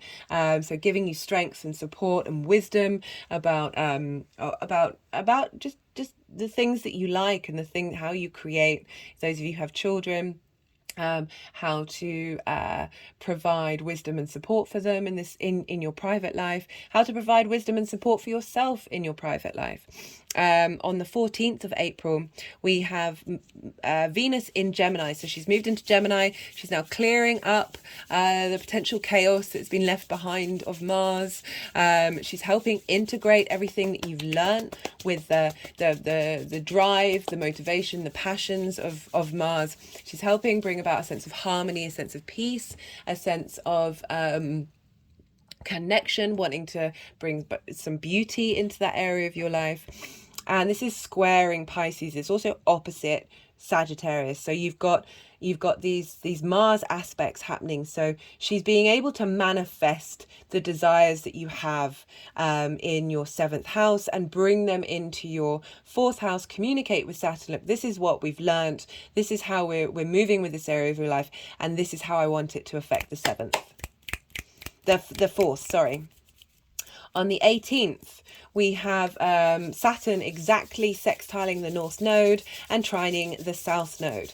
So the North Node has been moving through your 6th house of work, health and routine. Maybe you've actually felt a lot of motivation to get up and go and do these things, of sort of striving for it. But at the same time, we've got Scorpio, the South Node in Scorpio moving through your 12th house of that which is hidden, the hidden concepts of yourself, the mystery, the house of mysteries. There can be a lot of magic happening there. Also, there's like you're refining who you are with that South Node transit. Oh, just my head is just rolled back and it's moving back and forth. when I was talking about that. Oh. So like with this sextile and trine, which is aspect of Venus, aspect of Jupiter, lots of yes, lots of abundance, lots of facilitating inspiration, all that energy of what you've been learning through this fixed sign eclipse cycle is being funneled into Saturn in your fourth house, and Saturn's able to then cultivate it and apply it to those areas of your life. And the final aspect is the 13th of May. This is when Venus now moves into Cancer, and she'll be trining Pisces. So this is, again, your 8th house. This is shared resources. This is the outside world, inheritance, all of those things. And at the same time, the moon will be conjunct Saturn in your home life. And so we've got a lot of water energy happening here. And fire and water, you know, I'm hopefully going to talk a bit more about that in the next introduction of these elements don't traditionally work clearly to one another, but it's about finding an emotional connection to your passions. And so we've got this shared resources house, and we've got with all this water, and you've got your fire energy of self. And so it's really, there's a stillness to water, there's a stillness to earth that fire and air can suddenly they move very fast, can find a bit difficult because there's more speed with those elements. There's water and earth are held by gravity, whereas fire and air, there's a real speed of movement, there's a directness to it. This transit is really asking you to slow down in and be receptive and be internal and let things come inward. In order to be able to tap into your intuition and tap into those really those transitory feelings that you may have, and with Venus moving through the 8th, this can bring about connection and harmony. You know, as I said, you've been working through your 7th house with that Mars transit. So with Venus moving through the 8th, of being able and receptive to the give and take of receiving benefits and boons from the outside world that are bringing some wisdom and some opportunities to your private life, to your home and who you are.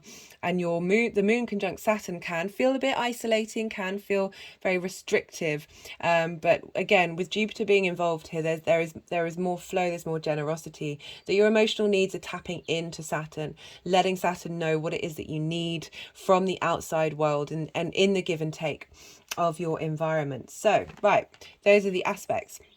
I'm going to move these cards around. Well, I'm not going to move them around. The energies are moving these around. So I'm going to see what they want to do and how they want to be.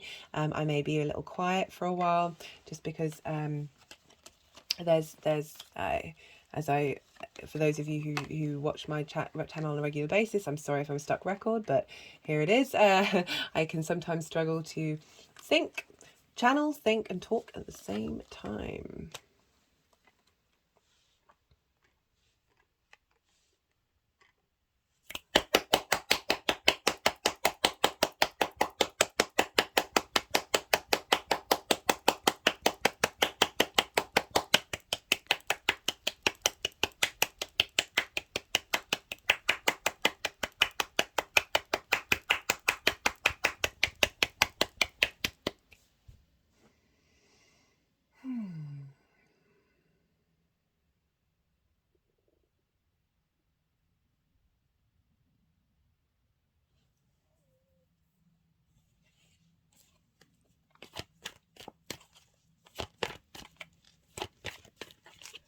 Getting the energy that one more card.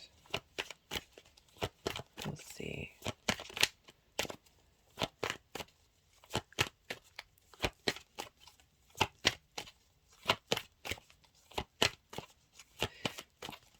Yeah, so as a fixed sign myself, who's just had Saturn in an angular house, as I said, this is different because this is a Jupiter ruled sign, but it was difficult.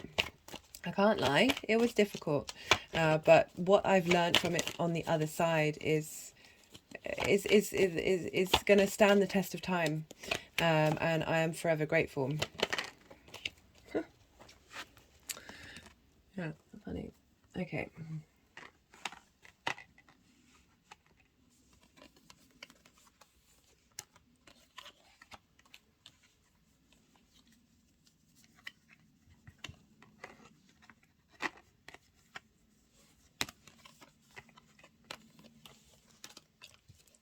had an energetic release of that.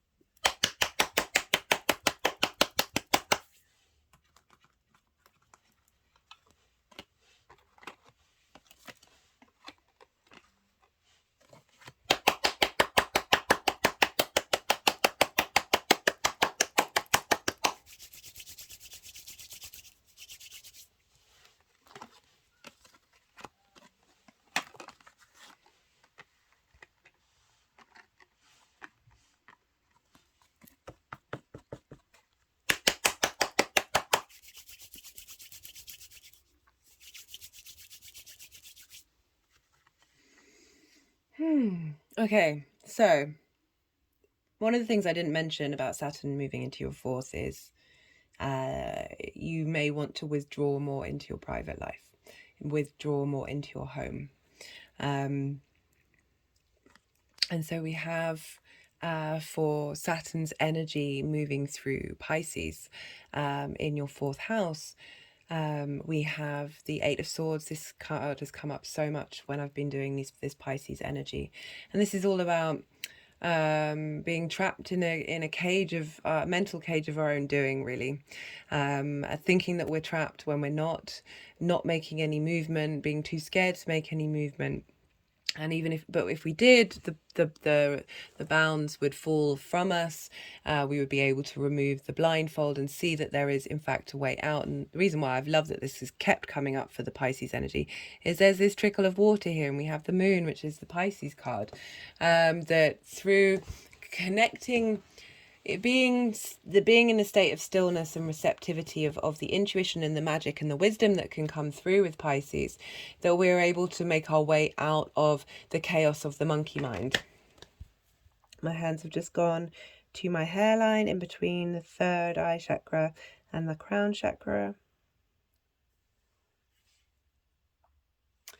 But I feel like this transit is helping you move through that energy, or it's energy that you've already moved through, because through Aquarius moving through Saturn moving through Aquarius, of shedding, of removing the blindfold of the mental constructs that we thought were relevant were actually not.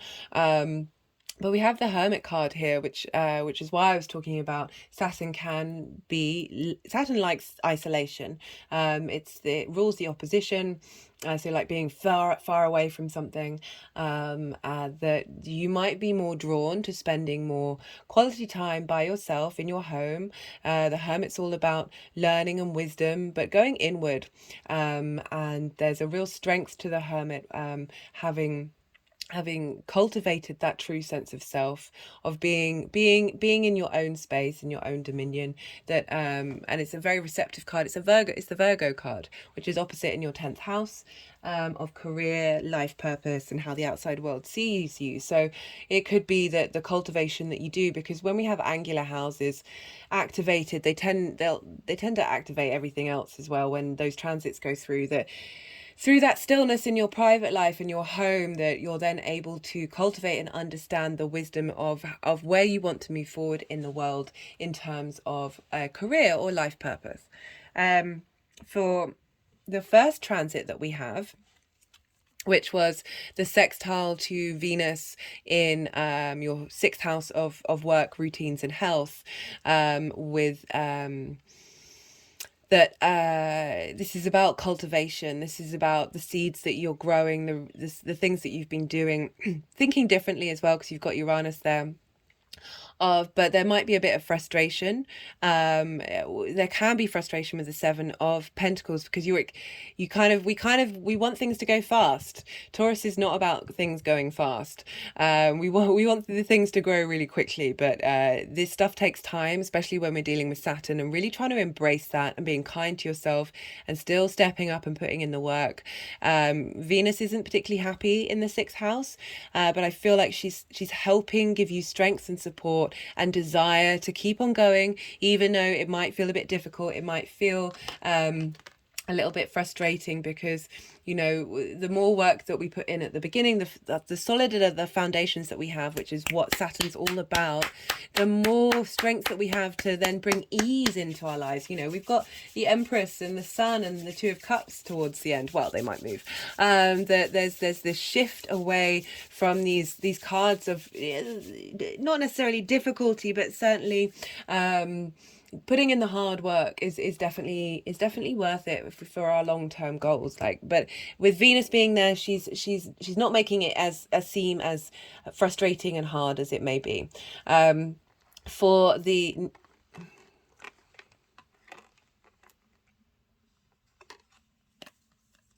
next transit, are they going to move them around again? Okay, interesting. They've stacked them like that.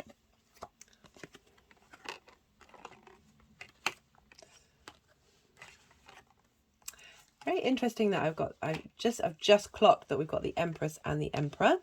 I don't do love readings unless it's a private reading, but this can also represent divine union, also divine union with self, which is more how I try and interpret these cards in these readings, because it's all, my channel is very much about self-growth and self-integration and how that can help the collective.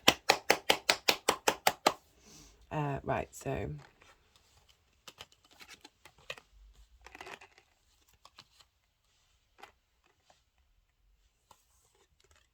I thought I was getting away with them being playful, Sag, because your cards came out quite quickly compared to a lot of the other readings, and there seemed to be a directness there, but no.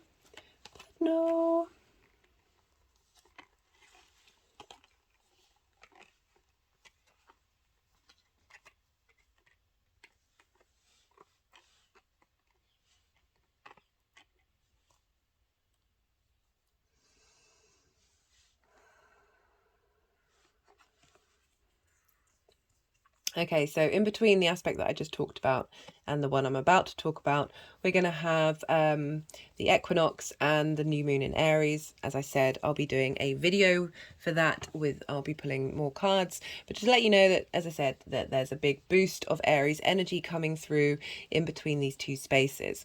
So the next aspect is on the 30th of March. And this is when, as I said, Mars has moved into Cancer now with the moon. This is trining your Piscean energy. So this is shared resources. And we've got Venus and Uranus in Taurus conjuncting, so helping bring some more inspiration to your routine, inspiration to your health. But so we've got this trine. So this card, this is the Two of Wands. This is about learning the lay of the land. This is long-term manifestation energy, but there's an element of frustration at this time. There's a restlessness, there's a wanting to go out on an adventure, but it's asking you to remain still and keep, this figure has the whole world in their hand, of really asking you to tend to cultivating the information that you need, what it is that you truly want and how you truly want to move forward. So I feel that Mars moving through that 8th house, trining, like your emotional needs, you're going to have wisdom and understanding, because it's a trine. So it's about providing insight of what your emotional needs are and what your motivations are in how you share your resources in your home life. So it's really asking you to sort of be, because it's both water signs here, of just being a bit receptive to what's coming through to help give you wisdom to understand this Saturn transit. It's going to be a couple of years now. We're just at the beginning of being in receipt of wisdom, of on an intuitive level of what it is that you need moving forward.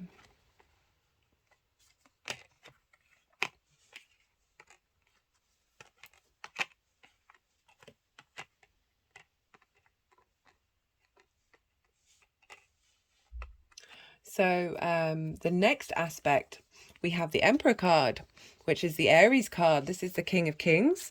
This is for the 11th of April, when Jupiter will be conjunct the Sun in another Cazimi. So this is very much being in your own authority, which is what Jupiter's really wanting to do with that Aries energy, and the Sun is just boosting this and giving more wisdom and more integration, cohesion and elevation for you in that creative area of your life, your creative juices, like your creation power, and how that sparks you, how that gets you motivated, how that gets you really in touch with who you are. I love that the Emperor is coming up. As I said, it's really tapping you into your own sense of divinity, letting you feel very strong in where you're headed and what you're doing. This is definitely these Jupiter and Venus transits through Aries has, as I said at the beginning, really helping us embody our true selves. That's what the Emperor and the Empress are really about. They're not messing around. They know who they are and what they want, and they're not afraid to express that. They're not afraid to be in command of that power. So on the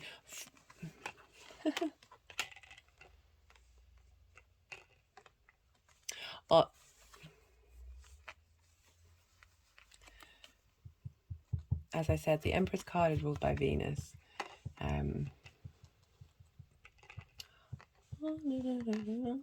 Just had an energetic release then. Okay, so on the 14th of April, Venus is going to have moved into the sign of Gemini. So this is the Venus card. It's very much like the Emperor, but she truly embodies the joy of living in this 3D world. There is fertility, there is abundance, there is opulence, there is connecting into the cycles of the earth. There's a luxuriousness to her, a very much channeling Venus. And so Venus is in your, now for Sagittarius risings, is opposing your Sagittarius self, but clearing, as I said, cleaning up after Mars, basically, helping integrate those actions, that motivations that Mars has now worked itself out with, and helping, like, Venus is all about connection, all about harmony, wanting to bring creativity through. And this is sextiling what's going on in Aries, in your creation energy. Very much linked into amusement, romance, dating, but on a personal level, this is kind of highlighting that you've been able to bring into balance your intimate relationships. And this is squaring Saturn in Pisces. So Venus is kind of helping facilitate into the 3D world the harmony that is desired from those intimate relationships, and how you want that to be built into the foundations of your structure in your home life. Very powerful energy coming through, Sag. So on the 18th, this is when Saturn is sextiling the North Node and trining the South Node. As I said, this is an integration point of everything that we've been learning through that fixed sign eclipse cycle that we're still in. This is the Four of Swords. This is about rest. This is about knowing that you are held by the universe, by God, by your own sense of who you are, however you want to, your higher self, however you want to look at it. That this is asking you during this time to be, as I said, this is a water sign, Pisces. This is, we're dealing with this receptivity, this being in receipt. It's not going out and doing, is letting things come to you. And this is sort of suggesting to you that during this time, I mean, admittedly, Saturn is going to be by sign based, sextiling the North Node and trining the South Node, while the nodes are still in those signs. So this is a longish transit, but the exact point is on the 18th, and it's kind of calling for you to rest. You've got the Hermit card as your overall energy going through this, and you've got the Four of Swords and there's also these cards, they don't represent movement, and there's a solidity to the Emperor and the Empress. There isn't a lot of speed here. This is really calling you to relax, to know that you have time, to know that you can work through this, and you don't need to rush. As a fire sign, I know that can be difficult, but this is asking you to rest in your home or somewhere that is private to you and is intimate to you, and see what comes through. Maybe have a bath. I definitely recommend baths for tapping into Saturn and Pisces and the magic of it, because the bath is giving, with salt water in, is giving that ocean water structure.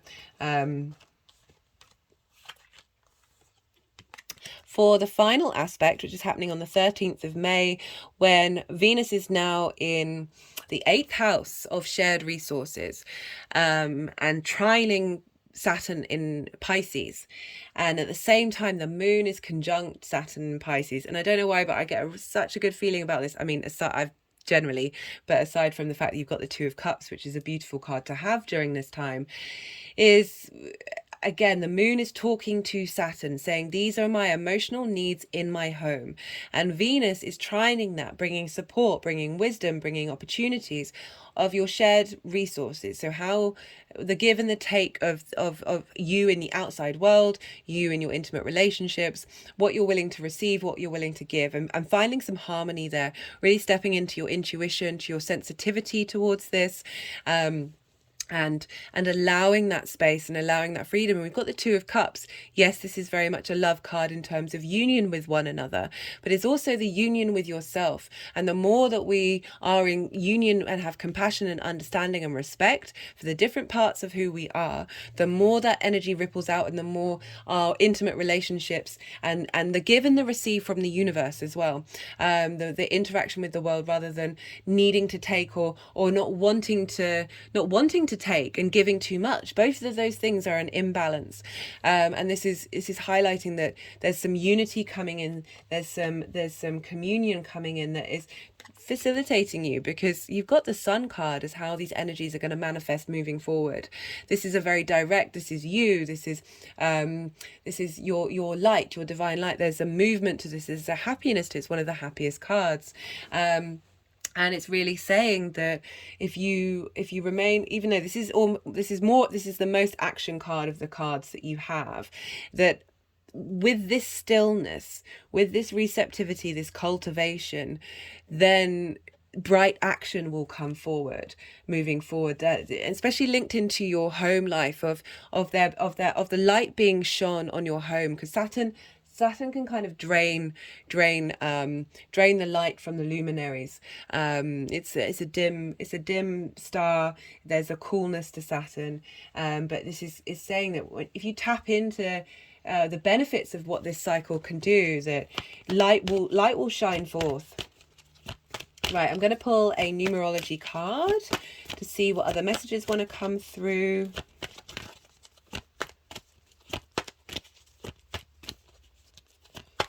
Yeah, some powerful stuff here. Because depending on your chart, if you've got other mutable things going on, Sag, it may feel like there's a lot going on. It may feel like you're being pulled in lots of different directions. But it's mutable. It's like ready, steady flow is what I've been coining. Self-love. This is a 7 card. This has come up before. I've had lots of 7s come up. I really like this is coming up for you, Sag. I mean, as I was talking about, the more this kind of self-love, the more that we integrate that, the more, I'm just going to do one more card. The more that, so what was that one for? That was for,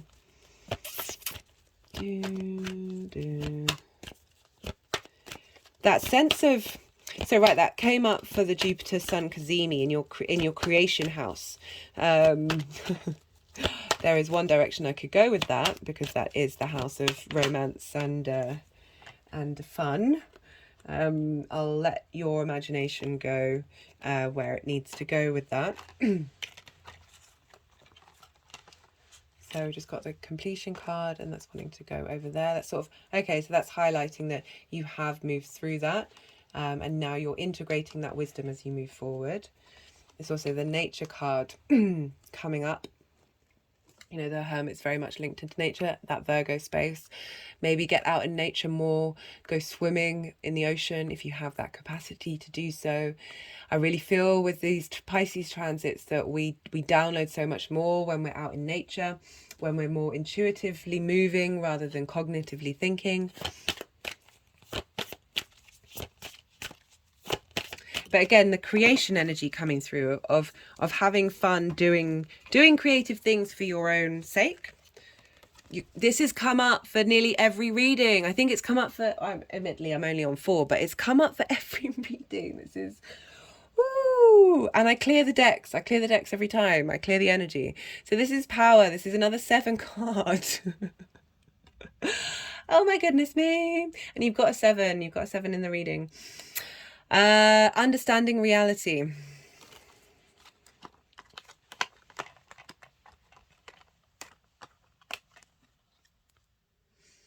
Yeah, as I was saying, like, it's a journey I've certainly gone on with my own creative pursuits. Is the main thing that you focus on is how much you love it. Bring that space of abundance into that. Not about other people. It's not about anybody. It's not even about your own expectations. It's purely the joy of doing the thing itself. And I want another card for you, Sag. I did that. That half flipped. That half flipped. Soul, identity, family. Okay, so I'm getting more. So with the 4th house, and especially with Pisces being there, your ancestors. And again, we're dealing with the 8th house as well with this Cancer stuff. Is your soul it's the soul connections, it's the magical and the mystical of with Saturn moving through there, giving structure of how they communicate with you. Like that. I like that. If that resonates for you guys, yeah, I do limit the magical side of how I think and how I interact. Something I'm certainly going to explore a bit more with that.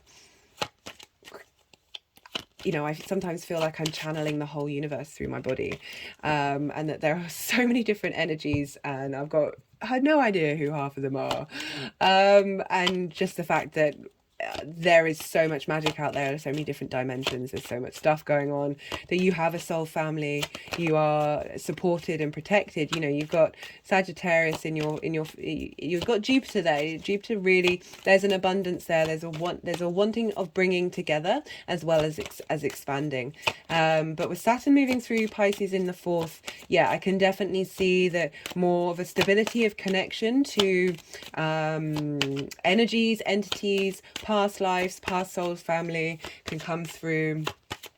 Yeah, I can definitely see how that's a thing. Nope, that was about 5 cards. And by being more receptive, by being in that still space, you allow them to come through. I'm terrible about it. I am a fellow fire rising. It's something I'm really making a conscious effort to try and do, is meditate more, because since Saturn's moved into Pisces, I have started, I wasn't necessarily going do I want to talk about this? I definitely am able to connect better when I'm more in a state of receptivity. Yeah, I may talk about that sometime in the future, about what's going on, but I'm just going to enjoy it for myself for now. But no, I totally get this need for movement, this need for change.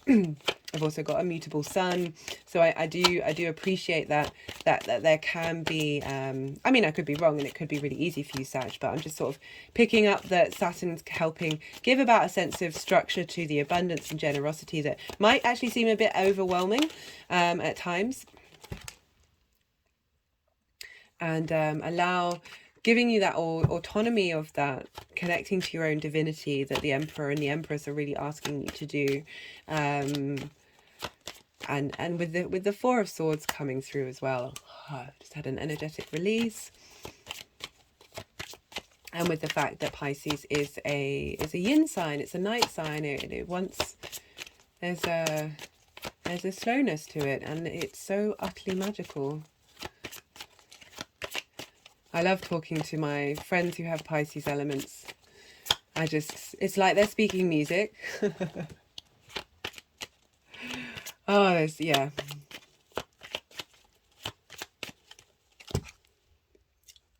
Just had an energetic release then. So the final card I'm doing from the Oracle of the Rising Sun. Let's see what final message wants to come through for you, Sag. Oh, they are being annoying. I'm nearly at 5 hours now. Yeah.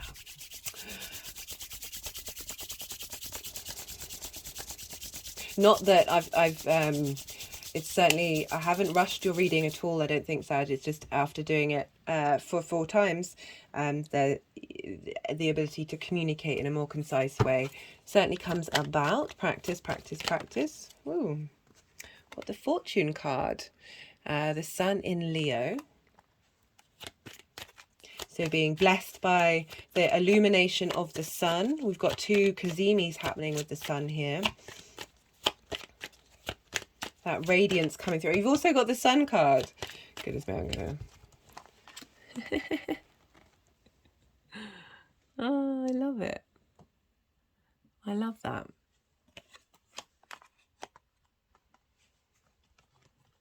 Yeah. I'm interested. That soul identity. That family card. What's it over the top of? Yeah, it's the Emperor card. Right, I really do want one more card from this deck. Just feel like there's something else that wants to come through.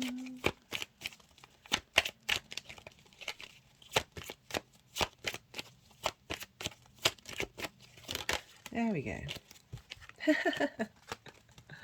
Authority. Mars in Capricorn. Mars likes being Capricorn, but Saturn is all about wanting you to get into your authority in a really healthy way, a really balanced way. Where's Capricorn for you? That's in your 2nd house of your values, which will be sextiling this Saturn in Pluto. Sorry, Saturn in Pisces. Like this a lot. Whether that comes up in your one-to-one relationships or your one-to-one relationship with yourself. That there isn't shame in authority. There isn't shame in power. Like every time I see these words, there is a part of me that sort of flinches from it.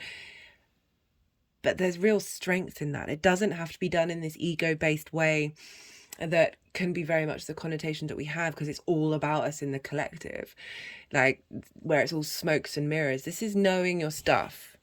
The Capricorn is the long term. We're dealing with Saturn, Capricorn, Saturn in Pisces, and now we've got Mars. Those actions that you take, there's a slowness to them. There's a real slowness in this transit so far. This may change when Jupiter moves into Taurus. But I'm getting this slowness here of slow and steady wins the race. I've been getting it for quite a few of the readings, that channeling how Mars acts in Capricorn and knowing this long-term legacy, that those actions have consequences. My hands are just on my forehead and moving around my face and pressing into the 3rd eye, but I feel it's more like the head. Aries rules the head. Yeah, this transit with Jupiter and Venus I'm loving so much.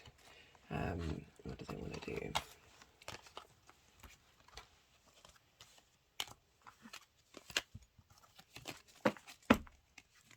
Sometimes they like to stack all the cards together to get a full-blown whack of subtle energy come through for you, Sag. Do hit the like button if this resonated. If you're new to the channel, don't forget to subscribe. Do check out the introduction if you haven't watched it, and the collective reading and the introduction of part 2 and I think this is going to be a 3-part series because I've done an hour for everybody. But do check those out, because this is a long transit. It's a difficult one to navigate. Yeah, just I'm trying to give extra layers to everything so we really can sort of embody and have a not only a felt sense of that Piscean energy, but I'm bringing my Virgo sun in here. I'm helping us bring the context, the nuances, where we can then make up our own decision in our own mind about how we see this energy crop up in our lives. I'm just trying to highlight things so you then may notice things and they'll be like, oh, what does that feel like? Where is that coming from? I really, with my channel, it's all about trying to help provide information so you can look at your own chart and you can sort of work out how these things might manifest for you, write things down, see what's going on. I love it. Anyway, all right, Sag, be well until we meet again.